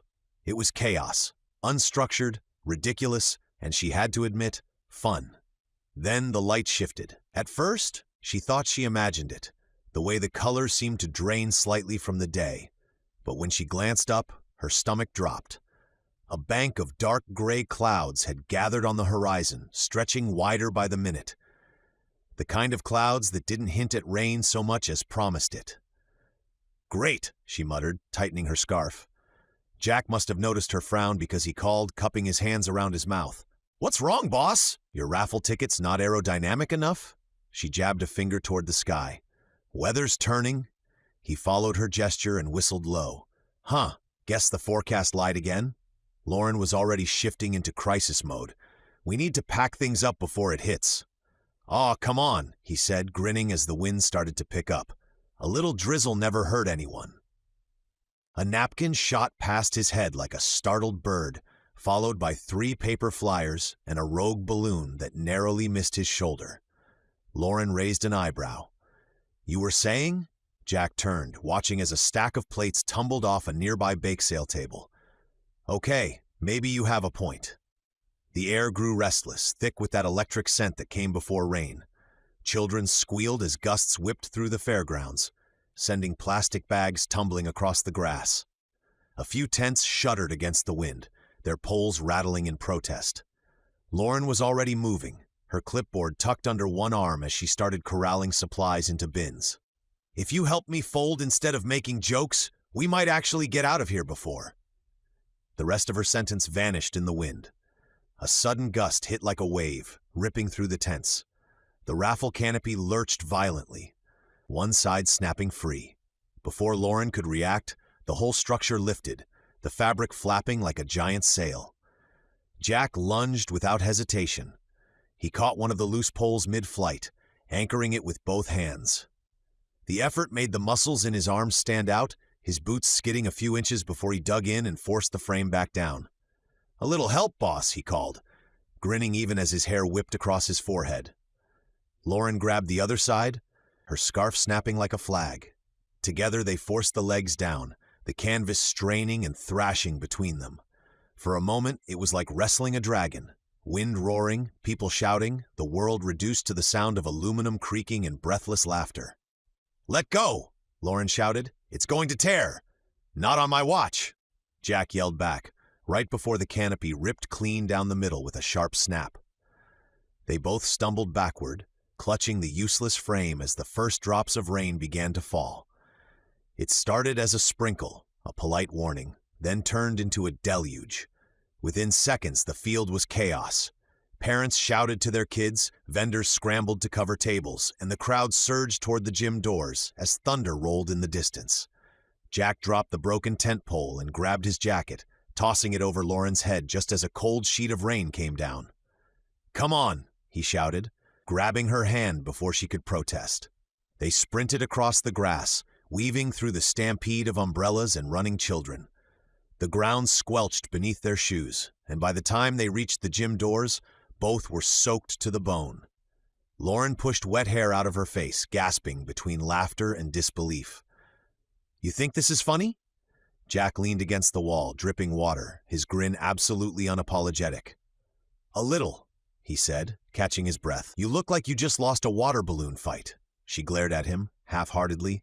"You're soaked too, you know." "Yeah, but I make it look good," she snorted, a sound that broke quickly into laughter. "You are impossible." "And yet," he said, offering her his most charming smile, "you keep ending up in situations where I have to rescue you." "Rescue me?" she repeated, incredulous. "I was the one saving the raffle tickets while you were trying to wrestle the tent." "Semantics," he said, grinning. "But sure, we'll call it a team effort." They both looked like they'd gone swimming in their clothes, hair plastered, shoes squeaking, her scarf hanging limp and useless. Around them, parents and kids shook off umbrellas, laughing and shouting about the sudden storm. The gym buzzed with warmth and noise, the scent of wet grass and popcorn clinging to the air.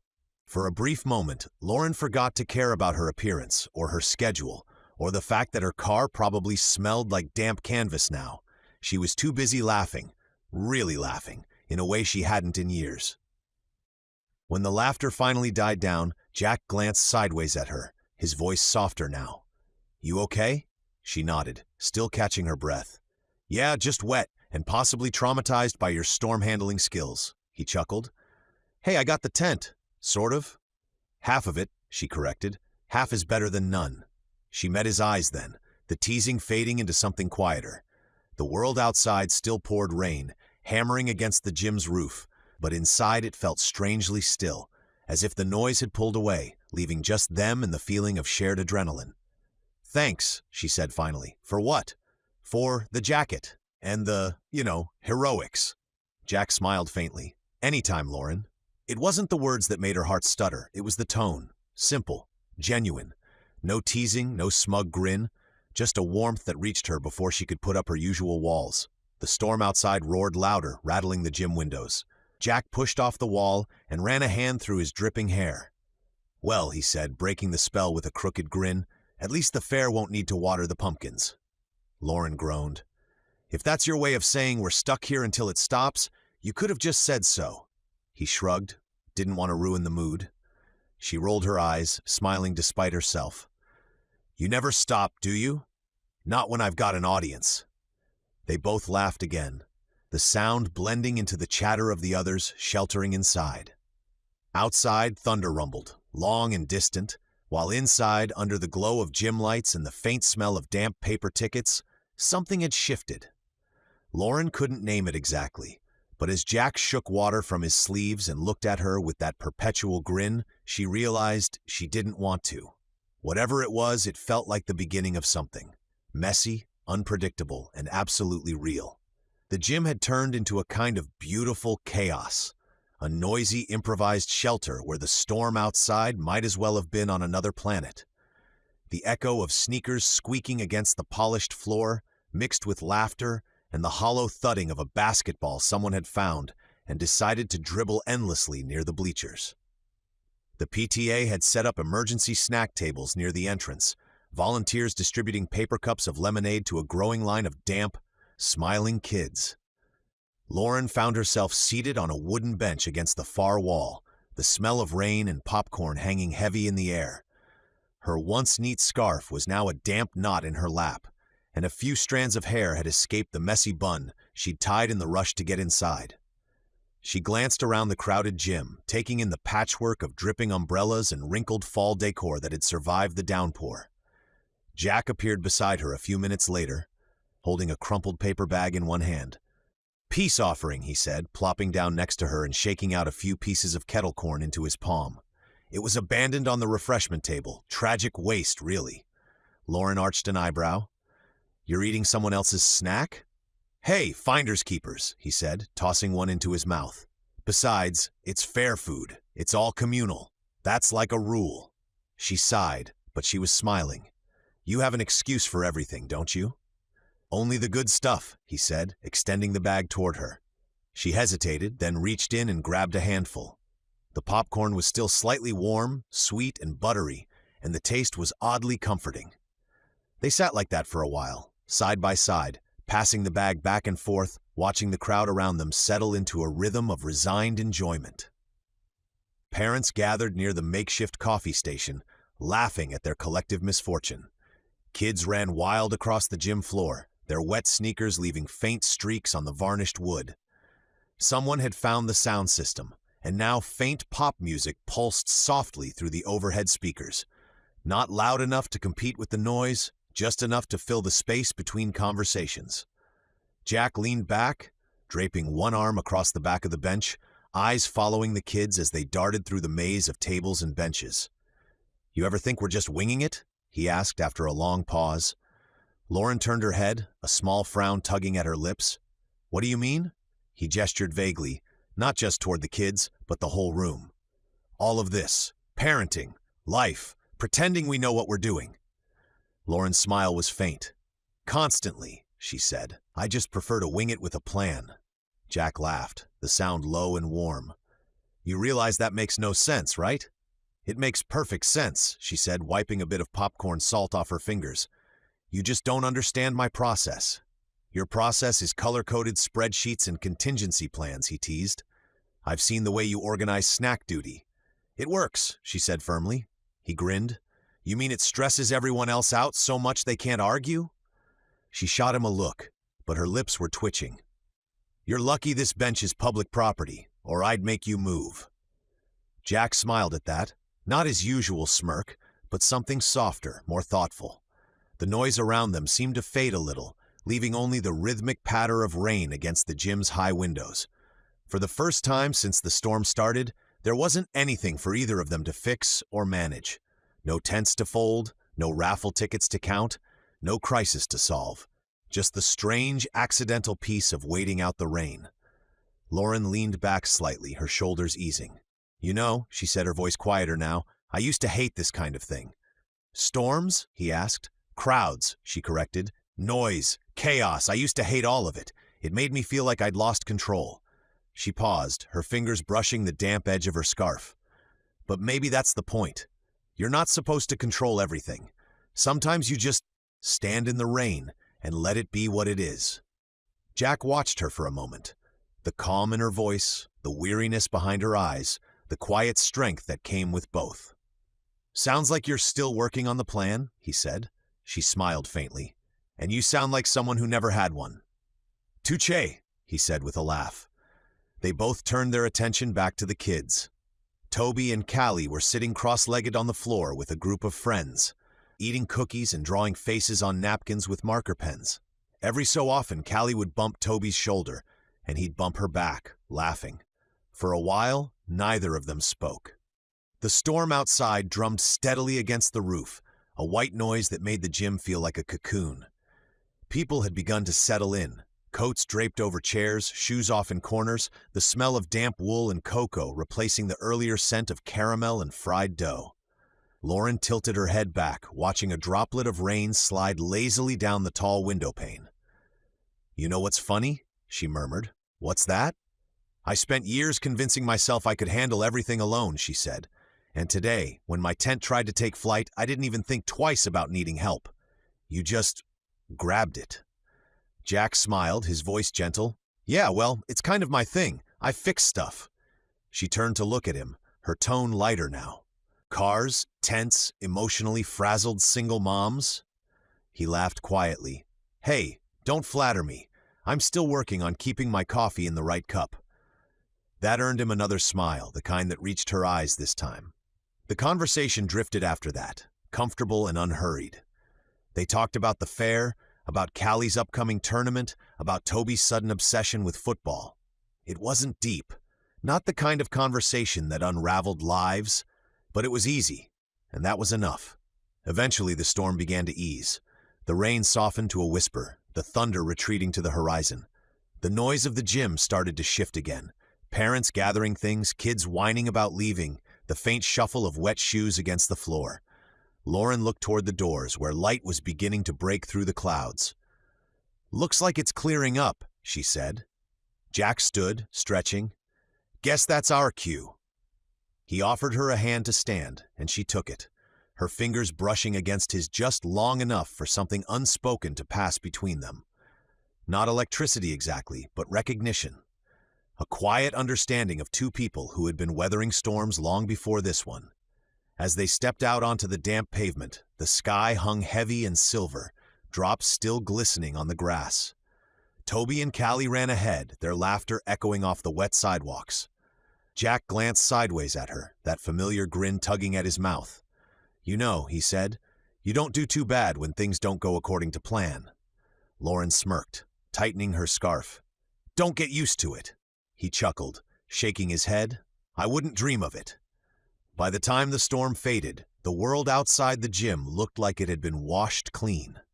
The rain had tapered into a soft drizzle, the kind that hung in the air like a whisper, catching the late afternoon light in silver streaks. The fairgrounds were nearly unrecognizable, soggy, scattered, and utterly beautiful in their disarray. Puddles reflected the soft amber sky, broken only by the ripples of running feet and the squelch of mud beneath shoes. Parents gathered their kids and leftover crafts, laughing about the storm as if it had been part of the plan all along. Someone was still trying to fold a tent against the wind, while a few of the older kids chased one another through the puddles, shrieking every time cold water splashed their legs. It was messy and imperfect, but there was something about it that made the whole day feel alive. Lauren stood near the gym doors, her clipboard long forgotten in one of the collection bins. Toby tugged at her sleeve, eager to go. His sneakers were soaked, his hair sticking up in wet clumps, but he was grinning from ear to ear. Can we come next year too? He asked. She smiled. If they'll have us after the great tent incident of Willow Creek. Coach Turner says every good story needs a disaster, he replied matter-of-factly. Does he now? She said, glancing over her shoulder. Jack was helping another volunteer haul a bin of supplies toward the parking lot, his jacket still damp and his hair darker from the rain. He looked tired but unbothered, moving with that same easy rhythm that drove her half crazy and lately half comforted. When he caught her looking, he flashed a grin that somehow managed to be both teasing and gentle. She shook her head, pretending to busy herself with Toby's hood. "Come on, sweetheart," she said softly. "Let's go." They started toward the parking lot, the grass squishing underfoot. The drizzle had mostly stopped, leaving the air thick with the smell of wet earth and distant popcorn. Toby darted ahead, leaping from puddle to puddle, his laughter cutting through the quiet. Jack jogged a few steps to catch up. "You sure you're okay to make it to the car?" Lauren shot him a look. "Jack, it's 50 yards away, not a cross-country trek," he smirked. "Still, I'm walking you. Can't have the 10th survivor slipping in a mud pit." "I can handle mud." "Yeah, but can your scarf?" She opened her mouth to argue, then closed it again.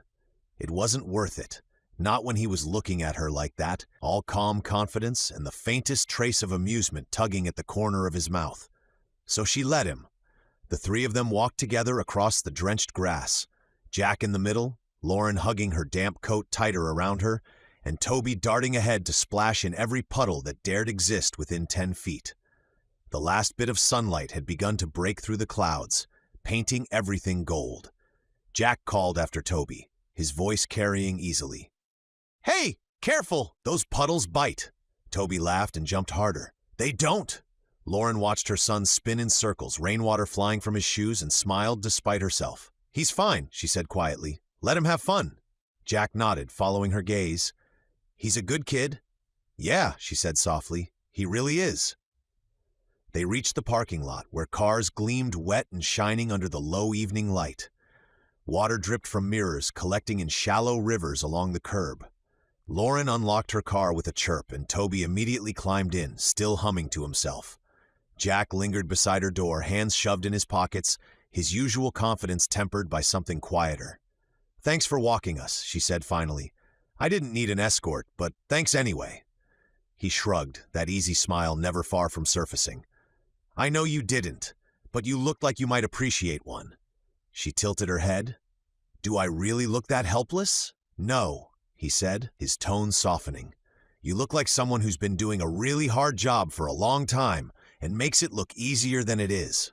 The words weren't flirtatious or even meant to be comforting, just honest, and that honesty found its way past the walls she'd carefully rebuilt around herself since Mark died. For a moment, she didn't trust her voice enough to answer, so she nodded.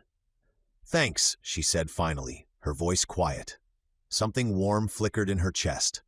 She didn't want to call it anything yet, not gratitude, not connection, not the fragile thing it might someday become, but she felt it all the same. Jack stepped back as she opened the car door, water still dripping from the edge of his jacket. Before she could climb in, he rubbed a hand over the back of his neck. "Hey," he said, almost like he wasn't sure if he should bring it up. "You and Toby got Halloween plans?" Lauren blinked. "Not really. I don't even know which neighborhoods are good for trick-or-treating yet. I was going to ask around this week." "You could come with us," Jack said, his tone casual but his eyes sincere. "Callie and I usually go around the subdivision near my place. It's pretty safe, quiet streets, nice folks, full-sized candy bars if you hit the right houses." She raised a brow. "Full-sized? That's your selling point?" "Hey, I'm a simple man," he said, smiling. "I work for chocolate." Lauren laughed softly, shaking her head. "Where do you live again?" "You've actually been there. It's my shop on Oak Ridge," he said, nodding toward the street that cut across town. "I've got an apartment attached on the side, kind of a half-shop, half-home setup. Makes it easier to take care of Callie when I have to work late. The subdivision's just behind there. Good crowd, lots of families." She hesitated. "I don't want to impose." "You wouldn't be," he said quickly. "Besides, it's easier for the kids. Less driving around, more candy-gathering efficiency." "Efficiency," she said with mock approval. "Now you're speaking my language," Jack grinned. "So it's a yes?" She pretended to think about it, tapping her chin. "Only if you promise not to let Toby eat himself sick." "Scout's honor," he said, raising a hand solemnly. "Though, full disclosure, I was never a scout." Lauren smiled. "Somehow I'm not surprised," he chuckled. "So, next Tuesday then? Around 6? "Sounds good," she said. For a moment, they stood there in the fading light, the conversation trailing into an easy quiet. The rain had stopped completely now, leaving the air smelling of wet leaves and fresh earth. Across the lot, the last stragglers from the fair were climbing into their cars, laughter echoing faintly through the cooling air. "Well," she said, finally breaking the silence, "I should get him home before he falls asleep in the back seat." Jack nodded. "Yeah, long day." Lauren started to turn away, then looked back once more. "Thanks again for everything." "Anytime," he said, and meant it. She climbed into the car and started the engine. Toby was already half asleep, his head resting against the window. She slowly backed out of the lot. Through the windshield, the last streaks of sunset split the clouds, turning the wet pavement into a mirror of gold. When she glanced into the rearview mirror, she caught sight of him still standing there, hands in his pockets, jacket clinging to his shoulders, watching the car pull away. He wasn't smiling like someone amused or smug this time. It was something smaller, softer, the kind of smile that came from relief or hope or both. Lauren looked away before she could start overanalyzing it, focusing instead on the road ahead. Toby's soft humming filled the car. As the rain began again, just a mist this time, she found herself smiling too, small, quiet, and just as hard to explain. Chapter 10. Ghosts and Good Intentions. The last of the sunset was melting into violet when Lauren turned onto Oak Ridge Avenue. The streetlights glowed faintly in the cooling air, casting long amber stripes over the wet pavement. Jack's shop came into view at the end of the block. Turner Auto, its red lettering shining against the side of the building. Beside it stood the small brick apartment that shared a driveway with the garage, a cozy, lived-in space she'd imagined plenty of times but never actually seen until now. Toby was bouncing in his seat beside her, wearing a black cape and plastic fangs that were already sliding sideways. "Mom, do you think Callie's costume will be better than mine?" Lauren smiled, easing the car to the curb. "I think it's not a competition, sweetheart." "Everything's a competition," he said seriously, and she laughed despite the knot of nerves that had crept up over the past few blocks. She wasn't sure why she felt nervous. This wasn't a date. It was just two parents letting their kids trick-or-treat together. Still, she'd changed her scarf twice before leaving the house, settling on a warm orange one that Toby said made her look festive, but not like a pumpkin. The air outside was crisp, carrying the faint scent of smoke from somewhere down the street. Porch lights flickered to life one by one, and children in costumes scurried across lawns, their voices rising in excited echoes of "trick or treat." It was the first Halloween Lauren had celebrated since the move, since before. She was determined to make it a good one. Toby bolted from the car the moment she parked, cape fluttering like a flag behind him. "Come on, Mom, they're waiting." Lauren grabbed her purse and followed, her boots crunching over the gravel. As she rounded the corner of the garage, she spotted Jack instantly, standing in front of the apartment, his back to her. The porch light cast a soft glow over him and a woman in his arms. For a second, Lauren couldn't quite process what she was seeing. Jack was hugging her, not one of those polite, quick greetings, but a real hug, close and easy, like two people who belonged in each other's arms. The woman's head rested against his shoulder, her hand on the back of his neck. They looked comfortable. Something twisted inside Lauren's chest. She slowed without meaning to, her feet catching in the wet gravel. She wasn't sure why the sight hit her so hard. It shouldn't have. Jack was a grown man. He could hug whoever he wanted. She had no claim on him, no reason for the sudden rush of heat that flooded her face. Still, she couldn't seem to look away. The woman said something Lauren couldn't hear, and Jack laughed, that deep, warm laugh she'd come to recognize from across soccer fields and PTA meetings. It was the sound that usually made her smile. Tonight, it made her want to turn around and leave. She was halfway through deciding to do just that when Jack noticed her. "Lauren," he called, his grin brightening as he stepped back from the embrace. "Hey, you made it!" Lauren's pulse skipped. She forced her mouth into something resembling a smile and waved. "Of course, we, didn't want to be late." Jack blinked, confused by the stiffness in her tone. "You're right on time." The woman turned toward her with an easy smile, brushing a strand of dark hair behind her ear. "You must be Lauren. I've heard a lot about you." Lauren nodded politely, her throat dry. "Oh, Well, nice to meet you. Same here, the woman said warmly. I've been dying to meet the person who finally got this guy to be on time for things. Jack chuckled, rubbing the back of his neck. She's exaggerating, mostly. Lauren laughed faintly, but it didn't reach her eyes. Well, we should probably get the kids started before it gets too dark. She turned toward Toby, who was already halfway up the driveway, calling for Callie. Sweetheart, let's go say hi. Sure thing, Toby said, darting toward the open apartment door. Lauren bent slightly, pretending to fix the edge of his cape, anything to avoid looking at Jack and the mystery woman again. Go on ahead, honey, she said softly. Start without me. When she straightened, Jack was walking toward her, confusion still written across his face. Everything okay? Perfect, she said briskly. Just trying to keep us on schedule. Before he could respond, the woman's car door shut with a firm click. I'll see you later, Jack, she called. Tell Callie her costume's adorable. Jack waved. Will do. Drive safe.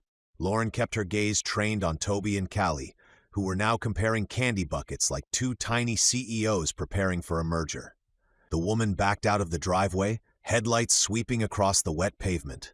Lauren's heart thudded as the car disappeared around the corner. Jack turned back to her, brows drawn. You sure you're okay? Why wouldn't I be? She said, adjusting her scarf. He studied her for a moment, the corners of his mouth twitching like he was holding back a grin. No reason, you just look, I don't know, like you're about to interrogate me about something. Do I? She said lightly. Must be the scarf. Makes me look authoritative. Definitely intimidating, he teased, still watching her with that curious, amused expression. Before she could reply, Toby's voice called out, Come on, we're gonna miss the good houses. Right, Lauren said, glad for the distraction. Let's go then. She fell into step beside Jack as they followed the kids down the sidewalk. The night was full of light and laughter, porch after porch decorated with glowing pumpkins and faux cobwebs. But the warmth of it all didn't quite reach her. Every time she caught Jack in her peripheral vision, the easy way he moved, the relaxed swing of his hand as he carried Callie's spare candy bucket, she felt that same uncomfortable tightness in her chest. It was ridiculous. She barely knew him, not really. They'd been thrown together by circumstance, soccer schedules, PTA duties, neighborhood coincidences. And yet somehow he'd become a fixture in her weeks, a steady rhythm she hadn't realized she'd been relying on. That realization unsettled her almost as much as the sight of him hugging someone else. She stole a glance at him as they crossed under a street lamp, his face lit by the warm glow. He looked different tonight. Not just the same man from the soccer field or the fair, but someone more grounded, more complete. She turned away quickly, focusing on Toby and Callie as they sprinted toward the next porch, their laughter echoing in the crisp October air. Jack slowed slightly beside her. You sure everything's fine? He asked again, quieter this time. Lauren forced a smile. Of course, she said, though even she could hear how unconvincing it sounded. Why wouldn't it be? Jack nodded slowly, the ghost of a grin returning to his lips. No reason, just checking. As the kids shouted, "Trick or treat," in unison, Lauren folded her arms against the chill. The sound of their laughter rose above the rustle of the trees, filling the quiet between her and Jack. She told herself it didn't matter, that whoever the woman was, it was none of her business. She'd promised herself long ago that she wouldn't get attached again, not like this. But as the wind stirred her scarf and Jack's laughter joined the children's ahead of her, she knew she was lying to herself. Something had changed. And no amount of logic was going to make that ache go away. The neighborhood was a patchwork of glowing pumpkins, flickering porch lights, and the sound of rustling leaves crunching under small sneakers. The air was crisp, scented faintly of wood smoke and wet earth, and the echo of laughter carried through the cul-de-sac like music. Toby and Callie were already halfway up the nearest driveway, their candy buckets swinging wildly, shouting cheerful trick-or-treats at a woman dressed as a witch. Lauren watched them from the sidewalk, her arms folded tight against the cold, or maybe just against herself. Jack fell into step beside her, hands in his jacket pockets, the steady rhythm of his boots against the pavement filling the silence she didn't know how to break. The street lamps washed his face in gold and shadow, and he looked almost too calm, too comfortable for someone who just sent another woman off in a cloud of perfume and laughter. It irritated her more than it should have. He glanced over after a while, catching the stiff set of her shoulders. "You okay?" She didn't look at him. "Fine." "Sure?" "Of course," she said, voice bright, practiced. "Why wouldn't I be?" He gave a small, knowing hum, like he'd already seen through the performance. "No reason. You just seem tense." Lauren exhaled, crossing her arms tighter. "I'm not tense." "Right," he said, nodding with exaggerated seriousness.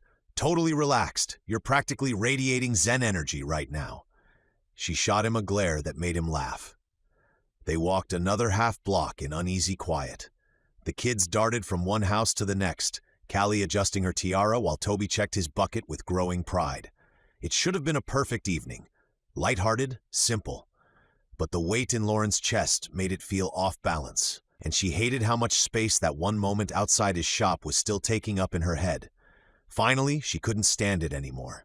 "I didn't know you'd be entertaining company before we got there," she said. Jack slowed his pace, eyebrows lifting slightly. "Entertaining company?"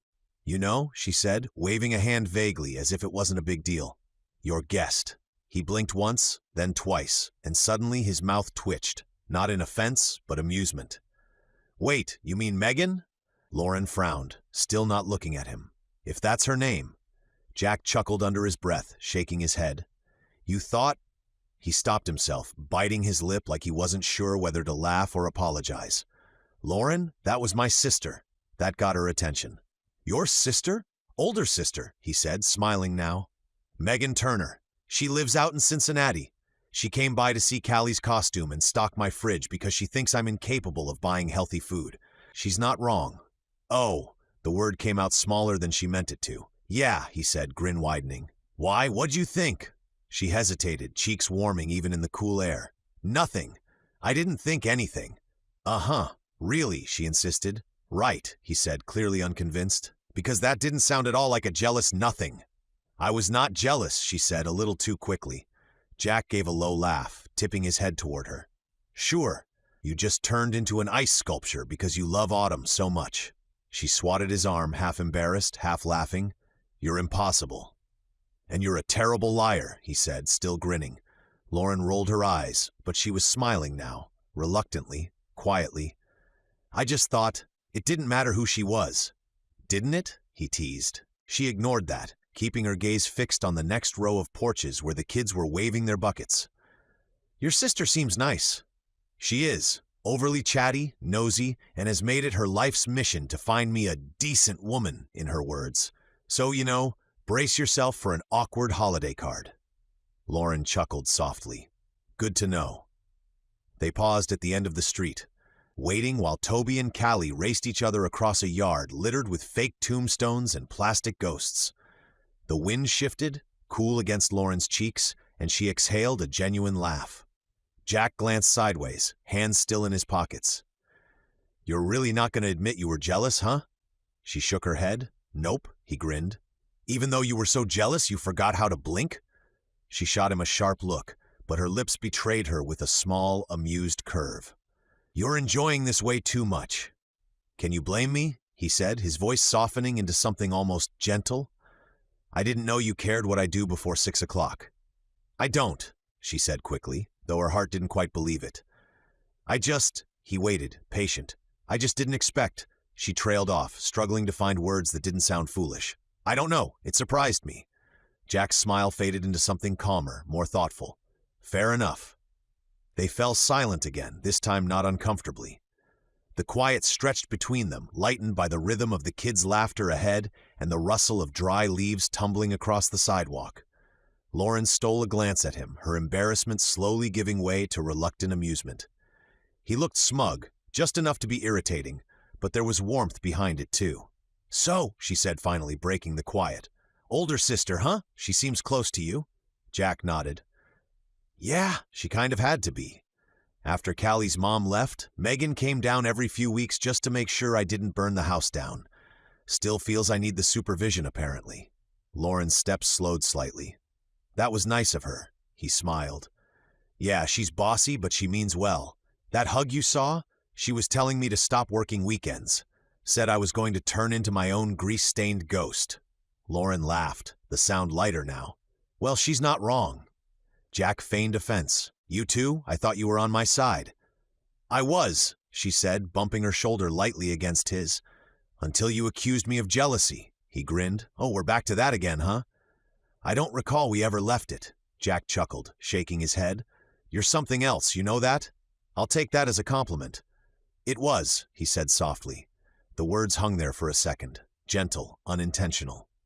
Lauren didn't know what to do with the warmth that crept up her neck, so she did what she always did when she felt too much at once. She looked away. Ahead, Toby and Callie were bounding up another driveway, their laughter spilling into the night. Jack and Lauren followed, their footsteps sinking almost unconsciously. The tension that had lingered between them since the start of the evening began to dissolve, replaced by something quieter. Not quite comfort, not yet, but understanding. By the time the kids came running back, triumphant and breathless, Lauren found herself smiling again. Not because the awkwardness was gone, but because somehow, despite it, she was exactly where she wanted to be. The night had settled into that gentle lull between excitement and calm, the kind of hour when porch lights glowed like lanterns in the dark, and laughter echoed faintly from somewhere down the block. The air was cool, scented with wet leaves and wood smoke, and the sound of candy dropping into buckets followed them like the rhythm of the evening itself. Toby and Callie darted ahead, weaving between groups of children in superhero capes and princess dresses. Their giggles drifted back toward the adults in easy bursts of sound, growing fainter as they raced from one glowing doorway to the next. Lauren glanced at the line of houses ahead. Porches wrapped in orange lights, inflatable ghosts bobbing lazily in the breeze, a plastic skeleton propped up on a swing. This neighborhood really goes all out, she said. We never had anything like this back where we used to live. Jack smiled, tucking his hands into his jacket pockets. Yeah, Willow Creek's kind of known for it. There's this unofficial competition between the streets. Whoever gets the biggest turnout wins bragging rights for the year. Bragging rights? Yep, no trophies, no cash prize, just pride and an excuse to one-up your neighbors next October. They start planning decorations before summer ends. Lauren laughed softly. That's oddly wholesome, Jack nodded. That's this town in a nutshell. Small enough for people to care, big enough for them to get a little weird about it. They turned down a street lined with maples, their leaves turned to deep red and gold. The wind kicked up a few that skittered past their feet. Lauren wrapped her scarf a little tighter around her neck. I still don't really know anyone here, she admitted after a moment. Besides the parents from soccer and a few people at work, moving to a new place as an adult feels different. Everyone already has their circles. Jack gave a knowing nod. Yeah, I get that. I've lived here my whole life and still feel like an outsider half the time. She tilted her head. You? The guy who can make friends with a wall? He chuckled. That's different. Knowing people isn't the same as belonging, I guess. Not since everything changed. Lauren glanced over at him, sensing the shift in tone but not pushing. You mean after Callie's mom left? He hesitated, then nodded once. Yeah, after that it was just me and her. People mean well, but they stop inviting you to things after a while. You go from being part of a family to being the single dad who's always busy. He smiled faintly, but it didn't quite reach his eyes. So I built my own circle. The shop, the apartment, soccer practice. That's kind of my world now. Lauren listened quietly. You live right next to the shop? Yeah, he said. The shop and the place I live in were a combo deal. The building was a duplex and used to be an office space. Small brick structure, nothing fancy. When the old owner retired, I bought both properties together. My dad and I spent a year fixing the place up. We ripped out fluorescent lights, put in real floors, knocked down a few walls. Now it's just a small 2-bedroom apartment with a kitchen that barely fits 2 people. She smiled softly. You make it sound cozy. He shrugged, smiling. It's a little rough around the edges, but it works. The shop's on one side, home's on the other. I can finish a repair, walk 20 feet, and be in the kitchen heating up dinner.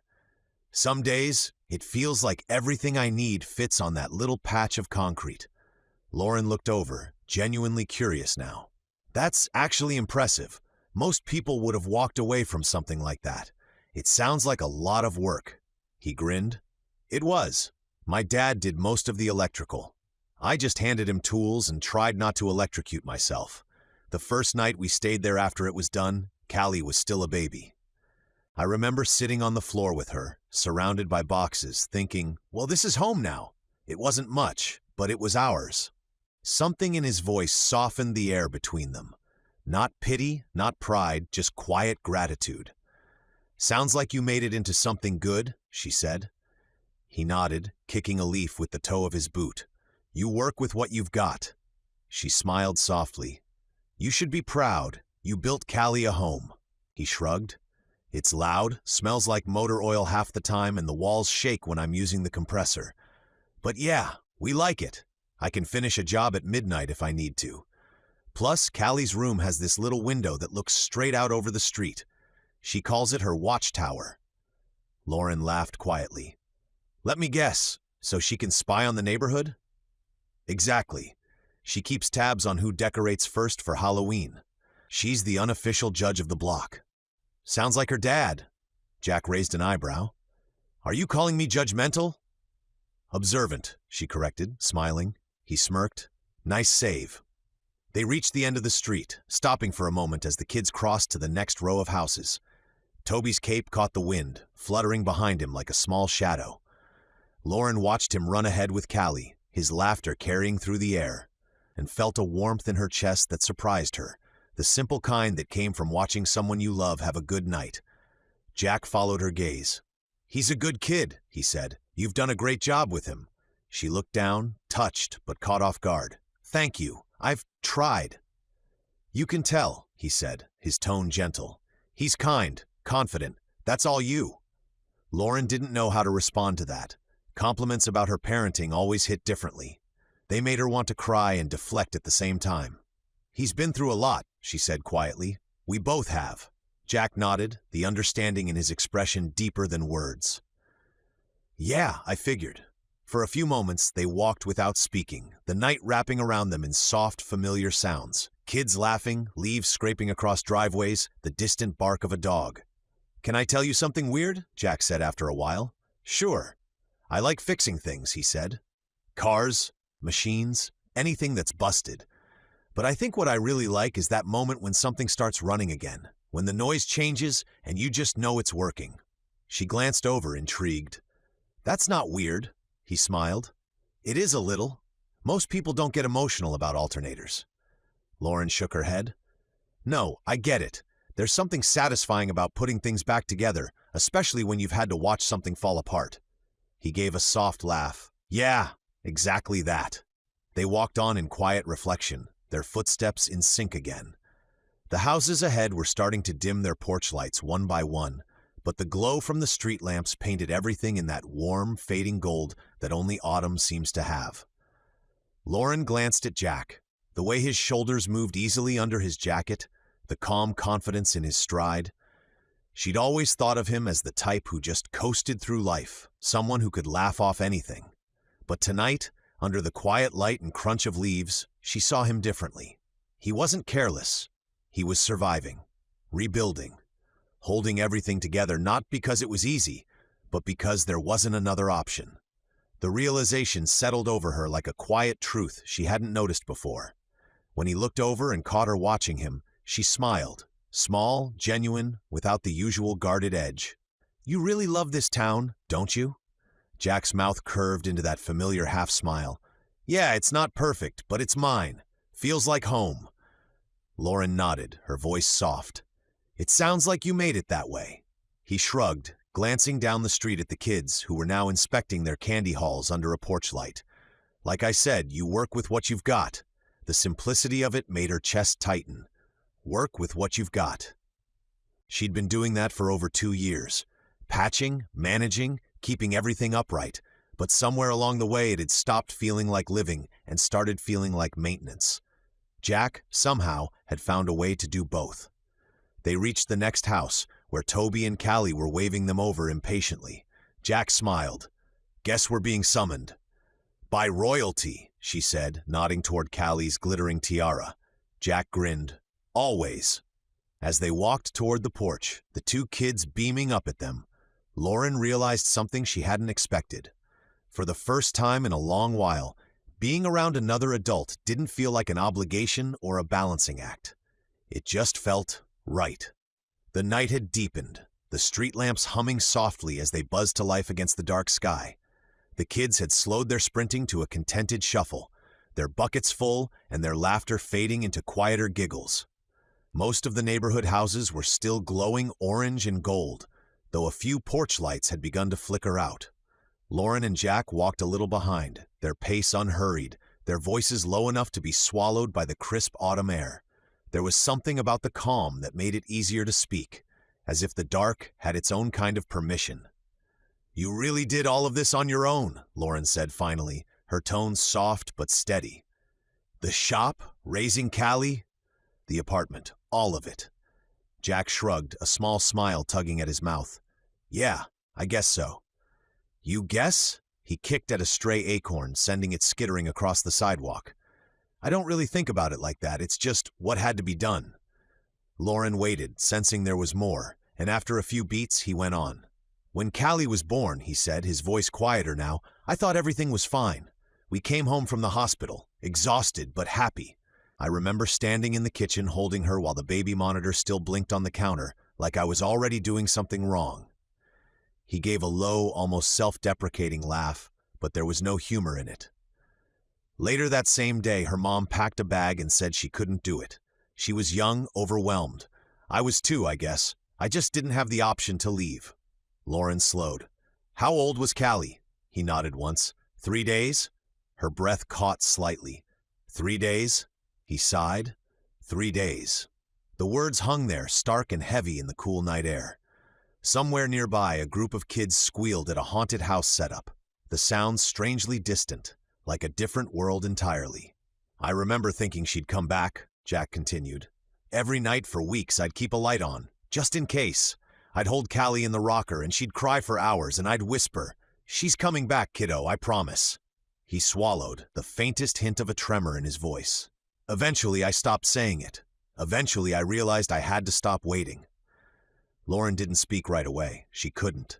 There was something raw in the way he said it. No bitterness, no self-pity, just quiet acceptance. A truth lived in for too long. "That must have been impossible," she said finally. He smiled faintly. "It was messy. I was terrified all the time. Every cough, every fever, every new sound she made, I second-guessed everything. I didn't sleep more than 2 hours at a time that first year." She managed a small, sad smile. "Sounds like you were doing what every new parent does. You just had to do it alone." He nodded, eyes fixed ahead on the kids who were now comparing candy bars under a streetlight. "Pretty much. I learned things by breaking them first. Bottles, schedules, my sanity. I used to prop her bassinet next to the workbench so I could rock it with my foot while I fixed engines. My dad thought I'd lost my mind, but he showed up anyway, taught me how to use a bottle warmer without burning the house down." Lauren laughed softly, then covered her mouth. "Sorry, I shouldn't laugh." "No," he said, smiling. "You should. It was ridiculous. Half the time, I smelled like formula and motor oil. But one night, she stopped crying. Just stopped, slept for 5 hours straight, and I realized maybe I was doing something right. Maybe this was my job now, to keep the wheels turning." There was a pause, a kind of quiet that felt full instead of empty. The kind where you didn't need to fill it with words because the silence said enough. Lauren's voice was softer when she spoke again. "I can't imagine what that must have felt like, to be left like that." He looked at her, his expression gentle. "You don't have to imagine it. You've got your own version of it." She blinked, startled. "What do you mean?" He hesitated, then nodded toward her. "You lost Mark, right?" Lauren nodded slowly, her chest tightening. "Yeah, 2 years ago. Car accident." "I'm sorry," he said quietly.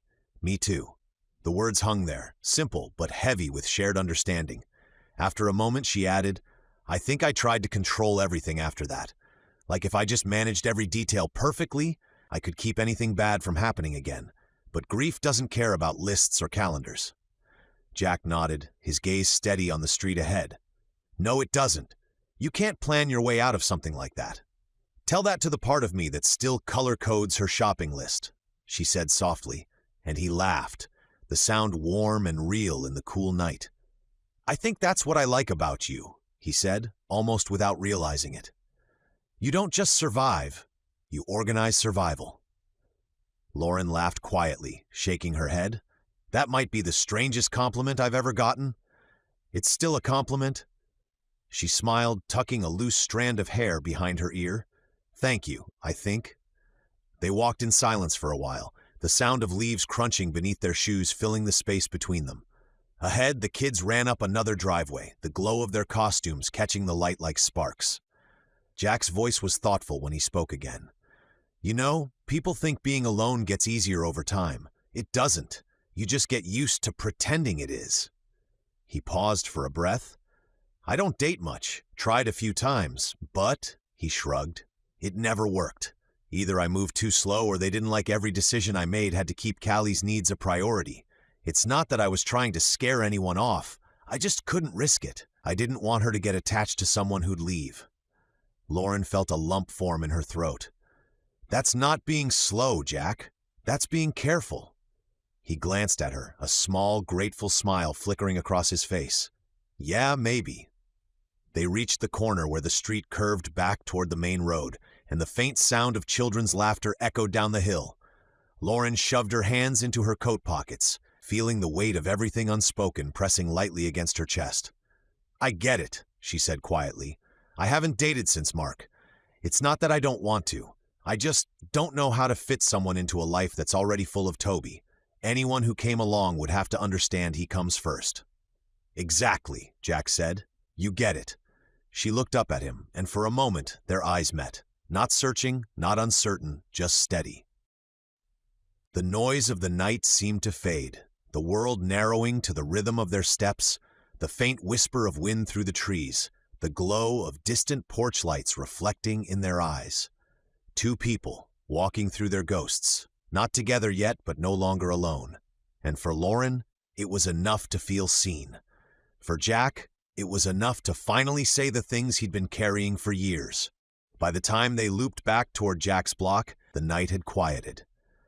Most porch lights had been turned off, and the trick-or-treaters who'd flooded the neighborhood earlier were now heading home. Candy buckets heavy and costumes drooping with fatigue. The chill in the air had sharpened, the kind that hinted at frost just waiting for sunrise. Toby and Callie walked a few steps ahead, heads bent together as they traded candy and whispered over which house had the best chocolate bars. Their laughter floated behind them, light and unguarded. Lauren and Jack followed at a slower pace. The street lamps painted the pavement in soft gold, stretching their shadows long across the sidewalk. Every so often the wind stirred the leaves, sending them tumbling in lazy spirals before scattering across the road. Lauren blew into her hands, trying to warm them. I'm not looking forward to practices this week. I'm not used to this late of a soccer season, she said, glancing toward him. Back where we lived before, it wrapped up by mid-October. I thought the coldest thing I'd have to face on a field was a brisk breeze, not a full-on freeze. Jack chuckled, his breath forming faint clouds. Yeah, it's a bit brutal toward the end.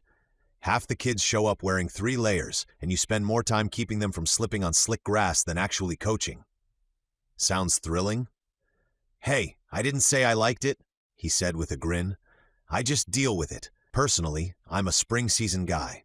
Less frostbite, more daylight. The only downside is trying to convince kids to focus when the ice cream truck rolls by mid-practice. Lauren laughed softly. That sounds about right. I'll take the frostbite over that level of distraction. He gave her a teasing look. You'd still try to organize it, though. Probably make a sign-up sheet for ice cream rotations. Only if it kept them from wandering off, she said, mock defensive. He laughed again, the sound easy and warm against the crisp air. They walked in silence for a bit after that, the sound of the kids' footsteps and rustling candy wrappers filling the space between them. There was no tension anymore, just a kind of calm that had settled between them like an old habit. The sort of quiet that didn't feel empty. After a moment, Lauren said softly, Mark used to tease me for decorating for Christmas before Halloween even ended. Jack looked over, surprised but smiling. Before Halloween? Oh, absolutely, she said, her voice warming with the memory. "I used to drive him crazy with it. The second pumpkins went on clearance, I'd have garland up. I loved everything about it. The lights, the baking, the music. I'd make every kind of cookie you could imagine. Gingerbread, sugar, chocolate crinkles, snickerdoodles. The house always smelled like vanilla and cinnamon for 3 straight months." Jack smiled, picturing it. "That sounds pretty amazing, actually." She laughed softly, but the sound carried a wistful edge. "We'd marathon Christmas movies, too. White Christmas, It's a Wonderful Life, Miracle on 34th Street, the Home Alone movies, and about every version of The Grinch ever made. Mark would pretend to complain about it, but he always stayed up until the credits." Her voice softened. "I haven't done any of that since he died. The first year, it just hurt too much. The second year, I told myself I was too busy. After that, it just stopped feeling like something I could do." Jack was quiet for a long moment. The distant laughter of children drifted through the night, carried by the wind. When he finally spoke, his voice was low, thoughtful. "Maybe you should try again." She looked at him, caught off guard. "What do you mean?" He shrugged lightly, eyes still on the street ahead. "If it made you happy once, it can still make you happy. It doesn't have to look the same. Nothing ever does after life changes. But if it was something that gave you peace, maybe it's worth finding a version of it again." Lauren's steps slowed a little. She looked down at the pavement, her breath visible in the chill. "It just feels strange, celebrating when he's not here. Like I'd be betraying something." Jack shook his head. "I don't think it's betrayal. It's forward momentum, the kind that actually lets you live a little." She met his gaze then, and for a moment, under the soft streetlight, she saw no trace of teasing or pity, just quiet understanding. "You make it sound easy," she said finally. He smiled faintly. "It's not, but it's worth it." Something in his tone lingered, and she wondered if he was still talking about Christmas at all. The kids rejoined them, Callie proudly waving a handful of full-sized candy bars. "Best haul ever," she announced. Toby held up his own bag, already half chocolate smudged across his lips. Jack raised an eyebrow. "You two planning to eat all that tonight?" "Obviously," Callie said, as though it were the only possible answer. Lauren laughed. "I'll send him to practice early tomorrow if he's bouncing off the walls." Jack grinned. "Deal. I'll put them on sprint drills." The kids groaned in unison, and both adults laughed, the sound rising together, effortless and genuine. They reached Jack's driveway a few minutes later. The shop's sign flickered softly in the night, and the smell of the rain that morning still lingered on the pavement. Toby was still talking animatedly about which house had the best decorations, while Callie yawned mid-sentence.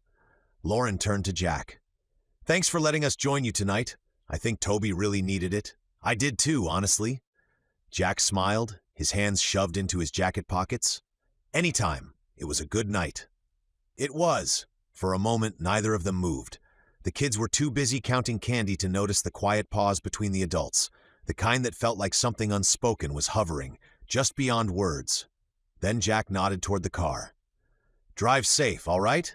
Roads get slick when it's this cold." Lauren smiled faintly. "Yes, Coach Turner." He grinned. "That's Coach Jack off the field." She rolled her eyes, but she was smiling when she did.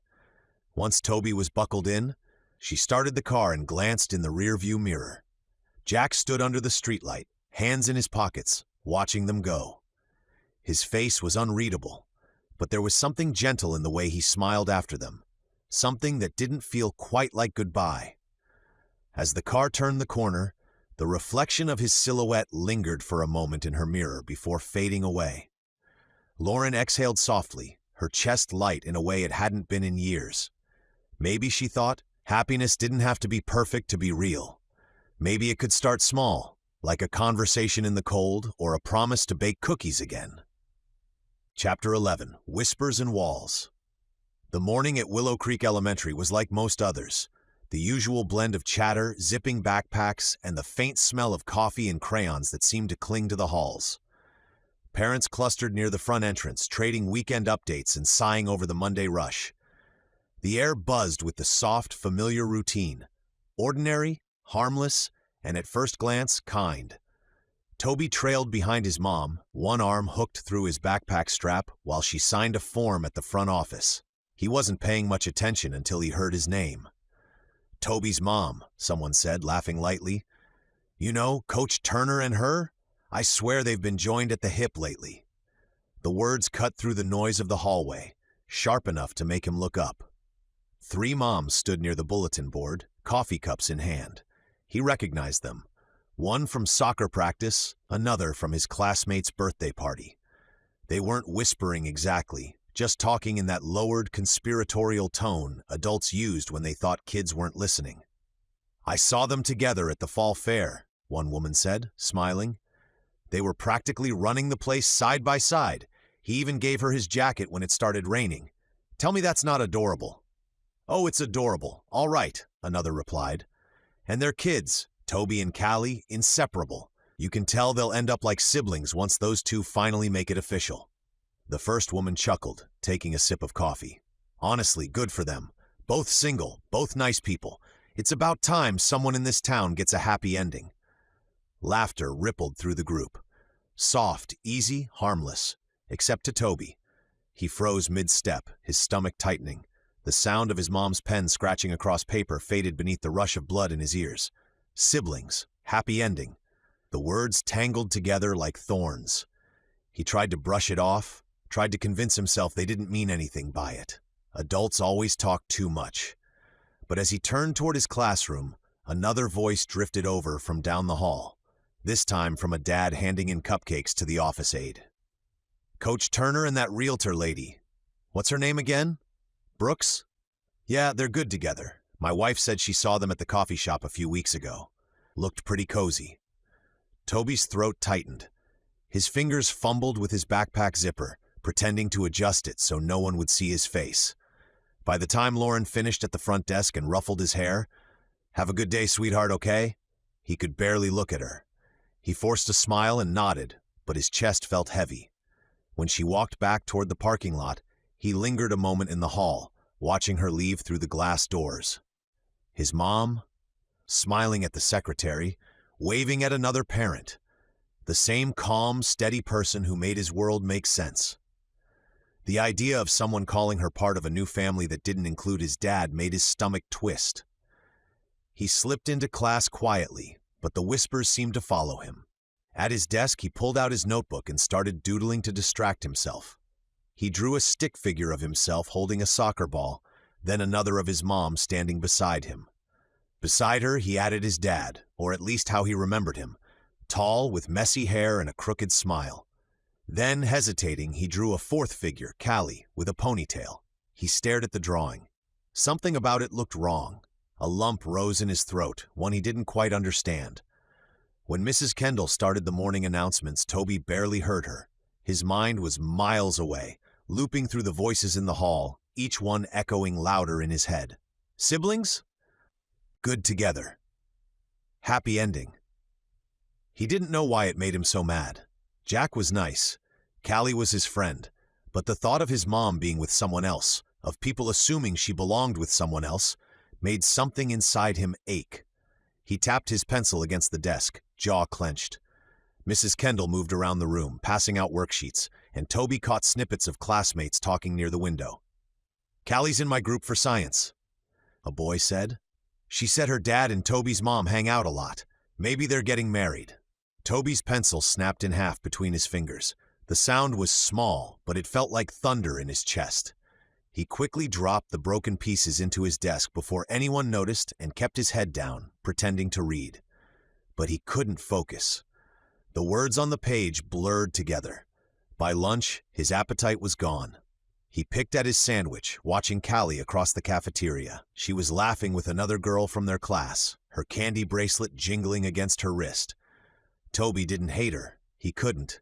But something ugly had started to settle behind his ribs, something that whispered, "This isn't fair."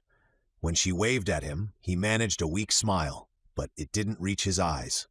After lunch, he spent recess sitting on the bench by the fence, watching the soccer field. Kids ran across it, shouting and tripping and laughing. It looked like every other day. Normal, familiar, but nothing felt normal anymore.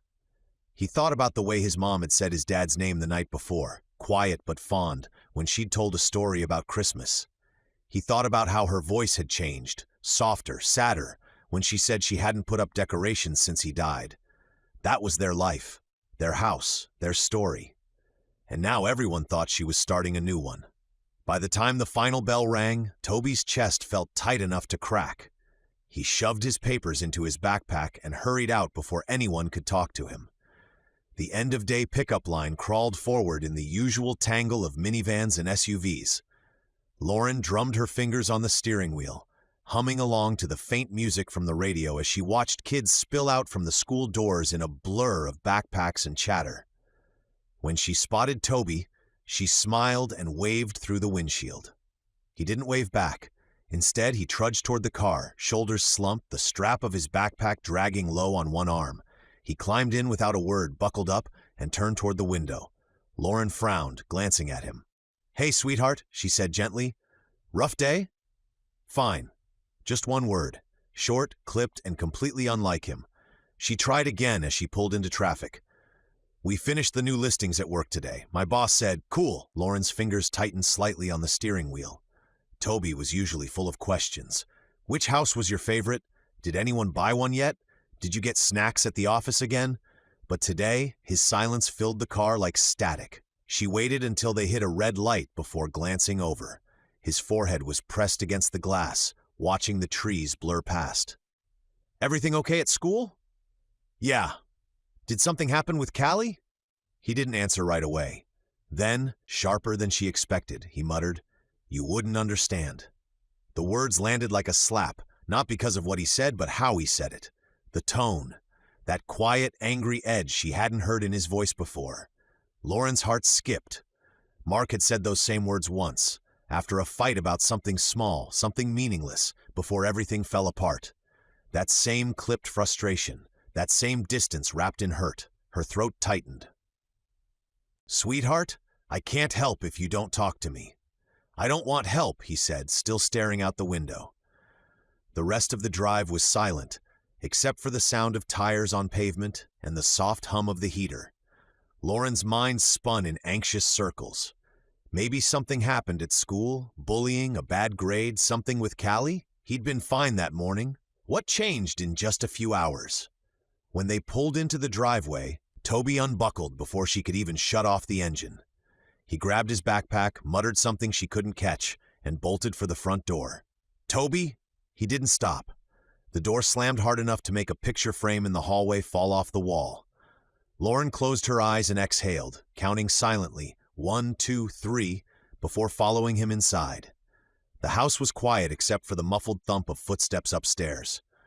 She hesitated at the bottom step, heart pounding, then climbed slowly, the floor creaking under her feet. When she reached his room, the door was shut tight. She knocked gently. "Toby, can we talk about whatever's bothering you?" Silence. She tried again. "Honey, please, I just want to understand." For a moment, nothing. Then the door flew open. Toby stood there, eyes red, chest rising and falling fast. "Everyone says you and Coach Turner are together," he shouted. "They said Callie's like my sister." Lauren froze, the air leaving her lungs. "What?" He took a step back, his small hands balled into fists at his sides. "At school, everyone was talking about it. They said you're always together. Soccer, the fair, everything, and that you're dating." "Toby," she began carefully, "people say things that aren't." "They said you're like a family already," he interrupted, his voice cracking halfway through. "That Callie and me are like brother and sister." Lauren felt something inside her twist painfully. She took a small step closer. "Sweetheart." He shook his head, backing away. His face crumpled, and his words came out in a broken rush. "You can't just replace Dad!" The sound of it, raw, desperate, hit her harder than any shout could. "Toby," she whispered, "no one is replacing him. No one could ever." But he was already turning away, his shoulders hunched and trembling. He yanked the door shut before she could finish, the sharp click echoing down the hall. Lauren stood there, frozen. The silence that followed was suffocating. Through the thin wall, she could hear the faint rustle of movement, maybe him crawling onto his bed, maybe burying his face in his pillow. The sound of muffled sniffles broke whatever composure she had left. She pressed a hand to her mouth, fighting the urge to cry herself. This wasn't just anger. This was grief. Grief in a 9-year-old's body, spilling out through confusion and fear. He wasn't mad about gossip. He was terrified of losing the only piece of his dad he still had left, her. Lauren leaned her forehead against the door, her voice barely above a whisper. "Toby, your dad's still part of us. Always will be." No answer. She stayed there another moment before backing away, her throat tight, her chest aching. Downstairs, she sat at the kitchen table, staring at nothing while the clock ticked too loudly. For months, she'd been juggling work, soccer, PTA meetings, everything, trying to make their life normal again. And maybe in doing that, she hadn't realized how easily normal could look like moving on. She looked toward the stairs, listening for any sound, but the house stayed silent. When her phone buzzed with a new message, "Jack Turner, hey, we still on for team cleanup tomorrow?" She didn't answer right away. Her reflection in the screen stared back, tired and unsure. Finally, she typed, "Lauren, I'll have to let you know, something came up." She didn't add that the something was her son's heart breaking in the room above her, or that she didn't have the faintest idea how to fix it. She didn't feel like the steady, capable parent who always knew what to do. She felt like someone standing outside her own child's grief, knocking on a door that wouldn't open. And no matter how many lists she made or how carefully she planned, there was no chart or schedule that could tell her how to climb that wall. Later that night, she stood in the kitchen, the light dim except for the soft glow spilling from the overhead bulb. The dishes were washed and stacked to dry, the counter cleared, the kind of quiet order that used to comfort Lauren. But tonight, it only made the house feel emptier. She sat at the table, her phone resting in front of her like something dangerous. The digital clock on the stove blinked past 9. She'd tried to give him space, had checked once, softly opening his door just enough to see him turn toward the wall, his small shoulders rising and falling in sleep, or at least something that looked like it. The urge to climb into bed beside him had been strong, to hold him the way she used to when he had nightmares, but she knew this wasn't a nightmare she could chase away with a story or a song. So she'd come downstairs instead, because she couldn't sit still and couldn't sleep, and because she knew she had to make the call she'd been dreading since dinner. She stared at Jack's name in her contacts for a long time, thumb hovering over the screen. A part of her, the tired, overworked part, wanted to let it go, just handle it herself, deal with it quietly, as she always had. But another part, the part that had begun to trust Jack, even against her better judgment, knew this involved him too. Before she could talk herself out of it, she hit call. It rang twice before he answered. "Hey," Jack's voice came, rough around the edges, the kind of tone that made her imagine him sitting on his couch with a cup of coffee he'd forgotten to drink. "Everything okay?" Lauren swallowed. "Something happened at school today." There was a pause, just long enough for her to hear the worry slip into his voice. "What kind of something?" She hesitated, rubbing her forehead with her free hand. "Apparently some of the parents have been talking. About us." Jack didn't answer right away. She could almost hear him processing it, the faint sound of him setting something down on the other end, the low sigh that followed. "Ah," he said finally. "Small towns, rumors are their main export." Lauren let out a humorless laugh. "You're not wrong, but it's more than that, Jack. Toby heard them. The parents were saying we're together, that you and I are basically a family already." Another pause, then softly, "Oh." "Yeah," she said. Her voice cracked despite her best effort to sound calm. "He came home upset, really upset. He thinks I'm replacing Mark." Jack was quiet for so long she thought the call had dropped. Then he exhaled. "Poor kid," he said quietly. "That must have hit him hard." "It did," she said, pressing a hand against her chest as if to steady the ache. "He's never snapped at me like that before. He said I couldn't just replace his dad, and then he slammed his door. I didn't even know what to say. How do you explain something like that to a 9-year-old? Jack's voice was low, careful. "You don't. You just let him know he's safe, that his dad's still part of him, and that no one's trying to take that away." Lauren closed her eyes, her throat tightening. "I thought I was being careful, not doing anything that might confuse him. I didn't even realize people were noticing us." "They were always going to notice," Jack said gently. "People see two single parents helping each other, and suddenly they've got a story to tell. They don't think about what it does to the kids or us." His tone was calm, but beneath it she could hear something else. Disappointment. Not in her, but in the situation. The frustration of being seen, defined, before either of them had figured out what this even was. "I hate that he heard it that way," she said softly. "He's just starting to feel settled here. I don't want him to think everything's changing again." Jack sighed. "You're not doing anything wrong, Lauren." "I know," she said, though her voice didn't sound convinced. "But maybe it doesn't matter what I think. If it's hurting him, then it's wrong anyway." The silence stretched again, thick and uncertain. On the other end, she heard a faint creak, probably him shifting in his chair, rubbing the back of his neck like he always did when he was thinking too hard. Then he said quietly, "Maybe we should step back a little." The words hit like a dump truck. She knew he was right, had even been about to say the same thing, but hearing it aloud felt like watching something fragile shatter before she could protect it.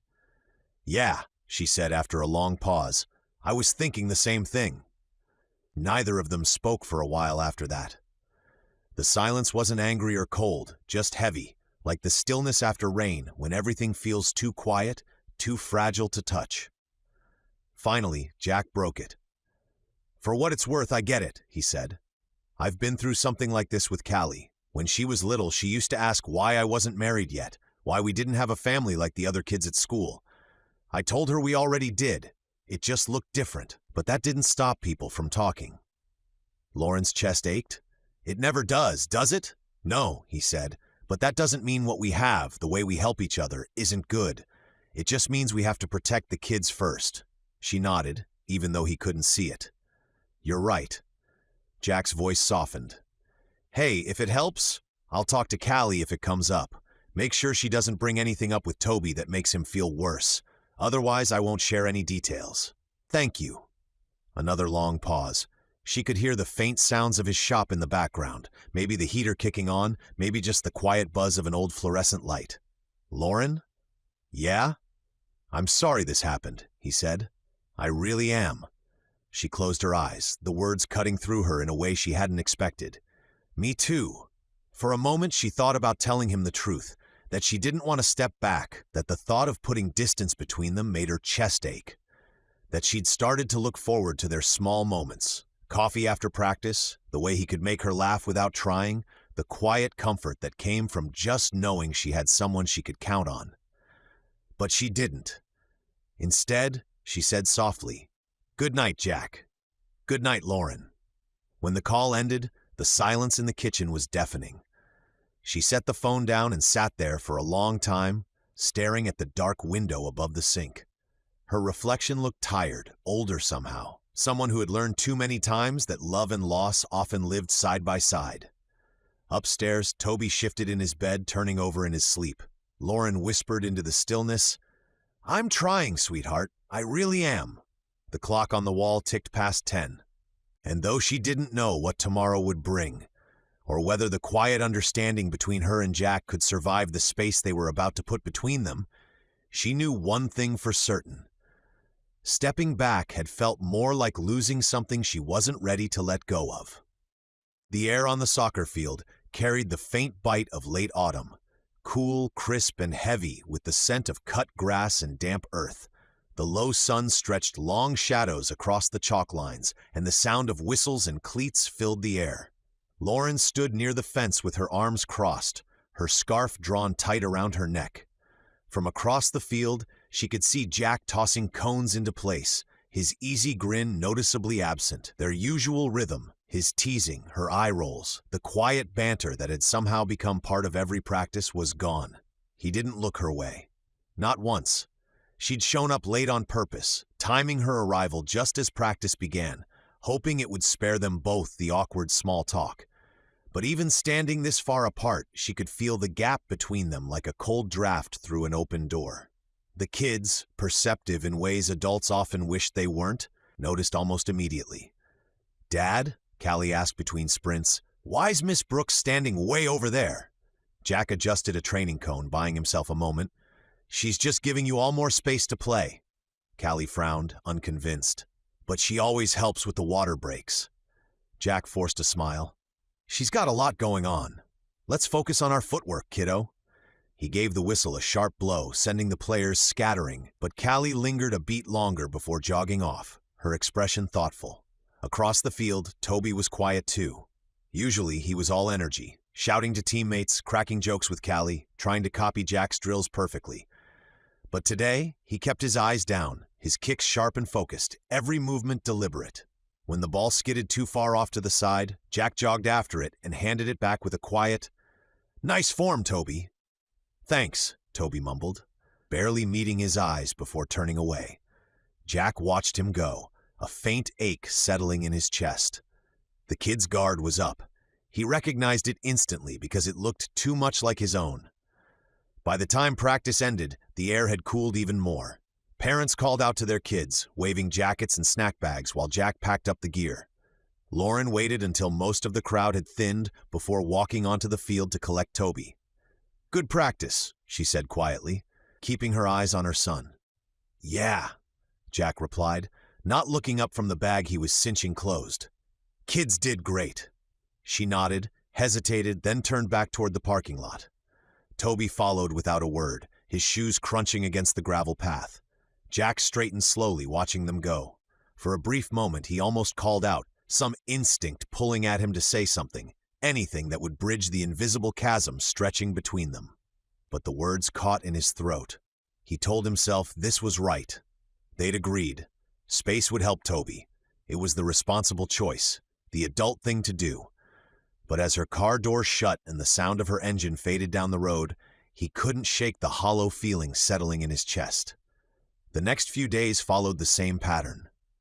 At morning drop-off, Lauren lingered just long enough to wave goodbye before driving off. She avoided parking anywhere near Jack's truck. At pickup, she timed her arrival so that she and Callie's dad wouldn't cross paths.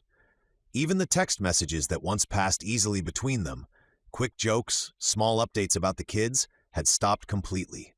It was as if an invisible rule had been written overnight: we don't reach out. At first, Jack told himself it was temporary. They just needed a little time to let things cool off. But each day that passed made the silence feel heavier, more permanent. He caught it in small moments, like ordering just one coffee now instead of two. The second had always been for her, caramel and warm, waiting for her when she got to practice. The quiet afternoons that felt longer than they used to, even the empty sideline at practice, where her laughter had once carried across the field. Callie noticed too. "Dad," she said one evening while they were folding laundry in the living room, "why doesn't Miss Brooks laugh anymore?" Jack looked up, startled. "What do you mean?" "She used to laugh a lot, at practice, at you." Callie tilted her head, studying him with disarming honesty. "Now she just watches and leaves." He tried to sound casual. "Adults get busy sometimes." Callie wasn't buying it. "You're lying." He smirked despite himself.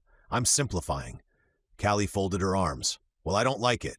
Jack smiled faintly and tossed her a folded shirt. "Neither do I, kiddo." That night after Callie went to bed, Jack sat on the worn couch in his small living room, the sound of the heater filling the silence. He leaned forward, elbows on his knees, staring at the floor. He thought about Lauren, about how easily she'd fit into his world without either of them meaning to, how her presence had made ordinary days feel like they mattered again, and how strange it felt to have all that vanish with one misunderstanding neither of them had asked for. He rubbed the back of his neck, sighing. Space was supposed to make things easier, but all it had done was remind him how much he'd come to rely on her being there, in the small, quiet ways that no one else noticed. Meanwhile, across town, Lauren stood at her kitchen sink, rinsing dishes that didn't need cleaning. The house was still, Toby upstairs working on homework. She caught her reflection in the window. Tired, lonely, uncertain. She'd thought space would protect her son, and maybe it would. But she couldn't ignore the emptiness creeping back in, the quiet that used to define her nights before Jack and Callie came along. She missed the way he made ordinary moments lighter, the way he saw through her walls without even trying. And though she told herself she was doing the right thing, she couldn't help wondering how something that was supposed to make life simpler had ended up feeling so much like loss. As the last dish clinked into the rack, she dried her hands and leaned against the counter, her gaze unfocused. The house felt too quiet that evening. Not the comforting kind of quiet, but the kind that pressed down on the walls and filled the spaces between breaths. The air was cool, faintly scented with whatever dinner had been. Lauren sat across from Toby at the table, a half-eaten plate of pasta growing cold between them. Normally, dinner was the one part of the day where she could count on chatter. Toby telling her about a funny moment in class or some impossible goal Callie had scored at practice. Tonight, though, the silence stretched like a thin thread between them. "Did you finish your science project?" she asked after a long pause. "Yeah." "Do you need help printing anything for it?" "No." She tried another angle. "Coach Turner said he might move practice indoors soon if it gets too cold." Toby shrugged without looking up. "Okay." Lauren set her fork down quietly, watching him.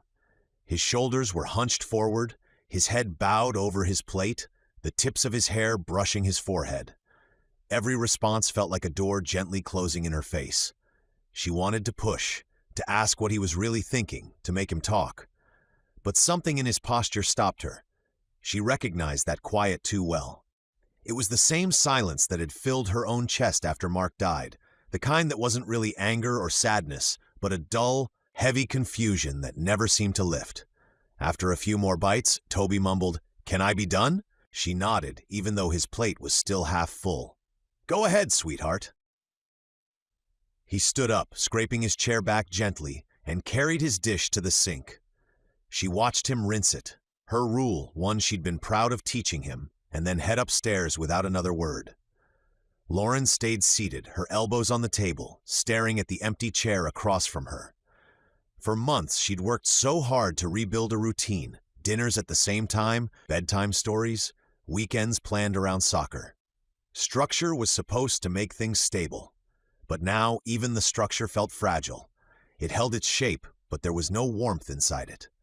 After cleaning up, she went through the motions, locking doors, folding laundry, checking emails she didn't care about. Each task filled the space where conversation used to live. When she finally turned out the lights and climbed into bed, exhaustion settled in her bones. But sleep wouldn't come. She reached for her phone on the nightstand, scrolling without purpose. Headlines, messages, photos. Then, almost without thinking, she opened the camera roll and stopped on one picture in particular. It was from the picnic, the one where Jack taught Toby to catch a football. In it, the four of them sat under the oak tree, sunlight pouring through the branches. Callie had her tongue out mid-laugh. Toby's cheeks were streaked with lemonade, and Jack, with his usual half-smirk, was looking toward Lauren, caught mid-laugh herself. It wasn't a perfect photo. Her hair was windblown, the composition uneven, the light a little too harsh. But it was happy, and now it hurt to look at. She traced the edge of the screen with her thumb, her chest tightening. That day had felt like a turning point, like maybe, just maybe, life could feel whole again. But one small rumor, one misunderstanding, and it all felt like glass. Something beautiful and breakable that she wasn't sure she was brave enough to hold again. Her throat ached. She could almost hear Jack's laugh from that day, the way he'd teased her about spilling lemonade again, how his voice softened afterward when he'd said, "Don't worry about it. It's just lemonade. Just lemonade." Simple words, but she remembered the way he'd said them. Calm, steady, like he was talking about more than a drink, like he was talking about her. She pressed the side button on her phone, and the screen went black, leaving her reflection faintly visible in the dark glass. The house creaked faintly as the wind brushed against the siding. Upstairs, she heard the soft sound of Toby turning in his bed. For a moment, she thought about going up there, sitting beside him, smoothing his hair like she used to, but she stopped herself. He needed space. Or maybe she was just afraid he didn't want her there. Pulling the blanket tighter, she lay back against the pillow, staring into the dark. She thought about everything they'd built, the small, quiet happiness that had crept into their lives when she wasn't paying attention. And now, because of a few careless whispers, it felt like she had to choose between her son's heart and her own. And that choice, she realized, wasn't a choice at all. She would always pick Toby. She just wished it didn't feel like losing something that had started to make her feel alive again. As her eyes drifted toward the ceiling, the photo still burned behind her eyelids. Sunlight, laughter, and the fragile hope of something she wasn't ready to admit she wanted. Lauren turned off the lamp and lay in the dark, listening to the quiet pulse of the house. It was the same home it had always been. Same walls, same furniture, same warmth she'd fought to rebuild. And yet somehow it felt colder now, not because anything had changed inside it, but because of the empty space that waited just outside its walls. The space where someone used to stand beside her, steady and unspoken, making everything a little easier to bear. The night hung heavy in the quiet of Jack's apartment, the kind of stillness that made the ticking clock on the wall sound louder than it had any right to. The shop next door had long gone dark, the faint smell of oil and metal still clinging to the air, a scent that usually felt grounding. Tonight, it just reminded him of how empty the place felt when the world stopped moving. He lay on his back, staring at the ceiling, one arm behind his head, the other resting across his chest. The room was dark, except for the sliver of streetlight sneaking through the blinds, cutting a pale stripe across the floor. He'd tried to sleep. God knows he'd tried. But every time his eyes closed, his mind replayed the same memory. The sound of Lauren's voice over the phone, steady but breaking in quiet ways. Maybe we should step back. He hadn't fought her on it. He'd said it first, in fact. It was the right thing to do, the responsible thing. But hearing her agree had hurt in a way he wasn't ready for. He kept turning the words over like a wrench in his hand, trying to find the angle that would make them fit, make them make sense. The kids come first. That was the rule. It always had been. And yet, lying there in the silence, that truth didn't feel steady anymore. It felt like a wall he'd built so high that nothing could climb it. Not even something good. He turned onto his side and stared toward the door, listening to the heater kicking on. Beyond the thin wall, Callie's soft breathing filled the air.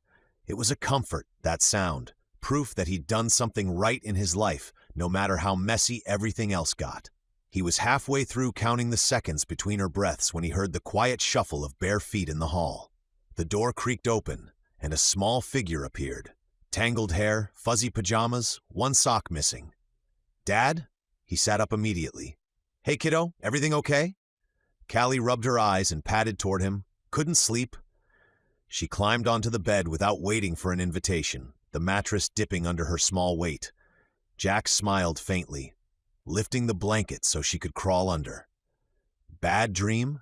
She shook her head. "No, just thinking." He arched an eyebrow. "That sounds dangerous." She didn't laugh this time.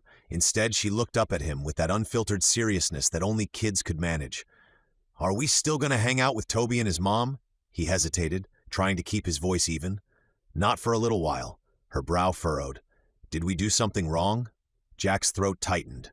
"No, honey," he said softly, brushing a strand of hair from her face. "You didn't do anything wrong. Sometimes adults just get confused." "About what?" He exhaled slowly, staring up at the ceiling again. "About what's best, and how not to mess things up while trying to do the right thing." Callie frowned, not fully understanding, but sensing the weight behind it. "I liked hanging out with them." "I know," he said, his voice low. "Me too." She yawned, her small head finding its usual place against his shoulder. "They made you smile more," she mumbled, half asleep now. If that was possible. Jack froze. He hadn't realized it was that obvious.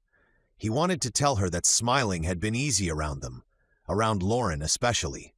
That for a change, he hadn't felt like he was holding everything together with duct tape and luck. That having someone who understood, who carried her own kind of grief and still managed to find light in small things, had made him forget, if only for a while, how lonely it was to do this alone. But he didn't say any of that. He just lay still, the quiet stretching out again until her breathing evened against his chest. His hand rested lightly on her back, feeling the slow rhythm of her breaths. She was everything he'd ever fought for, everything he couldn't risk losing. That was the truth. And yet, as he stared up into the darkness, another truth pushed quietly against it, one he couldn't bring himself to voice. He missed Lauren. Not in some abstract way, not like you miss a neighbor you used to see at the grocery store. He missed her laugh, the way her eyes softened when she was thinking too hard, the sound of her voice when she said his name without realizing she was saying it. He missed the presence of her, the calm, unspoken reassurance that he wasn't the only one carrying the impossible weight of doing it all alone. And now, without her, the apartment felt smaller, the silence louder. He knew this distance was supposed to protect everyone. But lying there, with Callie's hand curled in the fabric of his shirt, he couldn't help wondering if maybe they'd gotten it wrong. Maybe doing the right thing wasn't about avoiding the risk of pain. Maybe it was about choosing what made life worth the risk in the first place.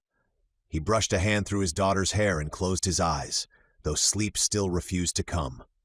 The heater hummed, the wind pressed softly against the windows, and in the stillness he whispered to the ceiling, a confession meant for no one but the dark. "I don't know how to let her go," he said quietly. Not when she finally made things feel whole again. Callie stirred but didn't wake.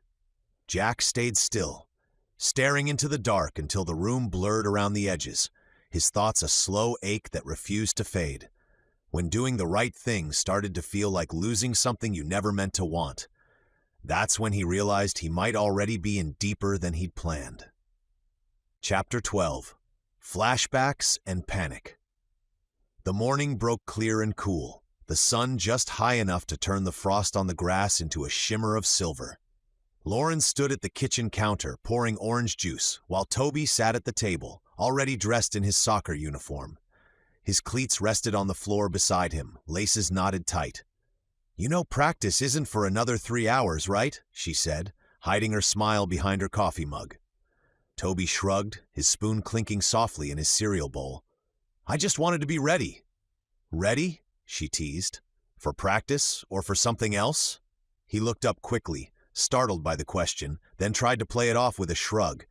"It's the last one before the championship. Kinda matters." Lauren nodded, her tone gentle. "It does." She noticed something in Toby's face that morning, not nerves exactly, but a kind of restless anticipation. His eyes flicked to the clock more than once, his leg bouncing under the table. After a long pause, he asked, too casually, "Coach Turner's gonna be there early, right?" Lauren blinked at the sudden question. "He usually is, I think." "Good." Toby nodded, like that settled something only he understood. She tilted her head.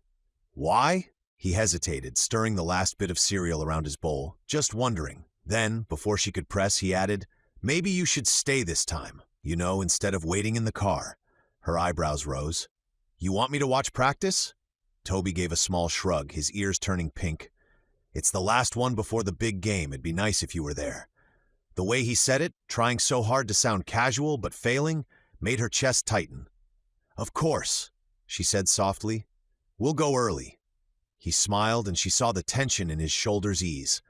But what she didn't see was the unspoken plan behind his sudden request, the quiet agreement between two kids who had been whispering at recess, trading notes between classes, and plotting something far more important than soccer drills. Callie had started it, of course.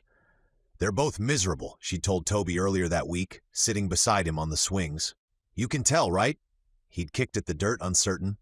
"I guess. Mom's been quiet a lot." "Dad, too," Callie said. "He keeps pretending he's fine, but he watches his phone all the time. Like he's waiting for something that's not going to happen unless we make it happen." Toby had frowned, thinking, "You think we should do something?" She'd smirked, the kind of smirk that made Toby think she'd already decided for both of them. Obviously. Now, as Lauren gathered her things and called for him to grab his water bottle, Toby's plan was already in motion. The drive to the field was quiet except for the sound of the engine and the faint rustle of Toby fidgeting in the passenger seat. The trees along the roadside had turned to gold and rust, and fallen leaves swept across the asphalt like confetti. Lauren glanced sideways at her son. "You seem nervous?" "I'm fine," he said too quickly. Then, realizing it sounded suspicious, he added, "Just thinking about the drills. I want to make sure we're ready." She smiled faintly. "I think you're more than ready." He'd been there since sunrise. He told himself it was because he wanted extra time to set up for the final practice before the championship, make sure everything was perfect, fine-tune the drills, get the field ready for the kids. But if he was honest, the field had been ready for 20 minutes. He just needed something to do with his hands. He dropped another cone, squinting toward the far end of the field, trying to focus on the symmetry of the layout instead of the low rumble of nerves in his chest. Callie stood a few yards away, half-heartedly juggling a soccer ball, her ponytail bouncing as she fumbled a kick. She was normally laser-focused before a practice, but this morning she kept glancing toward the parking lot. Jack noticed. "You sure you want to be here this early?" he asked, bending to adjust one of the cones. "You'll burn out all your energy before the team even shows." "I'm fine," Callie said quickly. "I just wanted to warm up." Her tone was breezy, but she didn't meet his eyes. Jack smiled faintly. "You're a terrible liar, kiddo." "I'm not lying," she said, eyes still fixed on the road. "Just stretching." He stood, hands on his hips. "Stretching, huh? You've been staring at the parking lot for 10 minutes. She gave a non-committal shrug, cheeks pink. "Maybe I'm waiting for someone." Jack tilted his head, realizing. "Ah, don't say anything," she warned. He held up his hands in mock surrender. "Wasn't gonna." But a slow understanding sank in. Callie had been humming all morning, a barely contained excitement in every word. She'd insisted on leaving early, before breakfast, before the sun had even fully risen. It wasn't the championship she was eager about. Jack sighed, rubbing the back of his neck. He had a pretty good guess what, or rather who, she was waiting for. A part of him wanted to be prepared, to keep things neutral, polite. After all, he and Lauren hadn't talked much since the phone call that ended with "maybe we should step back." The distance that followed had been deliberate, necessary, but miserable all the same. Still, he'd told himself that if she showed up, he'd keep it professional. No overthinking, no second-guessing, just coaching. He bent to pick up another cone, marking the edge of the goal line, but his hand froze halfway down when he heard the crunch of tires on gravel. Callie's voice lifted. "They're here!" Jack's heart gave an unhelpful jolt. He stood, wiping his palms on his jeans, though they weren't really dirty, and looked toward the lot. Lauren's car pulled in slowly, sunlight flashing across the windshield. When they pulled into the parking lot, the field was nearly empty. Just a few kids warming up, breath visible in the cool air. And there, standing by the goalposts with a whistle hanging around his neck, was Jack. He looked different somehow, focused, calm, but with that same steady energy she'd always admired. He wore his usual worn jacket and backward cap, clipboard tucked under his arm. She hadn't seen him in over a week, not since their last awkward exchange, and the sight of him stirred something she'd been trying hard to ignore. Jack looked up, surprised to see Lauren hadn't stayed in her car. His gaze caught hers for a moment, uncertain but warm, like the flicker of a light trying to stay steady in the wind. Lauren opened the trunk, busying herself with Toby's gear. "Go ahead, sweetheart," she said. "Warm up with the others." He took off across the grass, calling out to Callie, who was already there, pretending not to smile too widely. Jack hesitated, then walked over. "Hey!" he said quietly. "Hey!" Her voice was softer than she meant it to be. For a beat, neither spoke. The distant sound of kids laughing and the thud of soccer balls filled the silence. "You didn't have to come early," he said finally. "Toby wanted to," she replied. "He was insistent." Jack's lips curved, the faintest trace of amusement in his eyes. Callie too, actually. Weird coincidence. Lauren exhaled a quiet laugh, shaking her head. "Kids?" "Yeah," he said, glancing toward the field. "Smarter than we give them credit for." The air between them felt cautious, but not cold. The sharp edges of distance had softened into something tentative, something that could be rebuilt if either dared to move closer. Jack looked at her, then at the kids laughing near midfield. "They've been planning this, haven't they?" "I think so," she said. He nodded, almost smiling. "Guess we've been outplayed." Lauren met his eyes then, really met them, and saw a reflection of everything she'd been feeling these past few weeks. Regret, hope, and the faint, frightening pull of wanting to begin again. As practice began, Toby and Callie took their positions like professionals, passing cleanly, calling to teammates with focus that made both adults proud. Jack ran the drills, shouting encouragement, while Lauren lingered by the fence, watching, listening, and realizing how much she'd missed this. Not just the laughter or the routine, but the sense of belonging, of being part of something that wasn't built around loss. They walked toward the field together, the easy banter slipping back into place like it had just been waiting for the right moment to return. As they reached the kids, Jack crouched down to tighten a loose net while Lauren picked up a stray water bottle. Their shoulders brushed, brief, accidental, but enough to send a flicker of warmth through the morning air. Neither mentioned it. Instead, they just kept working, side by side, the tension easing with every small laugh, every exchanged glance. By the time the rest of the team arrived, the field was ready, the drills laid out, and the two of them standing shoulder to shoulder again. Not fixed, not back to what they'd been before, but maybe, finally, moving towards something. And as the kids called out for practice to start, Lauren found herself smiling. Not the practiced kind she'd worn for weeks, but one that felt unguarded. Jack caught it, and his own grin widened. "Welcome back, Coach," he said quietly. She laughed, shaking her head. "Don't push your luck." But the words came with warmth this time, and that, more than anything, told them both that something lost was slowly finding its way home. The field hummed with the steady rhythm of late morning life, sneakers thudding against the turf, whistles cutting through laughter, the faint rustle of leaves carried by the wind. It was the kind of day that made everything look sharper, brighter, like the world was trying to remind everyone that good things could still happen in small, ordinary ways. Jack jogged backward across the grass, clapping his hands to keep the team moving. "Let's go! Let's go! Hustle! Keep those passes clean, eyes on the ball, good!" Callie darted through the cones, her ponytail swinging behind her, and Toby followed close at her side. Their laughter carried across the field, light and easy, echoing against the chain-link fence. From the sideline, Lauren stood watching, hands tucked into her coat pockets, the sunlight glinting off her sunglasses. The air was crisp enough to sting her nose, but not cold enough to bite. A perfect fall morning. The smell of grass and damp soil mixed with the distant sweetness of someone's pumpkin spice coffee drifting from the bleachers.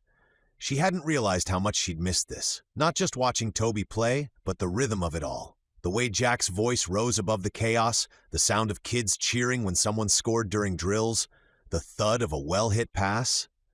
It wasn't awkward. It wasn't tense. It was simple. Normal. Jack moved with that same relaxed confidence he always had, directing the kids without hovering, cracking jokes that somehow managed to both encourage and distract them at the same time. She watched as he knelt to fix a loose goal net, his jacket catching the wind, his cap turned backward as always. It struck her, suddenly and unexpectedly, how natural he looked out there, not just as a coach, but as someone who belonged exactly where he was. Toby tripped over a stray cone, catching himself before falling. Jack called out, "Nice save, Brooks. You practicing your new move or just trying to give me a heart attack?" Toby laughed and gave a mock salute before sprinting off again. Lauren couldn't help smiling. The laughter, the energy, the faint chaos of the field, it had all been missing lately. And seeing them return to it, eased something inside her she hadn't realized was wound so tight. Jack blew his whistle and motioned for a water break. The team scattered toward the sidelines, some collapsing dramatically into the grass. Lauren, almost without thinking, reached into her bag and pulled out 2 bottles of water. When Jack jogged over, sweat on his temples and dirt on his knee, she extended one toward him. He looked surprised for a half-second before grinning. "Old habits die hard?" "Some of them," she replied, her smile soft but teasing. Their hands brushed briefly as he took the bottle, fingers grazing just enough to draw her breath up short. For a moment, the rest of the world dimmed. The shouts of the kids, the thud of the ball, even the wind, it all fell away into something quiet and unspoken. Jack cracked the seal on the bottle and took a long sip before meeting her eyes again. "Thanks," he said quietly. "Don't mention it," she replied. Their gaze lingered, not with tension, not with all the weight of what they hadn't said, but with something simpler, something deeper, a shared recognition. "I missed this. Me too." Neither spoke it, but both felt it. Lauren looked away first, focusing on Toby and Callie laughing near midfield, the way their voices carried in perfect harmony. He crouched briefly to tie his shoe, and she found herself watching him, a memory flickering behind her eyes. That first day at the cafe, coffee spilled on her blouse, his face caught between guilt and laughter. Somehow they'd come so far from that moment and yet circled right back to the same kind of easy familiarity. Jack stood, brushing dirt from his hands. "They've come a long way this season," he said. "Toby especially. He's got drive." Lauren smiled. "He gets that from his dad." Jack's expression softened. "And the patience from you." Her breath caught at the quiet sincerity in his tone. For a moment, she wanted to say something, to thank him, to admit that she'd missed hearing his voice sound like that. But before she could, the peace around them began to shift. A low, steady growl of an engine rumbled from the parking lot. Lauren's attention flicked toward the sound. A black pickup truck pulled in, the tires crunching over the gravel. It wasn't an unfamiliar sight. Plenty of parents drove similar trucks, but something about it made her uneasy. Jack turned to look too, frowning slightly. The engine idled for a moment, then cut off. Lauren could feel her heart beat just a little faster, though she couldn't explain why. Maybe it was just the way the sudden noise shattered the calm. Or maybe it was the reminder that peace, true peace, never seemed to last long. Jack caught her glance and gave a small, reassuring smile. "Probably just another parent," he said, though there was an edge of uncertainty in his voice too. The kids were still laughing on the field, oblivious. Lauren tried to shake it off, to pull her focus back to Toby's determined face and Callie's wild grin. But that easy calm she'd been holding on to moments ago had already begun to slip through her fingers. The sunlight shifted as a thin cloud passed overhead, dimming the field just slightly. Jack took another sip of water, standing beside her again, closer this time, but not quite touching. "Guess normal never lasts too long, huh?" he said quietly, almost as if reading her thoughts. Lauren exhaled, the corner of her mouth lifting. "Not in my world." Jack smiled faintly. "Mine either." They both turned back toward the field, trying to hold on to the moment anyway, even as the sound of that truck engine echoed faintly in both their minds, an omen of change neither could yet name. It began as nothing more than background noise, a faint rumble beyond the tree line, just another sound in the Saturday chaos of parents talking and kids laughing. The kind of noise you didn't notice until it changed. Jack was bent over collecting cones when he heard it again, a low growl, sharp and throaty, rising and falling in uneven bursts. At first he figured it was a truck struggling up the hill on the far side of the park, but then came the high whine of tires spinning too fast and the unmistakable crunch of gravel. He straightened slowly, eyes narrowing toward the lot. "That's not good," he muttered.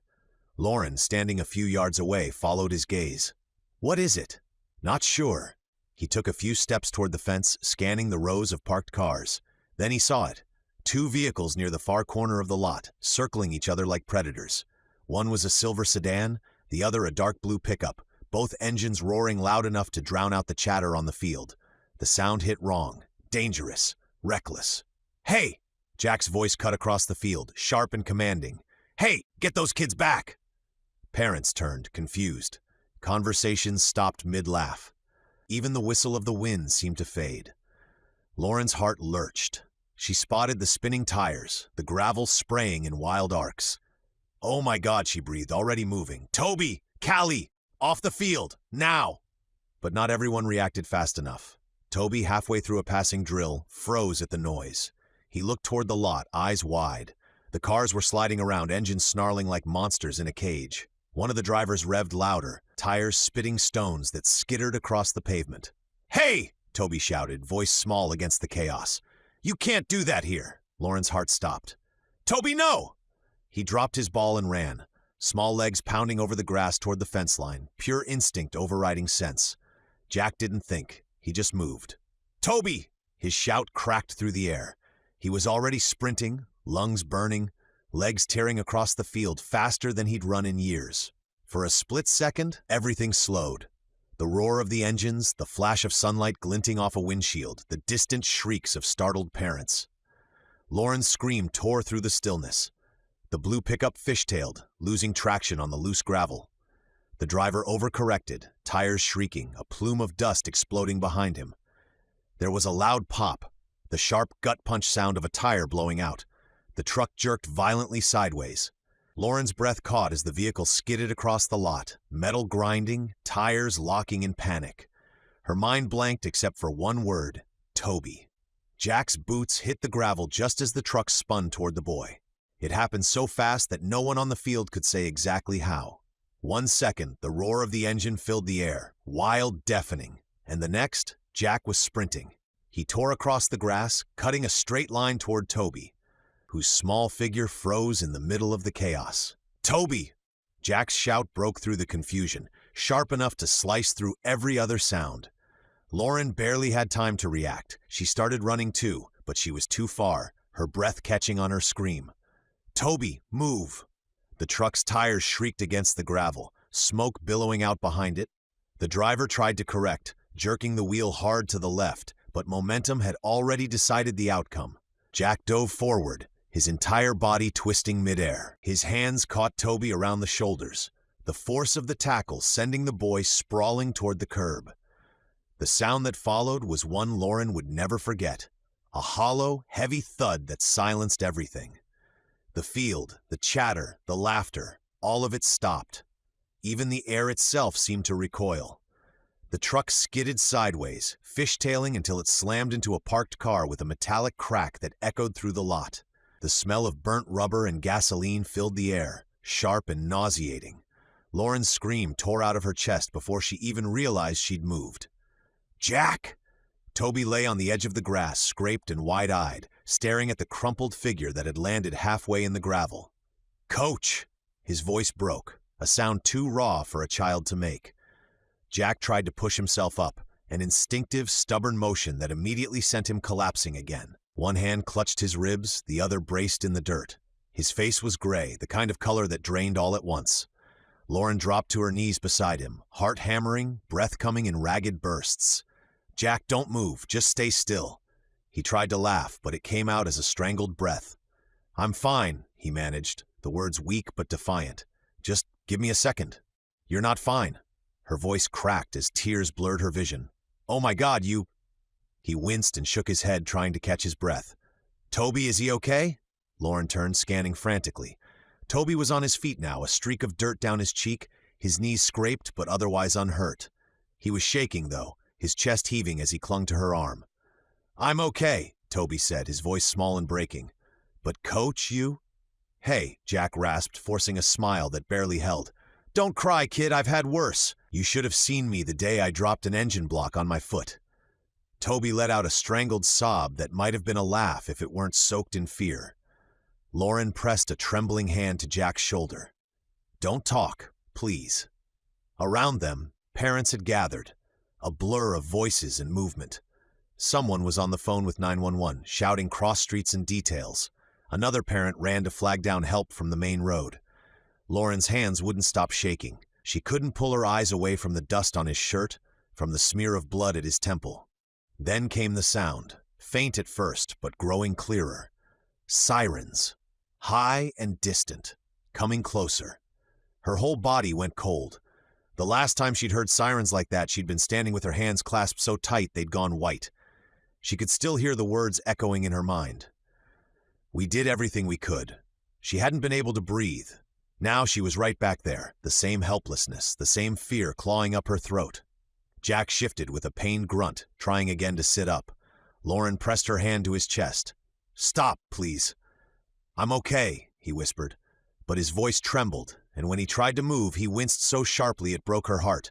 Toby crouched beside him, tears streaking through the dirt on his face. "It should have been me," he cried. It was coming for me." Lauren pulled Toby into her arms, holding him so tight he could barely breathe. "No, sweetheart," she whispered, her voice trembling. "You didn't do anything wrong. You were just trying to make them stop. Help keep people safe." Jack gave a weak, lopsided grin despite the pain. "She's right, kid," he said softly. "But next time, maybe save the hero stuff for the soccer field, yeah?" Lauren's chest ached, half from fear, half from gratitude too big to contain. When the first responders arrived, everything became movement again. Paramedics crouched beside Jack, checking vitals, asking questions he could barely answer through gritted teeth. Lauren stayed close but out of their way, her hand resting protectively on Toby's shoulder. As they lifted Jack onto the stretcher, he caught her gaze. For a second, the noise and flashing lights faded again, and it was just the two of them. The woman who'd nearly lost someone else she cared about, and the man who'd risked everything for a boy who wasn't even his. "You're okay," she whispered, half to him, half to herself. He gave a faint nod, eyes closing as the EMTs loaded him into the ambulance. When the doors shut, Toby's hand slipped into hers. His voice was small, almost a whisper. "Mom?" "Yeah, honey. Do you think Coach will still be able to come to the championship game?" Toby asked, his voice small. Lauren's throat tightened. She crouched down so they were eye level, brushing a streak of dirt from his cheek. "I don't know, sweetheart," she said gently, "but I think he'd want you to play like he's right there on the sidelines." Toby nodded, trying to be brave, though his lip trembled. Just a few feet away, Callie stood frozen, her wide eyes locked on the ambulance lights flickering against the field.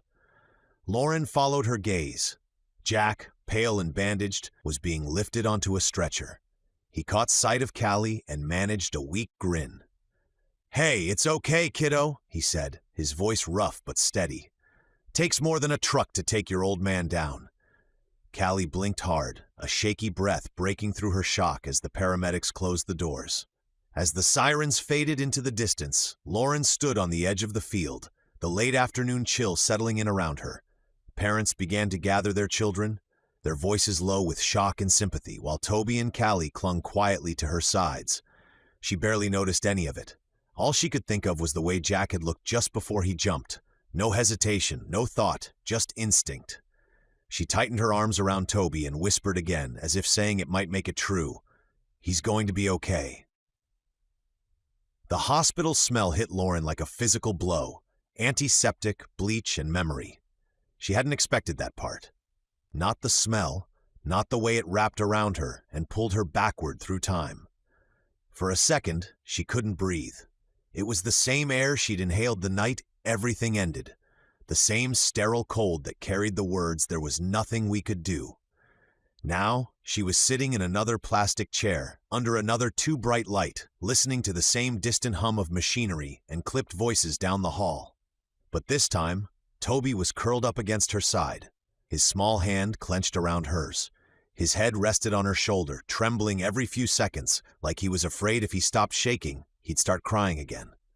Across from them, Callie sat rigid in her chair, both hands wrapped around a paper cup she wasn't drinking from. Her eyes were red, her face too pale.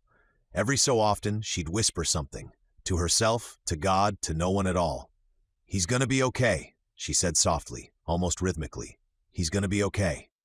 Lauren nodded, even though the words felt hollow in her chest. She'd spent the last hour replaying every second. Jack's shout, Toby's terrified face, the sound of metal meeting bone. Every time she blinked, she saw it again. "It's not the same," she told herself, though her heart didn't believe it. "This isn't Mark. It's different." She said it out loud before she even realized, a whisper more for her own sanity than anyone else's. "It's not the same. It's not." Toby lifted his head, his voice small. "What, Mom? Nothing, sweetheart," she murmured, brushing his hair back. Just thinking. But she wasn't. She was remembering. The way Mark's parents had sat on either side of her in another waiting room, the way she'd gripped a styrofoam cup until it collapsed in her hands, the way the doctor had looked at her with pity before saying those words. And now, sitting under the same humming fluorescent lights, she realized she'd been terrified of hospitals ever since. The clock ticked endlessly. Every beep from down the hall, every burst of static from the intercom, made her flinch. When the door finally opened, she froze. A doctor stepped into the waiting room, clipboard in hand, blue scrubs rustling softly. "Family of Jack Turner?" he asked, scanning the small crowd that had gathered. A few parents from the team, the kids, Lauren still clutching Toby's hand. Her breath caught. "That's us," she managed. The doctor gave a tired but kind smile. "He's going to be all right." Lauren's heart stuttered. "He has 3 broken ribs, a broken arm that will need a cast, some bruising, and a concussion. No internal bleeding. We're keeping a day or 2 for observation, but he's awake and asking about the kids." Her knees nearly gave out. She had to sit down, gripping the edge of the chair like she might float away if she didn't anchor herself. Toby buried his face against her arm, sobbing with relief. Callie made a choked sound and covered her mouth, tears spilling through her fingers. "Can we see him?" Lauren asked when she finally found her voice. The doctor nodded. "He's in room 212. Just a few at a time, please." They walked the hallway in silence, Lauren, Toby, and Callie, the sterile tiles stretching endlessly before them. Each step felt like walking through fog. When they reached the door, Toby hesitated. "Is he gonna look hurt?" Lauren knelt down, her hand gentle on his shoulder. "A little," she said softly. "But he's strong, sweetheart. It may be best, though, if you stay out here for now, just so we don't overwhelm him." He nodded, swallowing hard, and sat down in a seat in the hallway. The room was dim except for the soft glow of monitors. Jack sat propped up slightly in bed, one arm bandaged and in a sling, a thin bruise already blooming along his jaw. His eyes lifted when they entered, and despite the IV line, the oxygen clip, the stark hospital gown, he smiled. "You again," he said hoarsely. Lauren let out a shaky laugh, halfway between relief and disbelief. "You saved my son." Jack shrugged with his good shoulder. "Wasn't gonna let him win the stupid hero contest."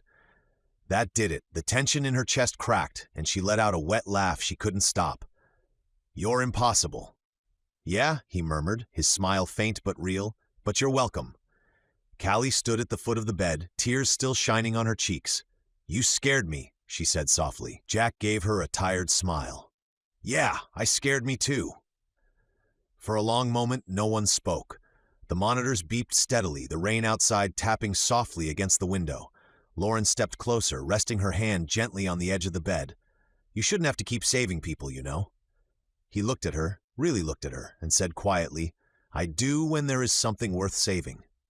Jack's smile softened, his eyes already growing heavy. "Don't worry, I'm not going anywhere." Lauren brushed a tear from her cheek before it could fall. "Good," she said softly, "because I don't think we could handle losing you too." Chapter 13. After the Impact. The first thing Lauren noticed was the sound, that soft, rhythmic beep, beep, beep that never seemed to stop. It should have been reassuring, proof that Jack was still here, still recovering, but after the night she'd had, the sound felt like it was pulsing straight through her chest. Morning light bled weakly through the half-drawn blinds, turning the sterile white walls into shades of pale gold. The room smelled faintly of antiseptic and coffee, hers, half-finished and cold on the tray beside her. She hadn't slept. She couldn't. The plastic chair beneath her was molded to her spine now, the hospital blanket draped over her shoulders long since lost its warmth. In the corner, Toby had finally passed out around 3. He was curled in the visitor's chair next to Callie, with a pillow tucked under his chin, one hand still locked around hers even in sleep. The sight of it, that small hand gripping her fingers like an anchor, kept her grounded when her mind tried to drift toward what might have been. When Jack stirred, it startled her. His hand shifted against the sheets, a quiet groan escaping him as his eyes blinked open. For a moment he looked lost, groggy, dazed, still somewhere between sleep and pain. Then his gaze found her and he tried to smile.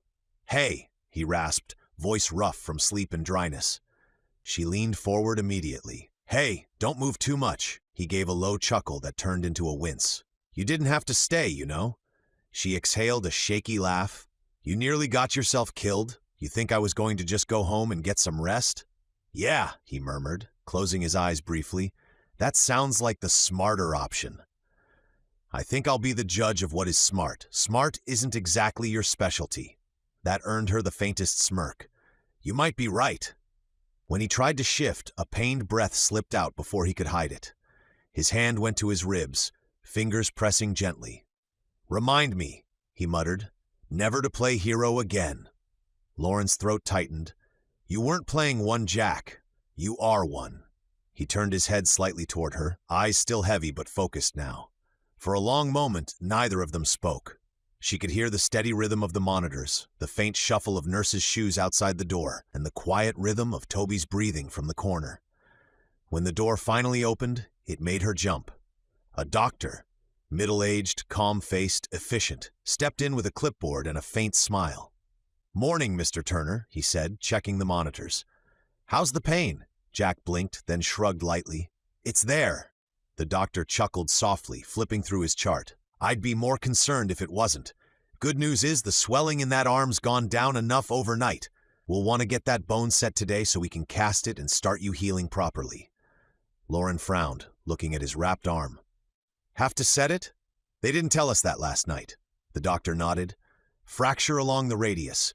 Clean break, but it'll need setting before the cast. Once that's done, you'll be sore for a few days, but it should heal just fine. Jack nodded, jaw tight. All right, let's just get it done. The doctor raised an eyebrow. We'll give you something for the pain first. Jack cut him off, shaking his head. No, just do it. Lauren blinked. Jack, don't be ridiculous. He turned his head toward her, the faintest grin tugging at his mouth. I'm fine. The doctor hesitated. I really don't recommend. Just do it, Jack repeated quietly. The doctor sighed, clearly used to stubborn patients, and nodded to the nurse who'd followed him in. She adjusted the sling while he positioned Jack's arm carefully. Lauren stood, instinctively moving closer to the bed. Toby stirred in his chair but didn't wake. Okay, the doctor said. On 3. Jack gave a weak laugh. Just skip to it, Doc. And then it happened, a sharp, wet crack followed by a hiss of pain that tore through the room. Jack's back arched slightly, his jaw clenched tight, and his hand gripped the sheets until his knuckles went white. He didn't yell, didn't curse, just drew in a long, ragged breath through his teeth. Lauren had to look away for a second. The sound, the strain on his face, it was too much like watching someone being tortured. When it was over, the doctor wrapped the arm quickly, efficient and calm, as if nothing unusual had happened. You're all set, he said lightly. We'll have that cast on within the hour. Jack nodded, still breathing through his nose, a sheen of sweat across his forehead. See, he said hoarsely, forcing a smile, everything back where it belongs. Lauren wanted to scold him, to tell him how idiotic that was, but instead she just pressed her lips together, shaking her head as a tear escaped down her cheek. You're impossible. Yeah, he whispered, leaning back against the pillow, eyes fluttering closed again, but tough to get rid of. She smiled faintly through the blur of tears. I'm starting to notice. The doctor gave a polite nod, murmured something about observation time, and left with the nurse, the door clicking softly behind them. By mid-morning, the quiet rhythm of the hospital had settled into something deceptively calm. The steady shuffle of shoes in the hallway, the distant rattle of meal carts, the occasional murmur of voices through half-closed doors. Jack had dozed off again, his chest rising and falling in even shallow breaths. Lauren sat beside him, trying to convince herself that the worst was over. But when the nurse came in, the illusion cracked. She was kind, middle-aged, with warm eyes and a practiced smile, but the moment she wrapped the blood pressure cuff around Jack's arm, something in Lauren's chest went tight. The hiss of air filling the cuff, the beep of the monitor sinking to his pulse, the faint scent of antiseptic and latex gloves. It all hit at once. Her hands curled into fists before she realized it. The chair beneath her suddenly felt too small, too close to the wall, the room too bright. The sound of the monitor, that rhythmic beep, beep, beep, tunneled through her ears until it drowned out everything else. She tried to focus on something simple. The window, the pale morning light slipping through the blinds, the patch of sky beyond the parking lot, but it was no use. The sound and smell dragged her backward 2 years, into another sterile room with the same white walls, the same sound of machines, and the same hope that refused to die until someone finally killed it with words. There was nothing we could do. Her vision blurred, her body went cold. She didn't realize she was trembling until Jack's voice cut through the haze. Hey! Soft, rough, concerned. She blinked hard and looked up. He was watching her, eyes tired but focused, studying her face like he was reading something written there. You okay? He asked quietly. Lauren swallowed hard, nodding too quickly. Yeah, I'm fine. He didn't buy it. You sure? You look like you're about to bolt. She exhaled shakily, forcing a small laugh that broke halfway through. Hospitals, she managed. I don't like them. Jack's gaze softened. Yeah, me neither. But he kept looking at her, and she knew he'd seen it. The fear, the memory, the weight she couldn't hide. Because of Mark? He asked gently. The name hit like a crack through glass. She nodded once, unable to trust her voice. Jack hesitated for a long moment before shifting slightly, careful not to move his injured arm. He reached out with his good hand, slow and deliberate, and covered hers. His palm was rough, warm, grounding, a small tether against the flood threatening to pull her under. This time's different, he said quietly. Her eyes filled before she could stop them. She shook her head. "You can't promise that." "Maybe not," he admitted, giving her hand a gentle squeeze. "But I can try." Something in his tone, the quiet conviction beneath the humor, undid her completely. She pressed her free hand to her mouth, laughing weakly through the tears. "You always have to fix things, don't you?" Jack smiled faintly. "Bad habit, occupational hazard." She wiped her cheeks, breathing unsteadily. "You don't have to fix me." "I'm not trying to," he said. "Just trying to hold steady until you can breathe again." Her lips trembled into something that might have been a smile. "That's a dangerous job." "Yeah," he murmured, "but I'm getting good at it." For a long while, neither of them moved. The nurse finished her work quietly, jotting notes on her clipboard before slipping out, leaving them in the soft hush of beeps and sunlight. Lauren stared at their joined hands, his thumb tracing slow, absent circles over her skin, and let herself exhale, really exhale, for the first time since the accident. He didn't pull away, and she didn't ask him to.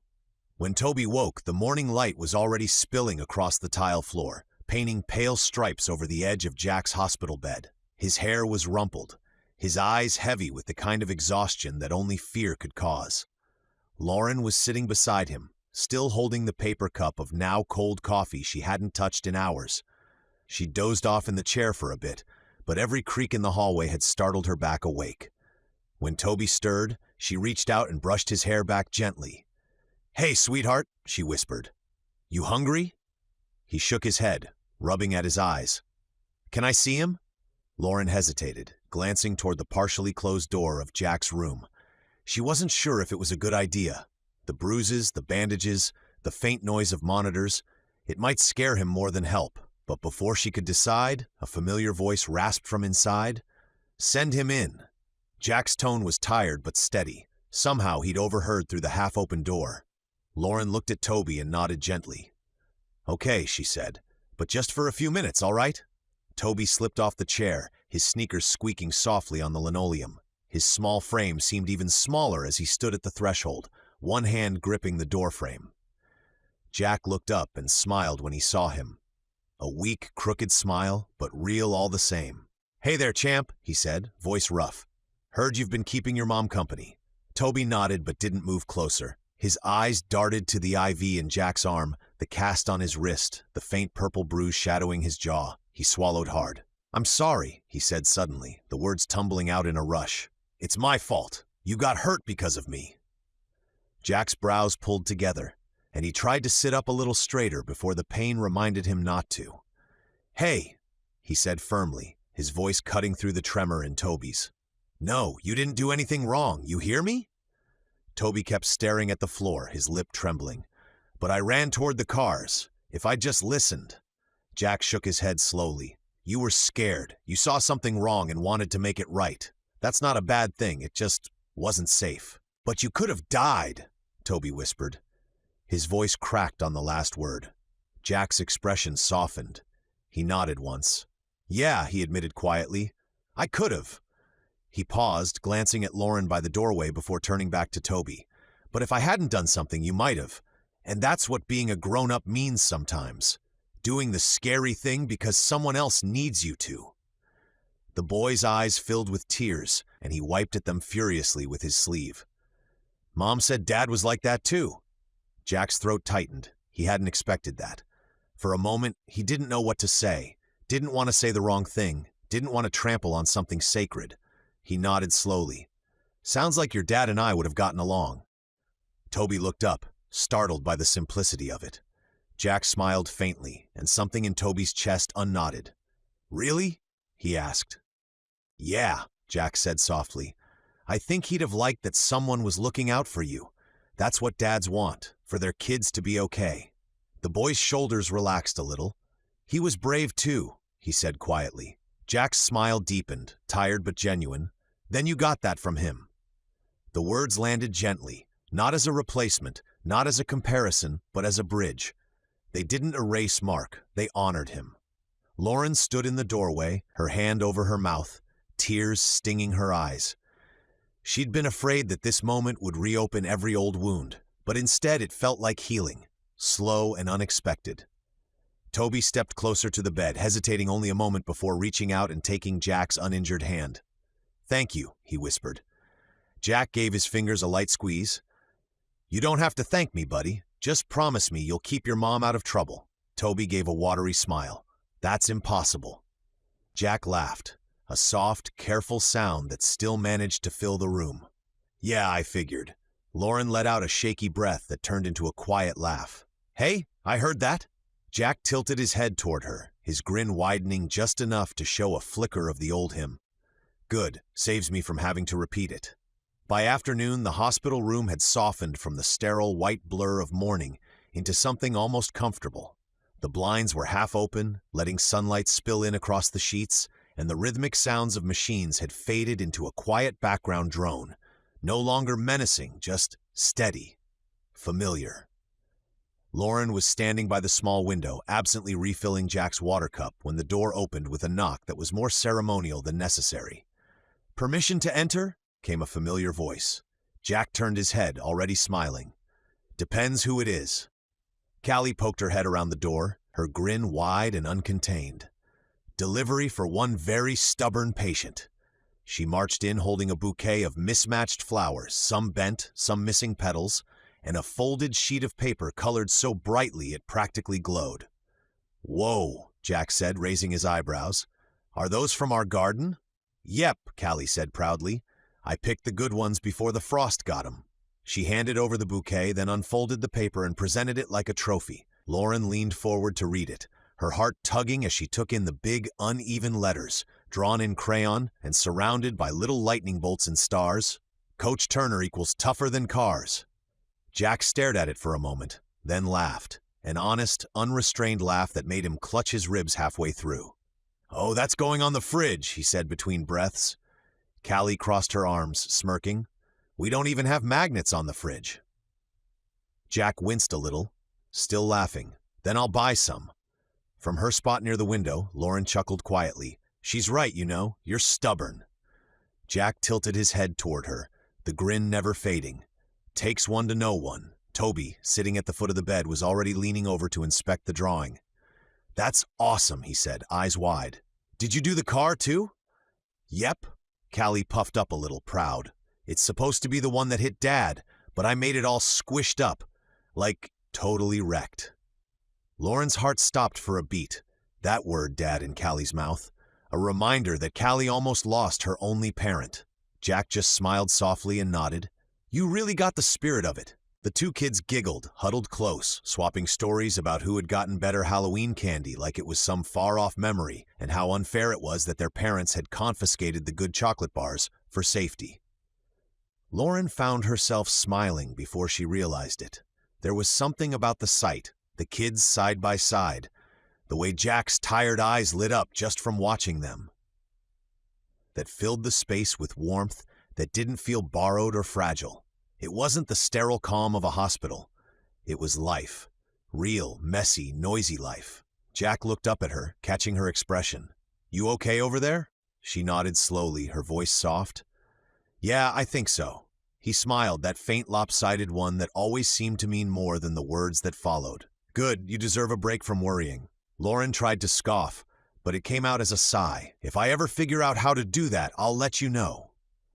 "You're halfway there already," he said, gesturing weakly to the kids. "Look at 'em. They've already decided we're fine." She followed his gaze. Callie had balanced the crayon drawing against the plastic vase, beaming proudly, while Toby adjusted the flowers so they'd stand straight. Lauren's throat tightened again, not with fear this time, but with something gentler. Gratitude. The hospital smell that had haunted her since she'd first walked in, that sharp blend of disinfectant and memory, had faded. Now all she could smell were the faintly crushed stems of flowers, the paper and wax of crayon, and the sweet tang of the juice box Callie had brought for Toby but ended up drinking herself. She hadn't realized until that moment how long it had been since she'd felt peace in a place like this. Jack shifted slightly, wincing but trying not to show it. "Hey, Callie," he said, his voice soft. "Think you can hang that masterpiece somewhere I can see it?" She grinned, hopped off her chair, and carefully taped the picture to the cabinet above his bed using medical tape. "There," she said proudly. "Now you can look at it when you're bored." Perfect. When she turned around, he reached out and gave her hand a gentle squeeze. Thanks, kiddo.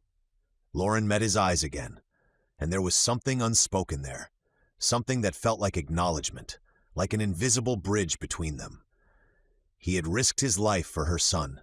She had stayed up all night to make sure he wasn't alone.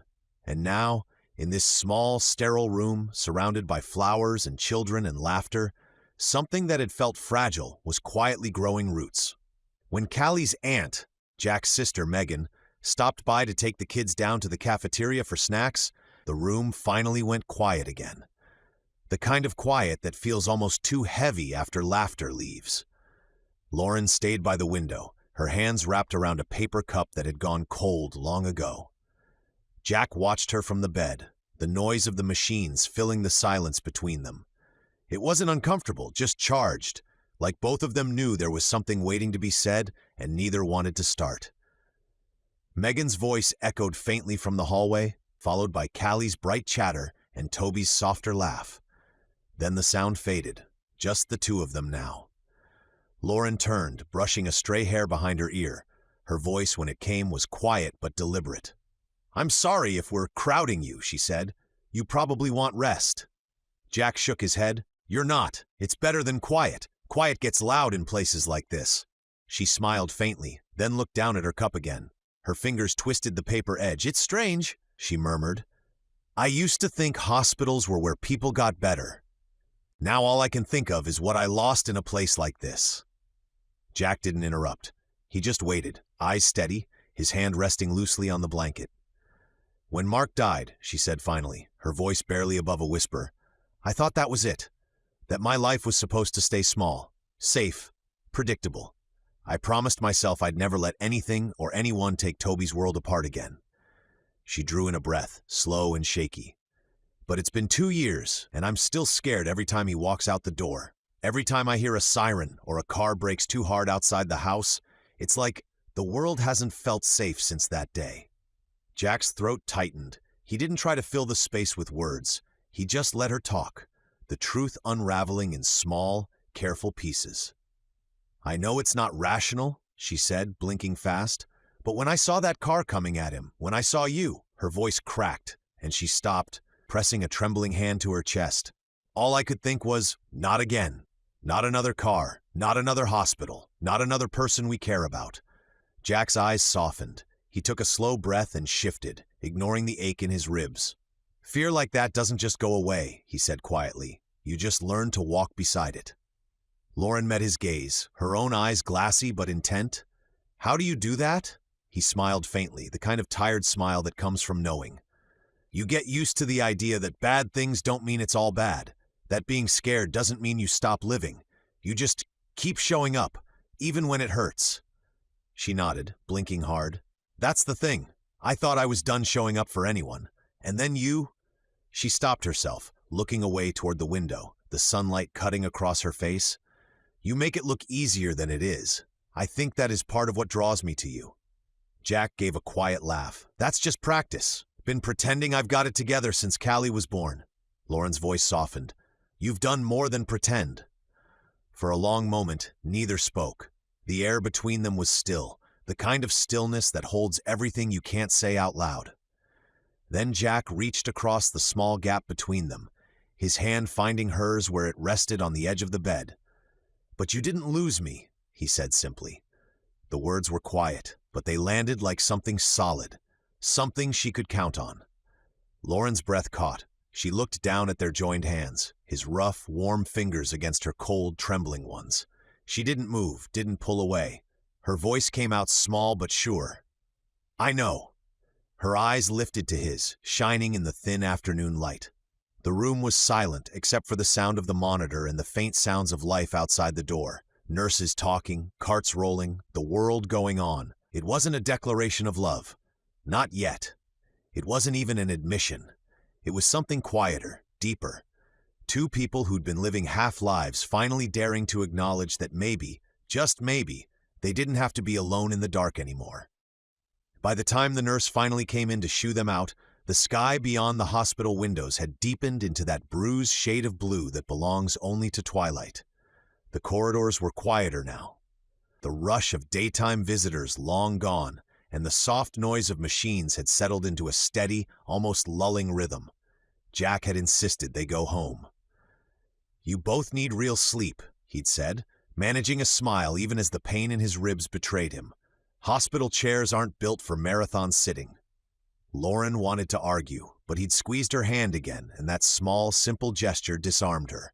So she nodded, promising to check in first thing in the morning. Now, as she and Toby stepped through the automatic doors, the motion sensors hissed softly, that sterile hospital air giving way to the first cool breath of evening. The temperature drop was immediate, the wind carrying the faint scent of rain-soaked asphalt and distant pine. The parking lot lights flickered on overhead, one by one, casting long, pale reflections over the cars. The metal glinted like glass. Too clean, too familiar. For a heartbeat, Lauren froze. The sight of hoods and bumpers and headlights still made something in her chest tighten. The smell of exhaust had a way of reaching places grief still lived. But Toby's small hand tugged at hers, grounding her. "I hate hospitals," he murmured. His voice was quiet, flat, the kind of honesty kids only gave when they were too tired to filter it. "Me too," she admitted softly. "But not everything that happens in them is bad." He looked up at her, frowning a little, thinking it over.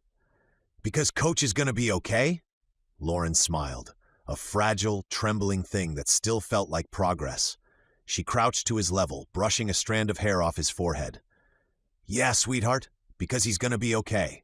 Toby nodded, seeming to accept that as enough. But he didn't let go of her hand as they crossed the parking lot.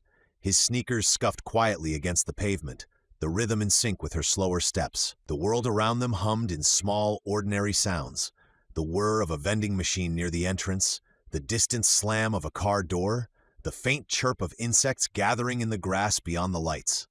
Halfway to their car, Toby glanced back at the hospital. Its tall windows glowed faintly in the dusk, the same yellow-white hue that had haunted Lauren's nightmares for years. Only this time, something about it looked softer. Not threatening. Just still. He squeezed her hand again. "He really saved me, didn't he?" Lauren swallowed hard. "Yeah, he did." "Why?" She stopped, blinking back a wave of emotion that rose faster than she could control. "Because that's who he is." Her voice wavered slightly. "Because he cares about you, about all of us." Toby seemed satisfied with that answer. He nodded and looked ahead again. "I'm going to make him a card tomorrow," he said, more awake now. "Like Callie did. But mine's going to have a monster truck on it, 'cause they're tougher than cars." Lauren laughed quietly, the sound easing some of the heaviness in her chest. "I think he'll love that." When they reached the car, she stopped beside the driver's side door. For a long moment, she didn't move. The reflection of the hospital glimmered faintly on the windshield, the bright letters of its name mirrored upside down. She hadn't realized how long she'd avoided that sound. The ignition turning over, the low growl of an engine starting. 2 years ago, that sound had ended her world. Since then, it had always carried the echo of that night.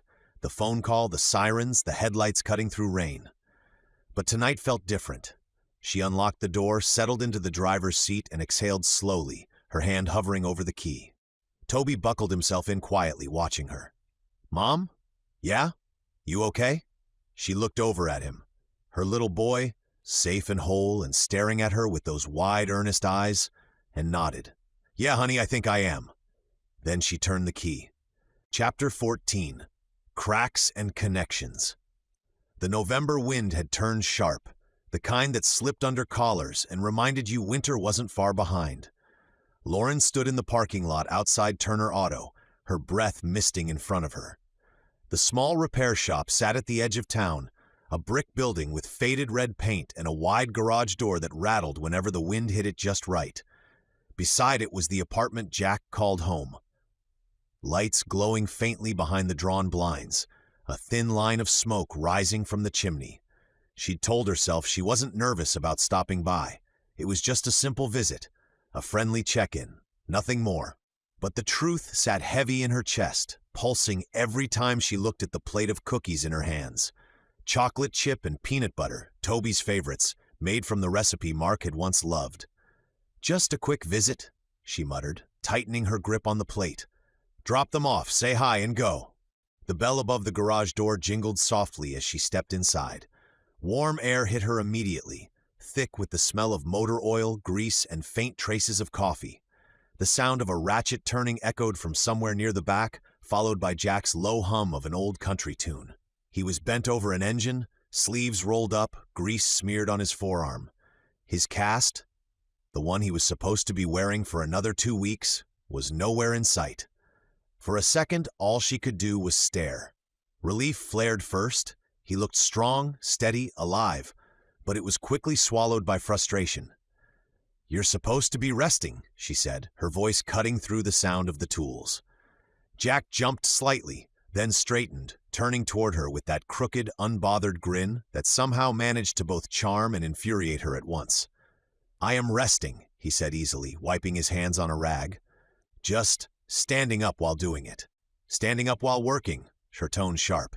He shrugged, tossing the rag onto the workbench. "It's just a flesh wound." Lauren looked utterly confused. "A what?" Jack grinned. "You know, a Monty Python reference for when the knight gets his leg cut off and says it's just a flesh wound?" Her irritation grew. "Are you sure it was only a mild concussion?" The smell of coffee drifted in from somewhere near his small office, mixing with the tang of motor oil and the faint sweetness of coolant. It was such a him smell, equal parts chaos and comfort, and it threw her more than she expected. "I could report you to your doctor," she said, crossing her arms. Jack leaned against the hood of the car, unbothered. "And what would you tell them? That I was caught in the act of light productivity?" "You mean stupidity?" she snapped. "You were hit by a car less than 2 weeks ago." He held up his hands. "Correction, gently bumped by a car." "Jack, don't be absurd." Her voice softened, frustration giving way to worry. "You could have broken something again. You're not invincible." "I know," he said, quieter now, meeting her eyes. "But I'm also not great at sitting still. The shop's been closed too long already. Bills don't wait for bones to heal." Lauren hesitated. She wanted to argue, to tell him he was being reckless. But the truth in his voice stopped her. She understood it, that desperate need to move, to keep control by staying busy. It was the same thing that kept her organizing drawers at midnight after Mark died, the same thing that made her rebuild her life through sheer routine. Still, she couldn't help herself. "You're the most stubborn man I've ever met." "Stubborn," he said with a faint grin. "Hardworking, heroic. I'll take whatever version of that you mean." She let out an incredulous laugh. "Heroic? You're fixing carburetors." "Yeah, but look how good I look doing it." She rolled her eyes but couldn't quite hide her smile. "Unbelievable." "Maybe," he said, taking a step closer, "but you still came here." Her smile faltered. She looked down at the plate in her hands. I wanted to drop these off." He raised an eyebrow. "Cookies?" She nodded quickly. "Toby and I made them." "Well, I made them," he supervised. Jack chuckled, taking the plate from her carefully. "Looks official. You even used a real plate and everything. Are these the good kind of chocolate chips?" She exhaled a small laugh. "Don't act like you know the difference." "Oh, I do. The good ones melt faster. Science." She shook her head, muttering something about men and their science under her breath. He set the cookies on a nearby workbench and reached for one immediately. Lauren opened her mouth to protest. "They're for later." But he'd already taken a bite. His eyes widened. "These are amazing," he said around a mouthful. She crossed her arms, torn between irritation and amusement. "You're welcome." He swallowed, still grinning. "Thanks for the cookies." There it was. That tone, light but sincere, the same one that always knocked her slightly off balance. She tried to hold on to her frustration, but it slipped through her fingers. "Actually," she said quickly, trying to recover, "I came to invite you and Callie to Toby's birthday party. It's this weekend." Jack's grin widened. "A party sounds dangerous." "Cake, balloons, chaos," she said dryly. "The usual. Wouldn't miss it." She nodded once, trying to sound composed even as something in her chest softened. "Good. Toby would be disappointed if you didn't come." Jack tilted his head. "Toby, huh? Not you?" Her eyes narrowed. "Don't push your luck," he laughed quietly, that low, easy sound that always seemed to reach under her guard before she could stop it. "You know, for someone who claims to be dropping by, you look like you're trying really hard to linger and give advice." Lauren stiffened. "Excuse me?" "You heard me." He gestured toward her, grease-stained rag still in hand. "You walked in here ready for a fight, but what you really wanted was to make sure I was okay." "That's ridiculous," she said, but her voice lacked conviction.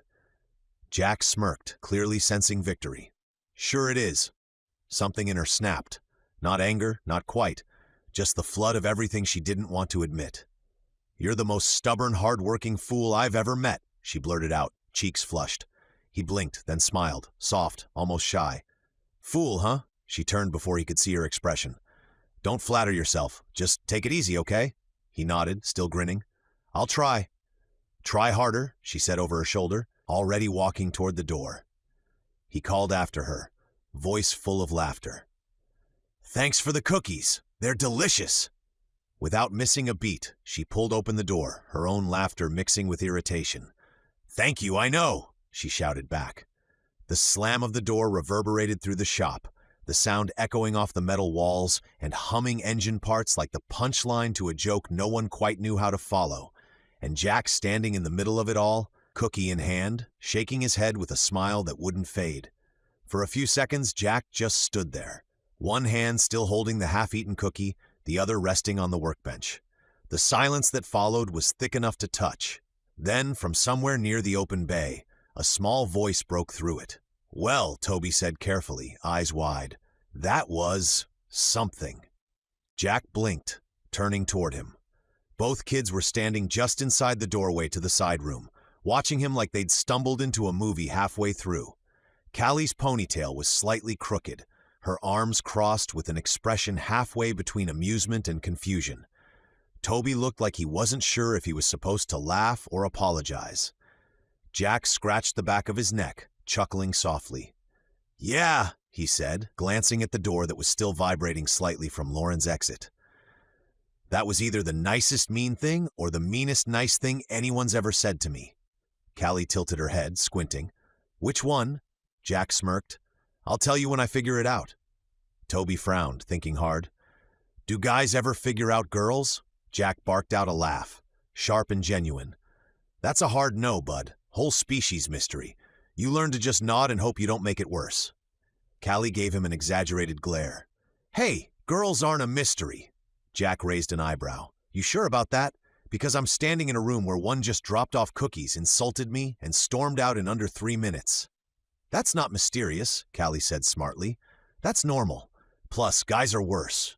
Toby laughed so hard he snorted, which made Jack grin even wider. "See? Can't win." The laughter settled after a moment, the sound fading into the low sounds of the space heater in the corner. It wasn't uncomfortable, though. If anything, it felt normal, warm, like maybe the storm Lauren had blown in with had left a little sunlight behind on its way out.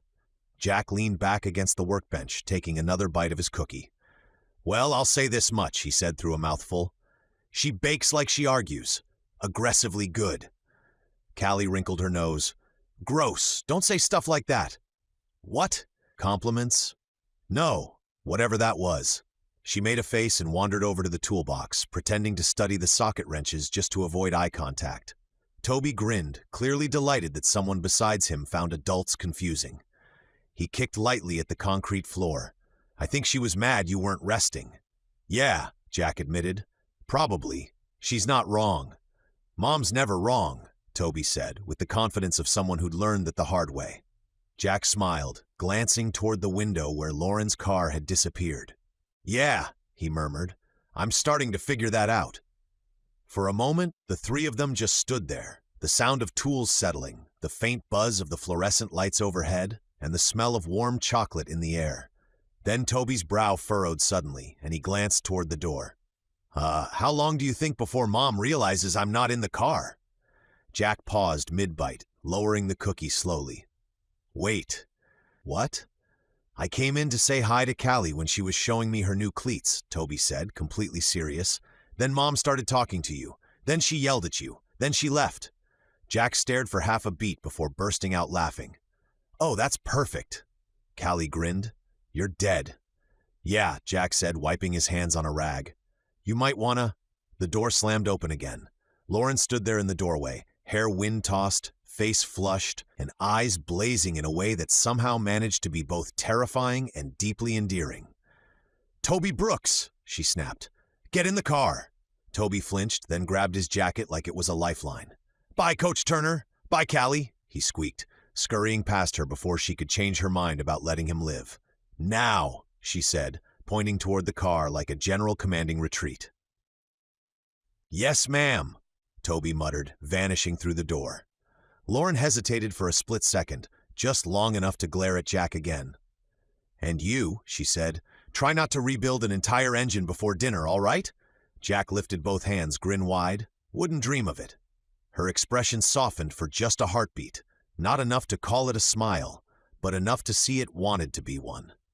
Then she turned sharply, the door swinging closed behind her with a resounding thud. The shop fell silent again. Jack let out a slow whistle and turned toward the kids. Guess that answers that, he said finally.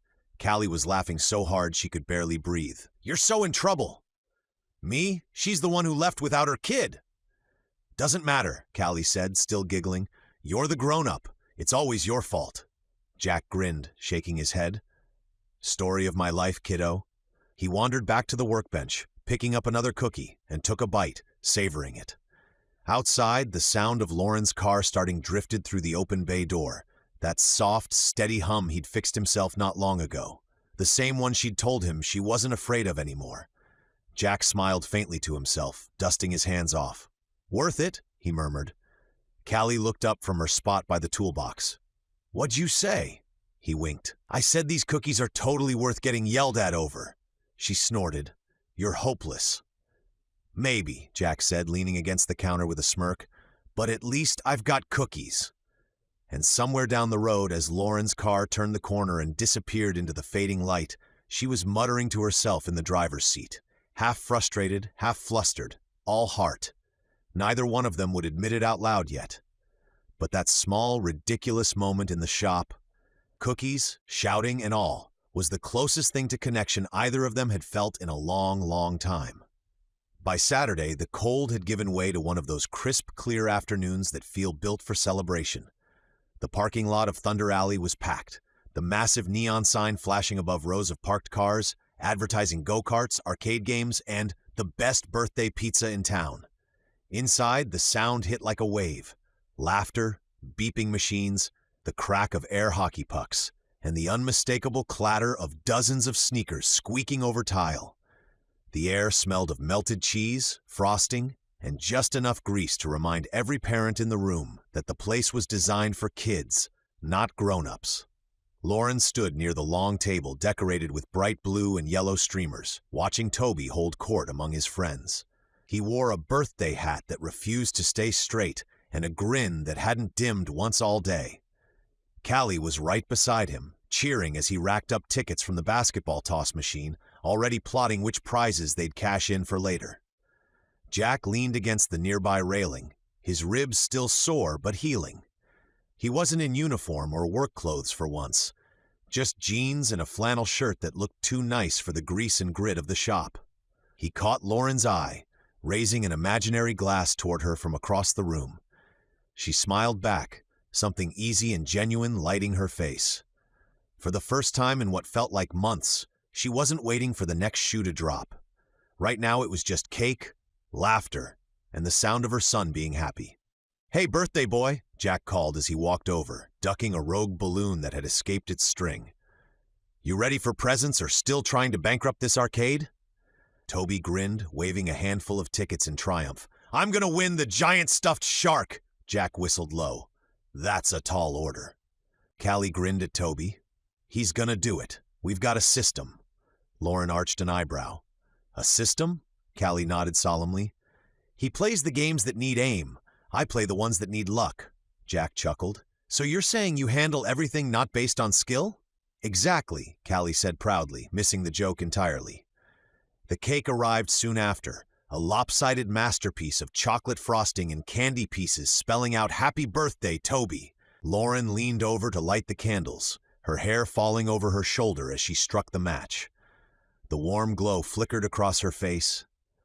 Jack found himself watching, not just because she looked beautiful in that soft, accidental way, but because she looked peaceful. He hadn't realized how much he missed seeing that until now. When the last candle was lit, the kids gathered close, and everyone joined in the song. "Make a wish, bud," Jack said as the final note faded. Toby closed his eyes, face scrunching up in concentration. Then he blew with everything he had, one breath, strong and sure. The candles went out in a swirl of smoke and cheers.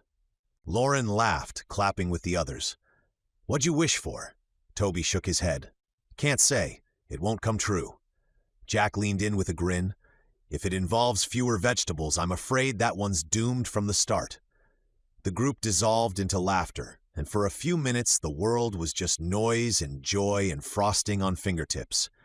Then the photographer from the arcade, a teenager with a camera strap and a corporate name tag, appeared beside the table. "Family picture time," she chirped, cheerful and oblivious to how loaded that word could be. Lauren froze. "Oh, Before she could say more, Toby turned, waving enthusiastically. "Come on, you too!" He gestured toward Jack and Callie. "You're part of it." Lauren's breath caught. The kids were already crowding together, jostling for position. Jack started to shake his head, a quiet reflex of humility, but Toby grabbed his sleeve. "You have to! It's not right without you guys." Callie's face lit up. "See, Dad, you can't say no to the birthday boy." Jack laughed softly, giving in. He crouched beside them, looping one arm around Toby's shoulder and the other around Callie's. "All right, but only if I get to stand on the cool side." "There's no cool side," Toby declared. "You're already old." Jack groaned in mock offense while Lauren covered a smile with her hand.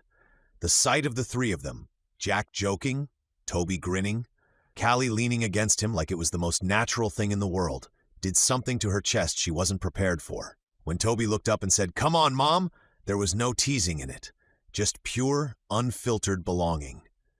She hesitated, blinking back the warmth that threatened to rise into tears. "Toby, I think maybe." But he interrupted with a grin that could melt concrete. "There's something like family, right?" The words hit the table like a soft bell. Clear and unshakable. The chatter around them faded into a dull hum. Even Callie stilled, looking up at her dad as if waiting for him to say something important. Jack's throat tightened. He met Lauren's eyes, the air between them suddenly fragile and full.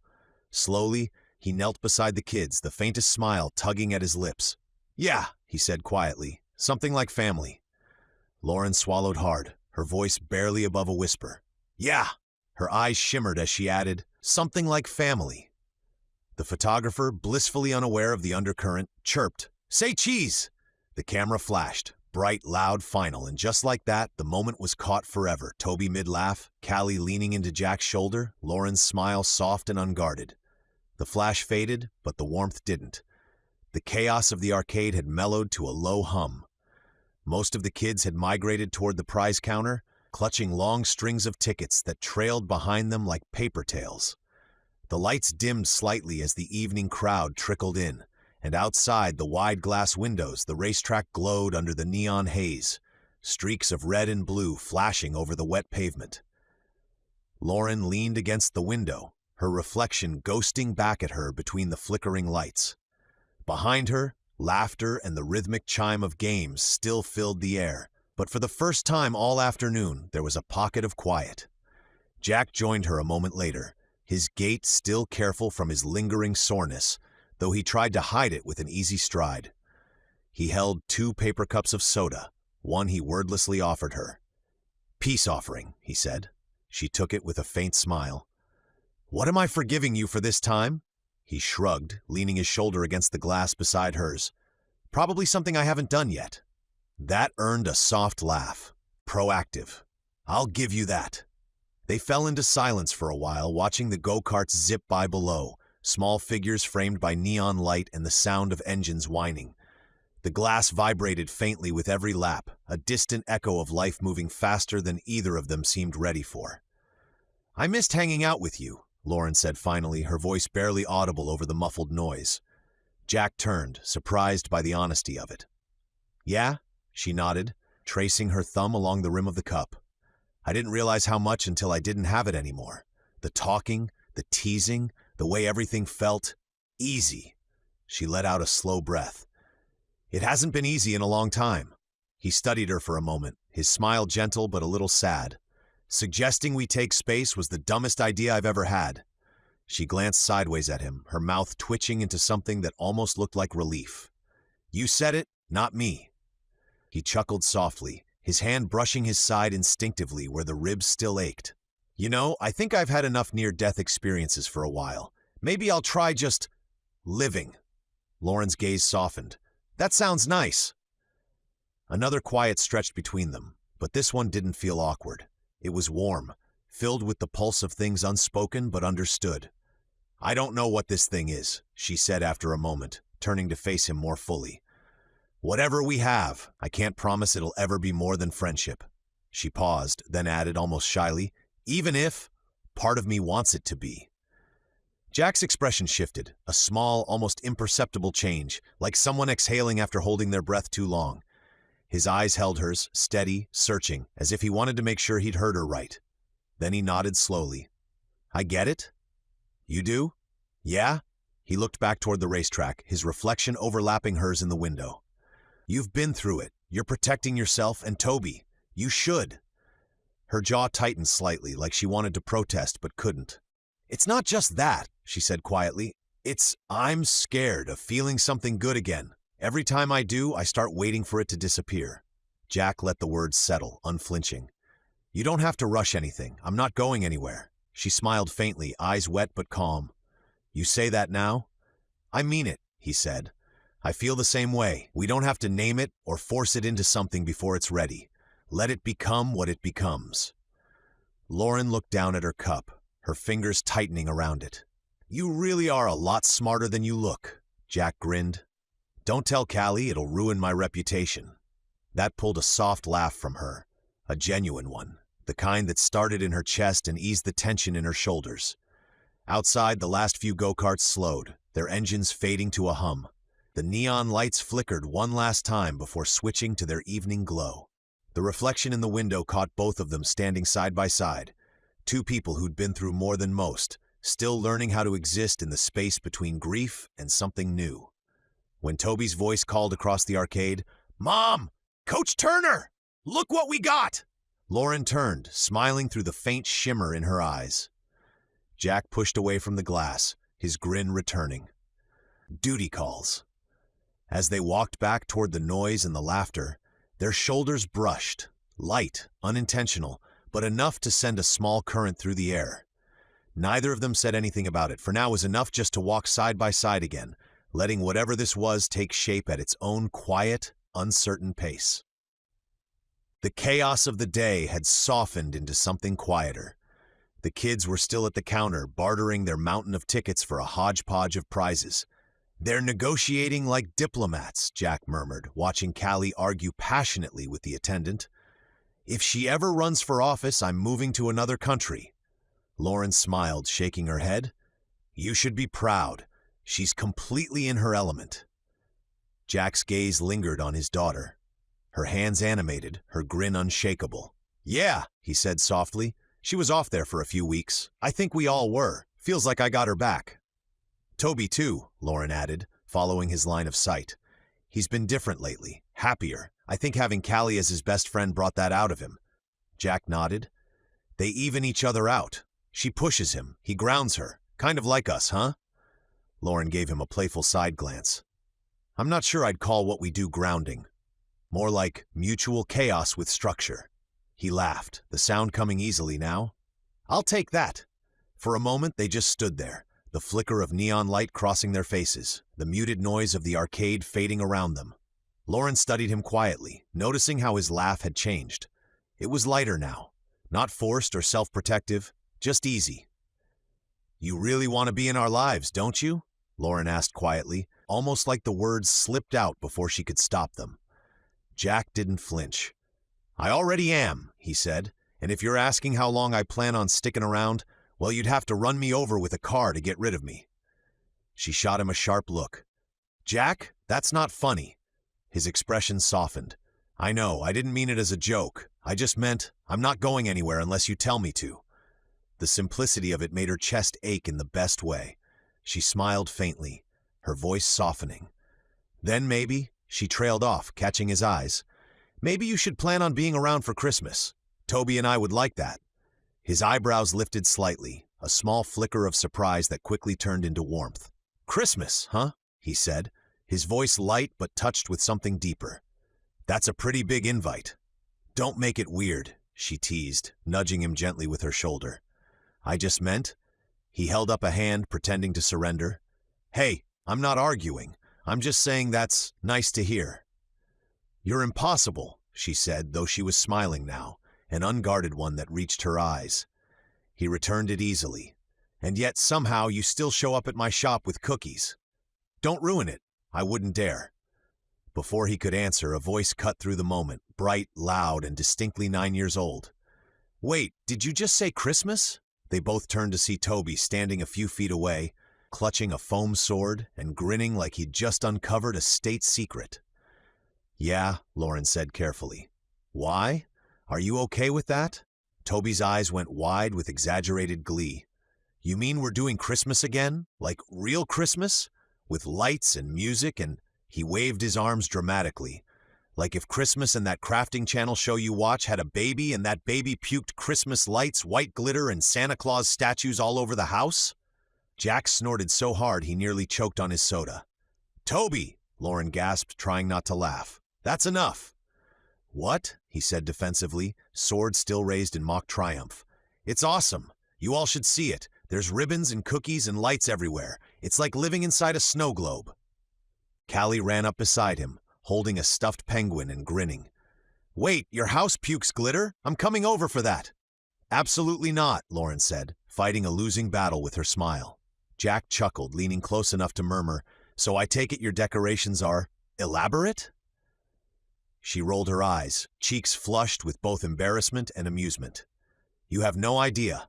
Mark used to tease me. Said they could see our house from space, and the inside could be used as a prop for Santa's workshop." He tilted his head, still smiling. "Well, I can't miss that. I guess I'd better start clearing my calendar." Lauren looked at him for a beat, the warmth between them quiet but unmistakable. "We'd like that," she said softly. Jack's answer came without hesitation. "We'd like that too." The kids darted past them, laughing as they waved their prizes in the air. Toby with his foam sword, Callie with her penguin, a blur of light and sound and movement. Lauren watched them go, her smile lingering as she said almost to herself, "They really do make it all worth it." Jack nodded, his eyes following them too. "Yeah," he said quietly, "they do." The arcade's glow spilled out into the parking lot, soft and golden against the fading light. Parents called to their kids, herding them toward waiting cars. The sound of laughter and closing doors mingled with the sound of engines and the faint buzz of neon from the building behind them. Lauren stood by the car, helping Toby wrestle with his seatbelt as the air cooled around them. The day had been long, loud, and unexpectedly perfect. The kind of day that felt like it had stitched something back together she didn't even realize was still torn. When she finally clicked the buckle into place, she leaned against the open door for a moment, letting herself breathe. Through the glass doors of the arcade, she could see Jack and Callie still inside, standing near the window where they'd been talking earlier. Callie was waving enthusiastically, holding her stuffed penguin up like a victory flag. Beside her, Jack lifted a hand too, his grin easy, unguarded. Lauren lifted her own in return, the gesture small but full of quiet understanding. She slid into the driver's seat, fingers curling around the steering wheel. For a second, she just sat there, not starting the car, letting the memories of the night settle around her. She realized that she wasn't bracing for something to go wrong. The headlights from another car swept across the windshield, catching her face in soft light. She turned the key, and the engine came to life with a steady purr. No dread, no memories rushing up to choke her, just peace. "Mom?" Toby's voice came from the back seat, sleepy but still bright. "Yeah, sweetheart," she said, glancing at him in the rearview mirror. He was grinning, his foam sword tipped lazily over his shoulder, his hair sticking out in all directions. "Best birthday ever." Her throat tightened, but she smiled anyway. "Yeah," she said softly, eyes glistening as she pulled out of the parking spot. "Yeah, it really was." As they drove past the front of the arcade, she looked up just once more. Jack was still at the window, watching them go, one hand resting absently over his ribs. His expression wasn't pained anymore, just thoughtful, maybe even hopeful. He stayed there until their taillights disappeared down the road, the reflection of the arcade lights fading from the glass. Then, with a slow breath, he turned back toward Callie, who was already explaining how she planned to make their house extra glittery for Christmas. Jack chuckled, rubbing his sore ribs as he followed her toward the exit.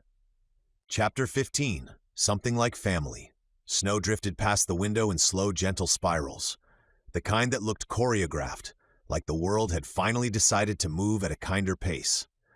The street outside Lauren's house was quiet and blanketed in white, rooftops capped in frost, tire tracks already fading beneath a new dusting of snow. Inside, the house glowed warm and golden. The fireplace crackled softly, throwing ribbons of light that danced across the walls. Cinnamon and coffee filled the air, mixing with the faint scent of sugar cookies from the night before. Toby was the first awake. "Mom, it's snowing!" he shouted, his voice full of that breathless kind of excitement only a child could muster at 7 in the morning. Lauren blinked herself awake, squinting at the clock. "Sweetheart, it's early," she murmured, but he was already gone, barreling down the hallway toward the stairs. She laughed to herself, tugging her robe tighter and following after him. "Careful on the stairs," she called, but her warning came just as his feet hit the landing with a thud. By the time she reached the living room, Toby was kneeling in front of the tree, surrounded by ribbons and neatly stacked gifts. The glow of the string lights shimmered in his eyes as he whispered something to himself. A small, private excitement she didn't interrupt. Lauren stood in the doorway for a moment, just watching. The firelight painted everything in warmth, the soft melody of Christmas music playing low from the radio, the faint hiss of snow against the windows, the rustle of wrapping paper. It felt alive in a way her house hadn't felt in years. "Did Santa come?" she asked, her voice still rough with sleep. Toby nodded, beaming. "He definitely came. Look, the cookies are gone, and he even left a note." He held up a small card scrawled in thick red marker.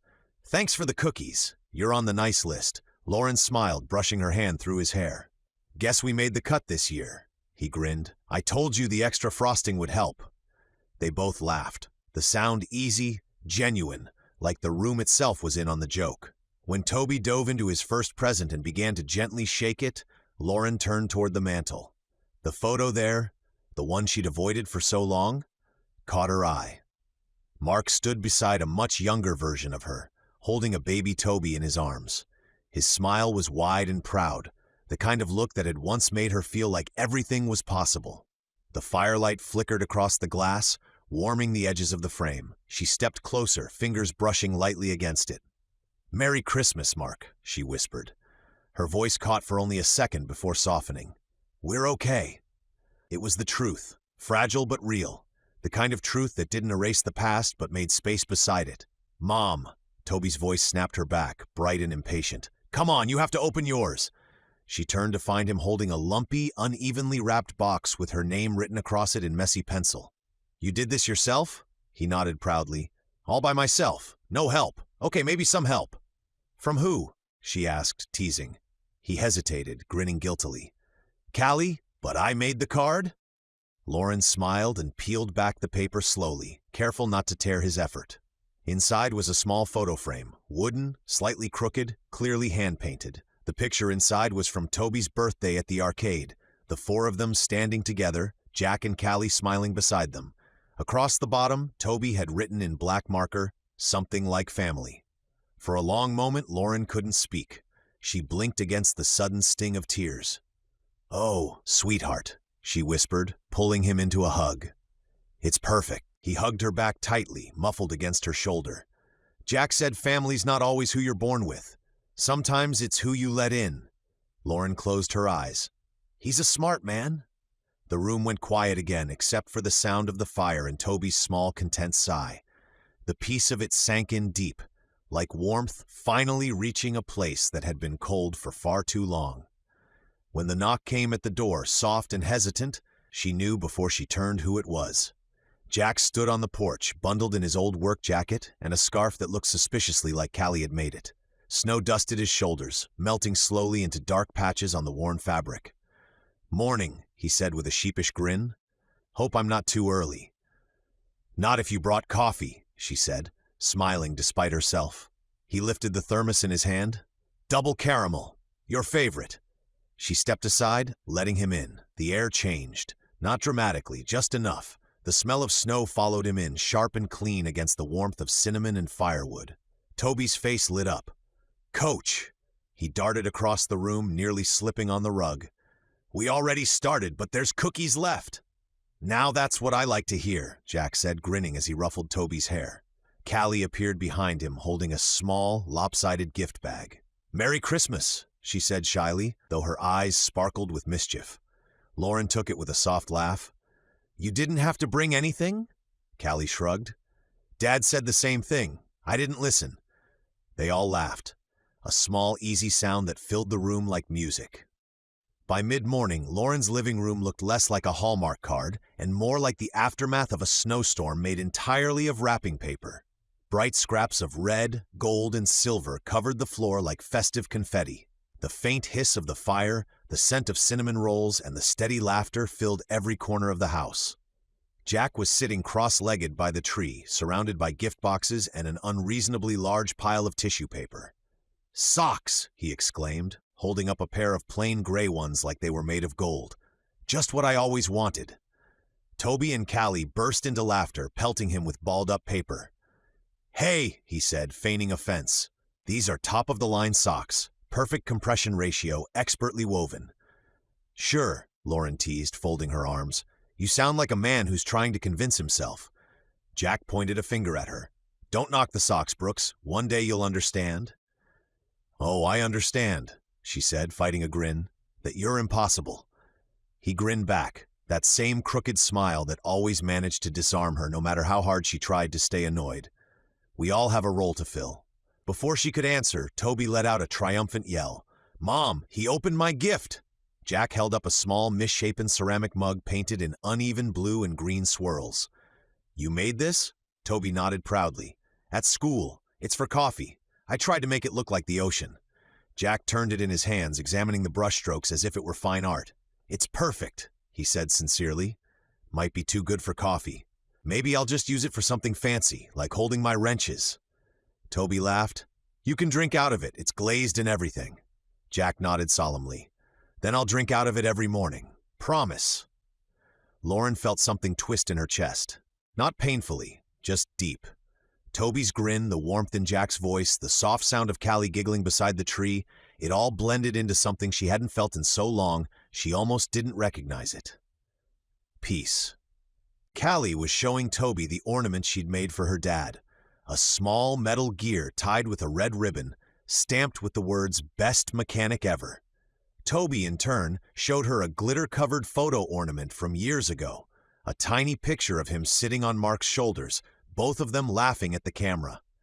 I made it with my mom, Toby explained, tracing the edge with his thumb. It used to go on our tree every year. I didn't hang it last year, though. Callie tilted her head. You should. It's really nice. Lauren froze for a moment, unsure whether to step in, but Toby smiled faintly and nodded. Yeah, I think I will.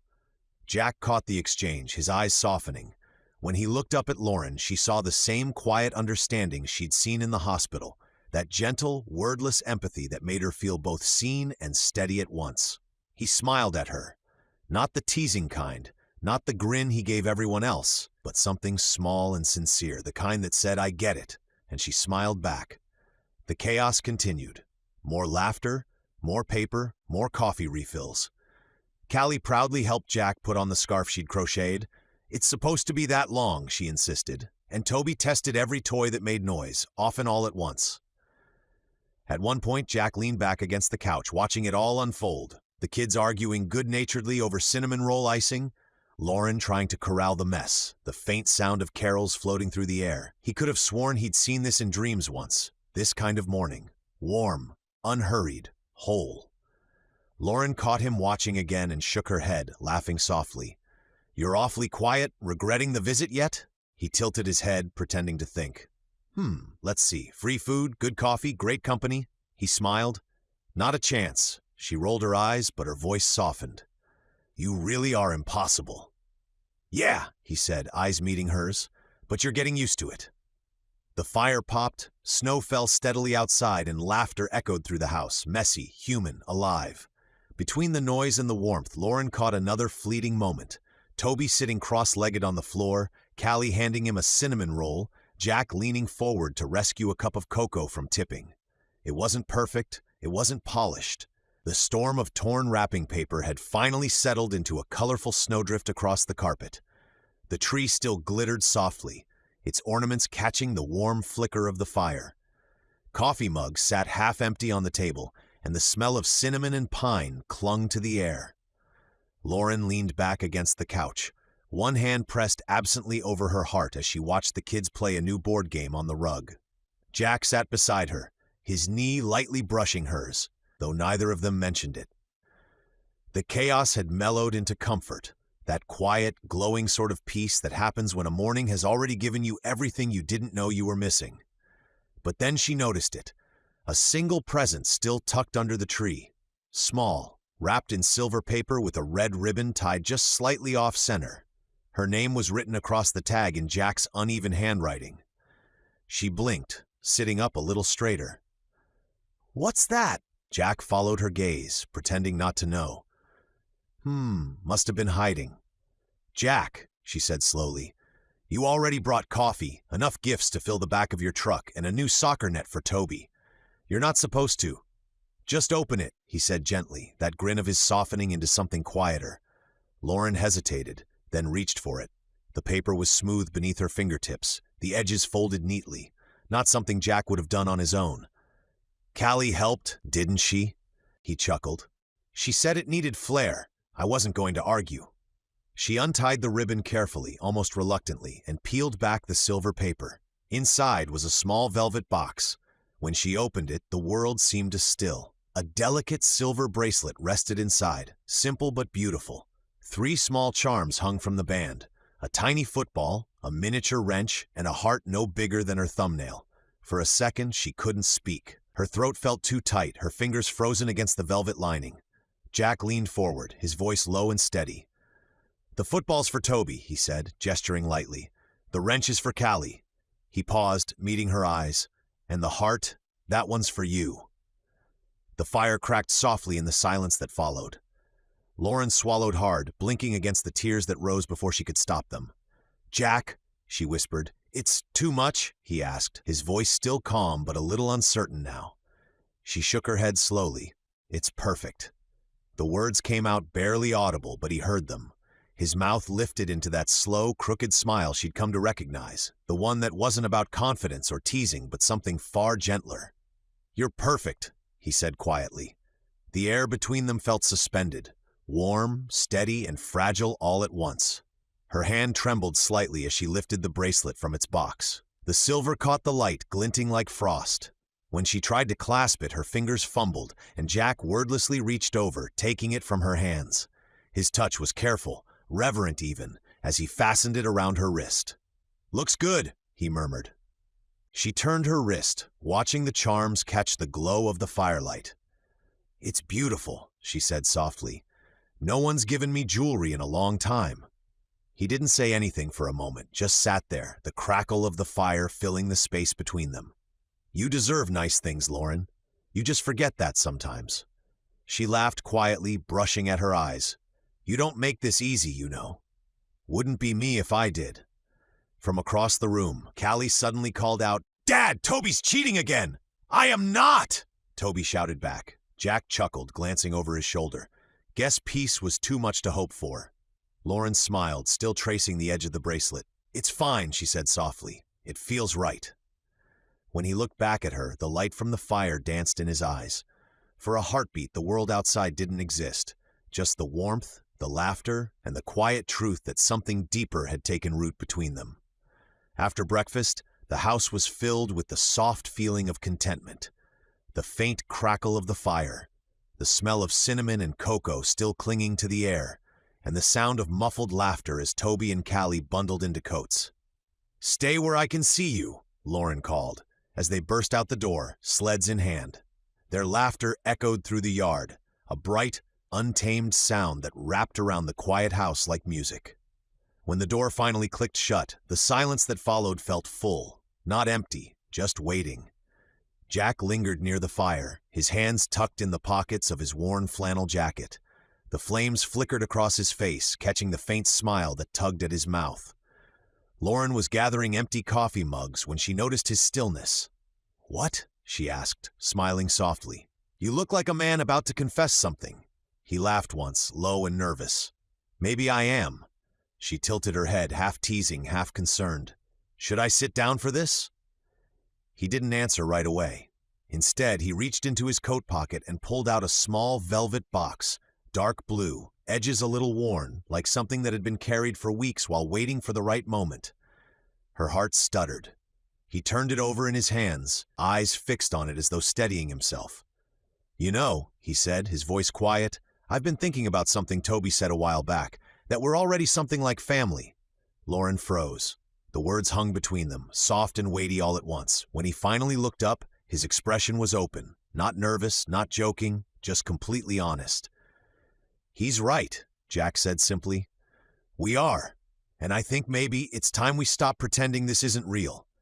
He opened the box. Inside was a ring, simple, elegant, silver that caught the firelight and shimmered faintly. No diamonds, no flash, just something quietly beautiful, something that looked like it belonged to her.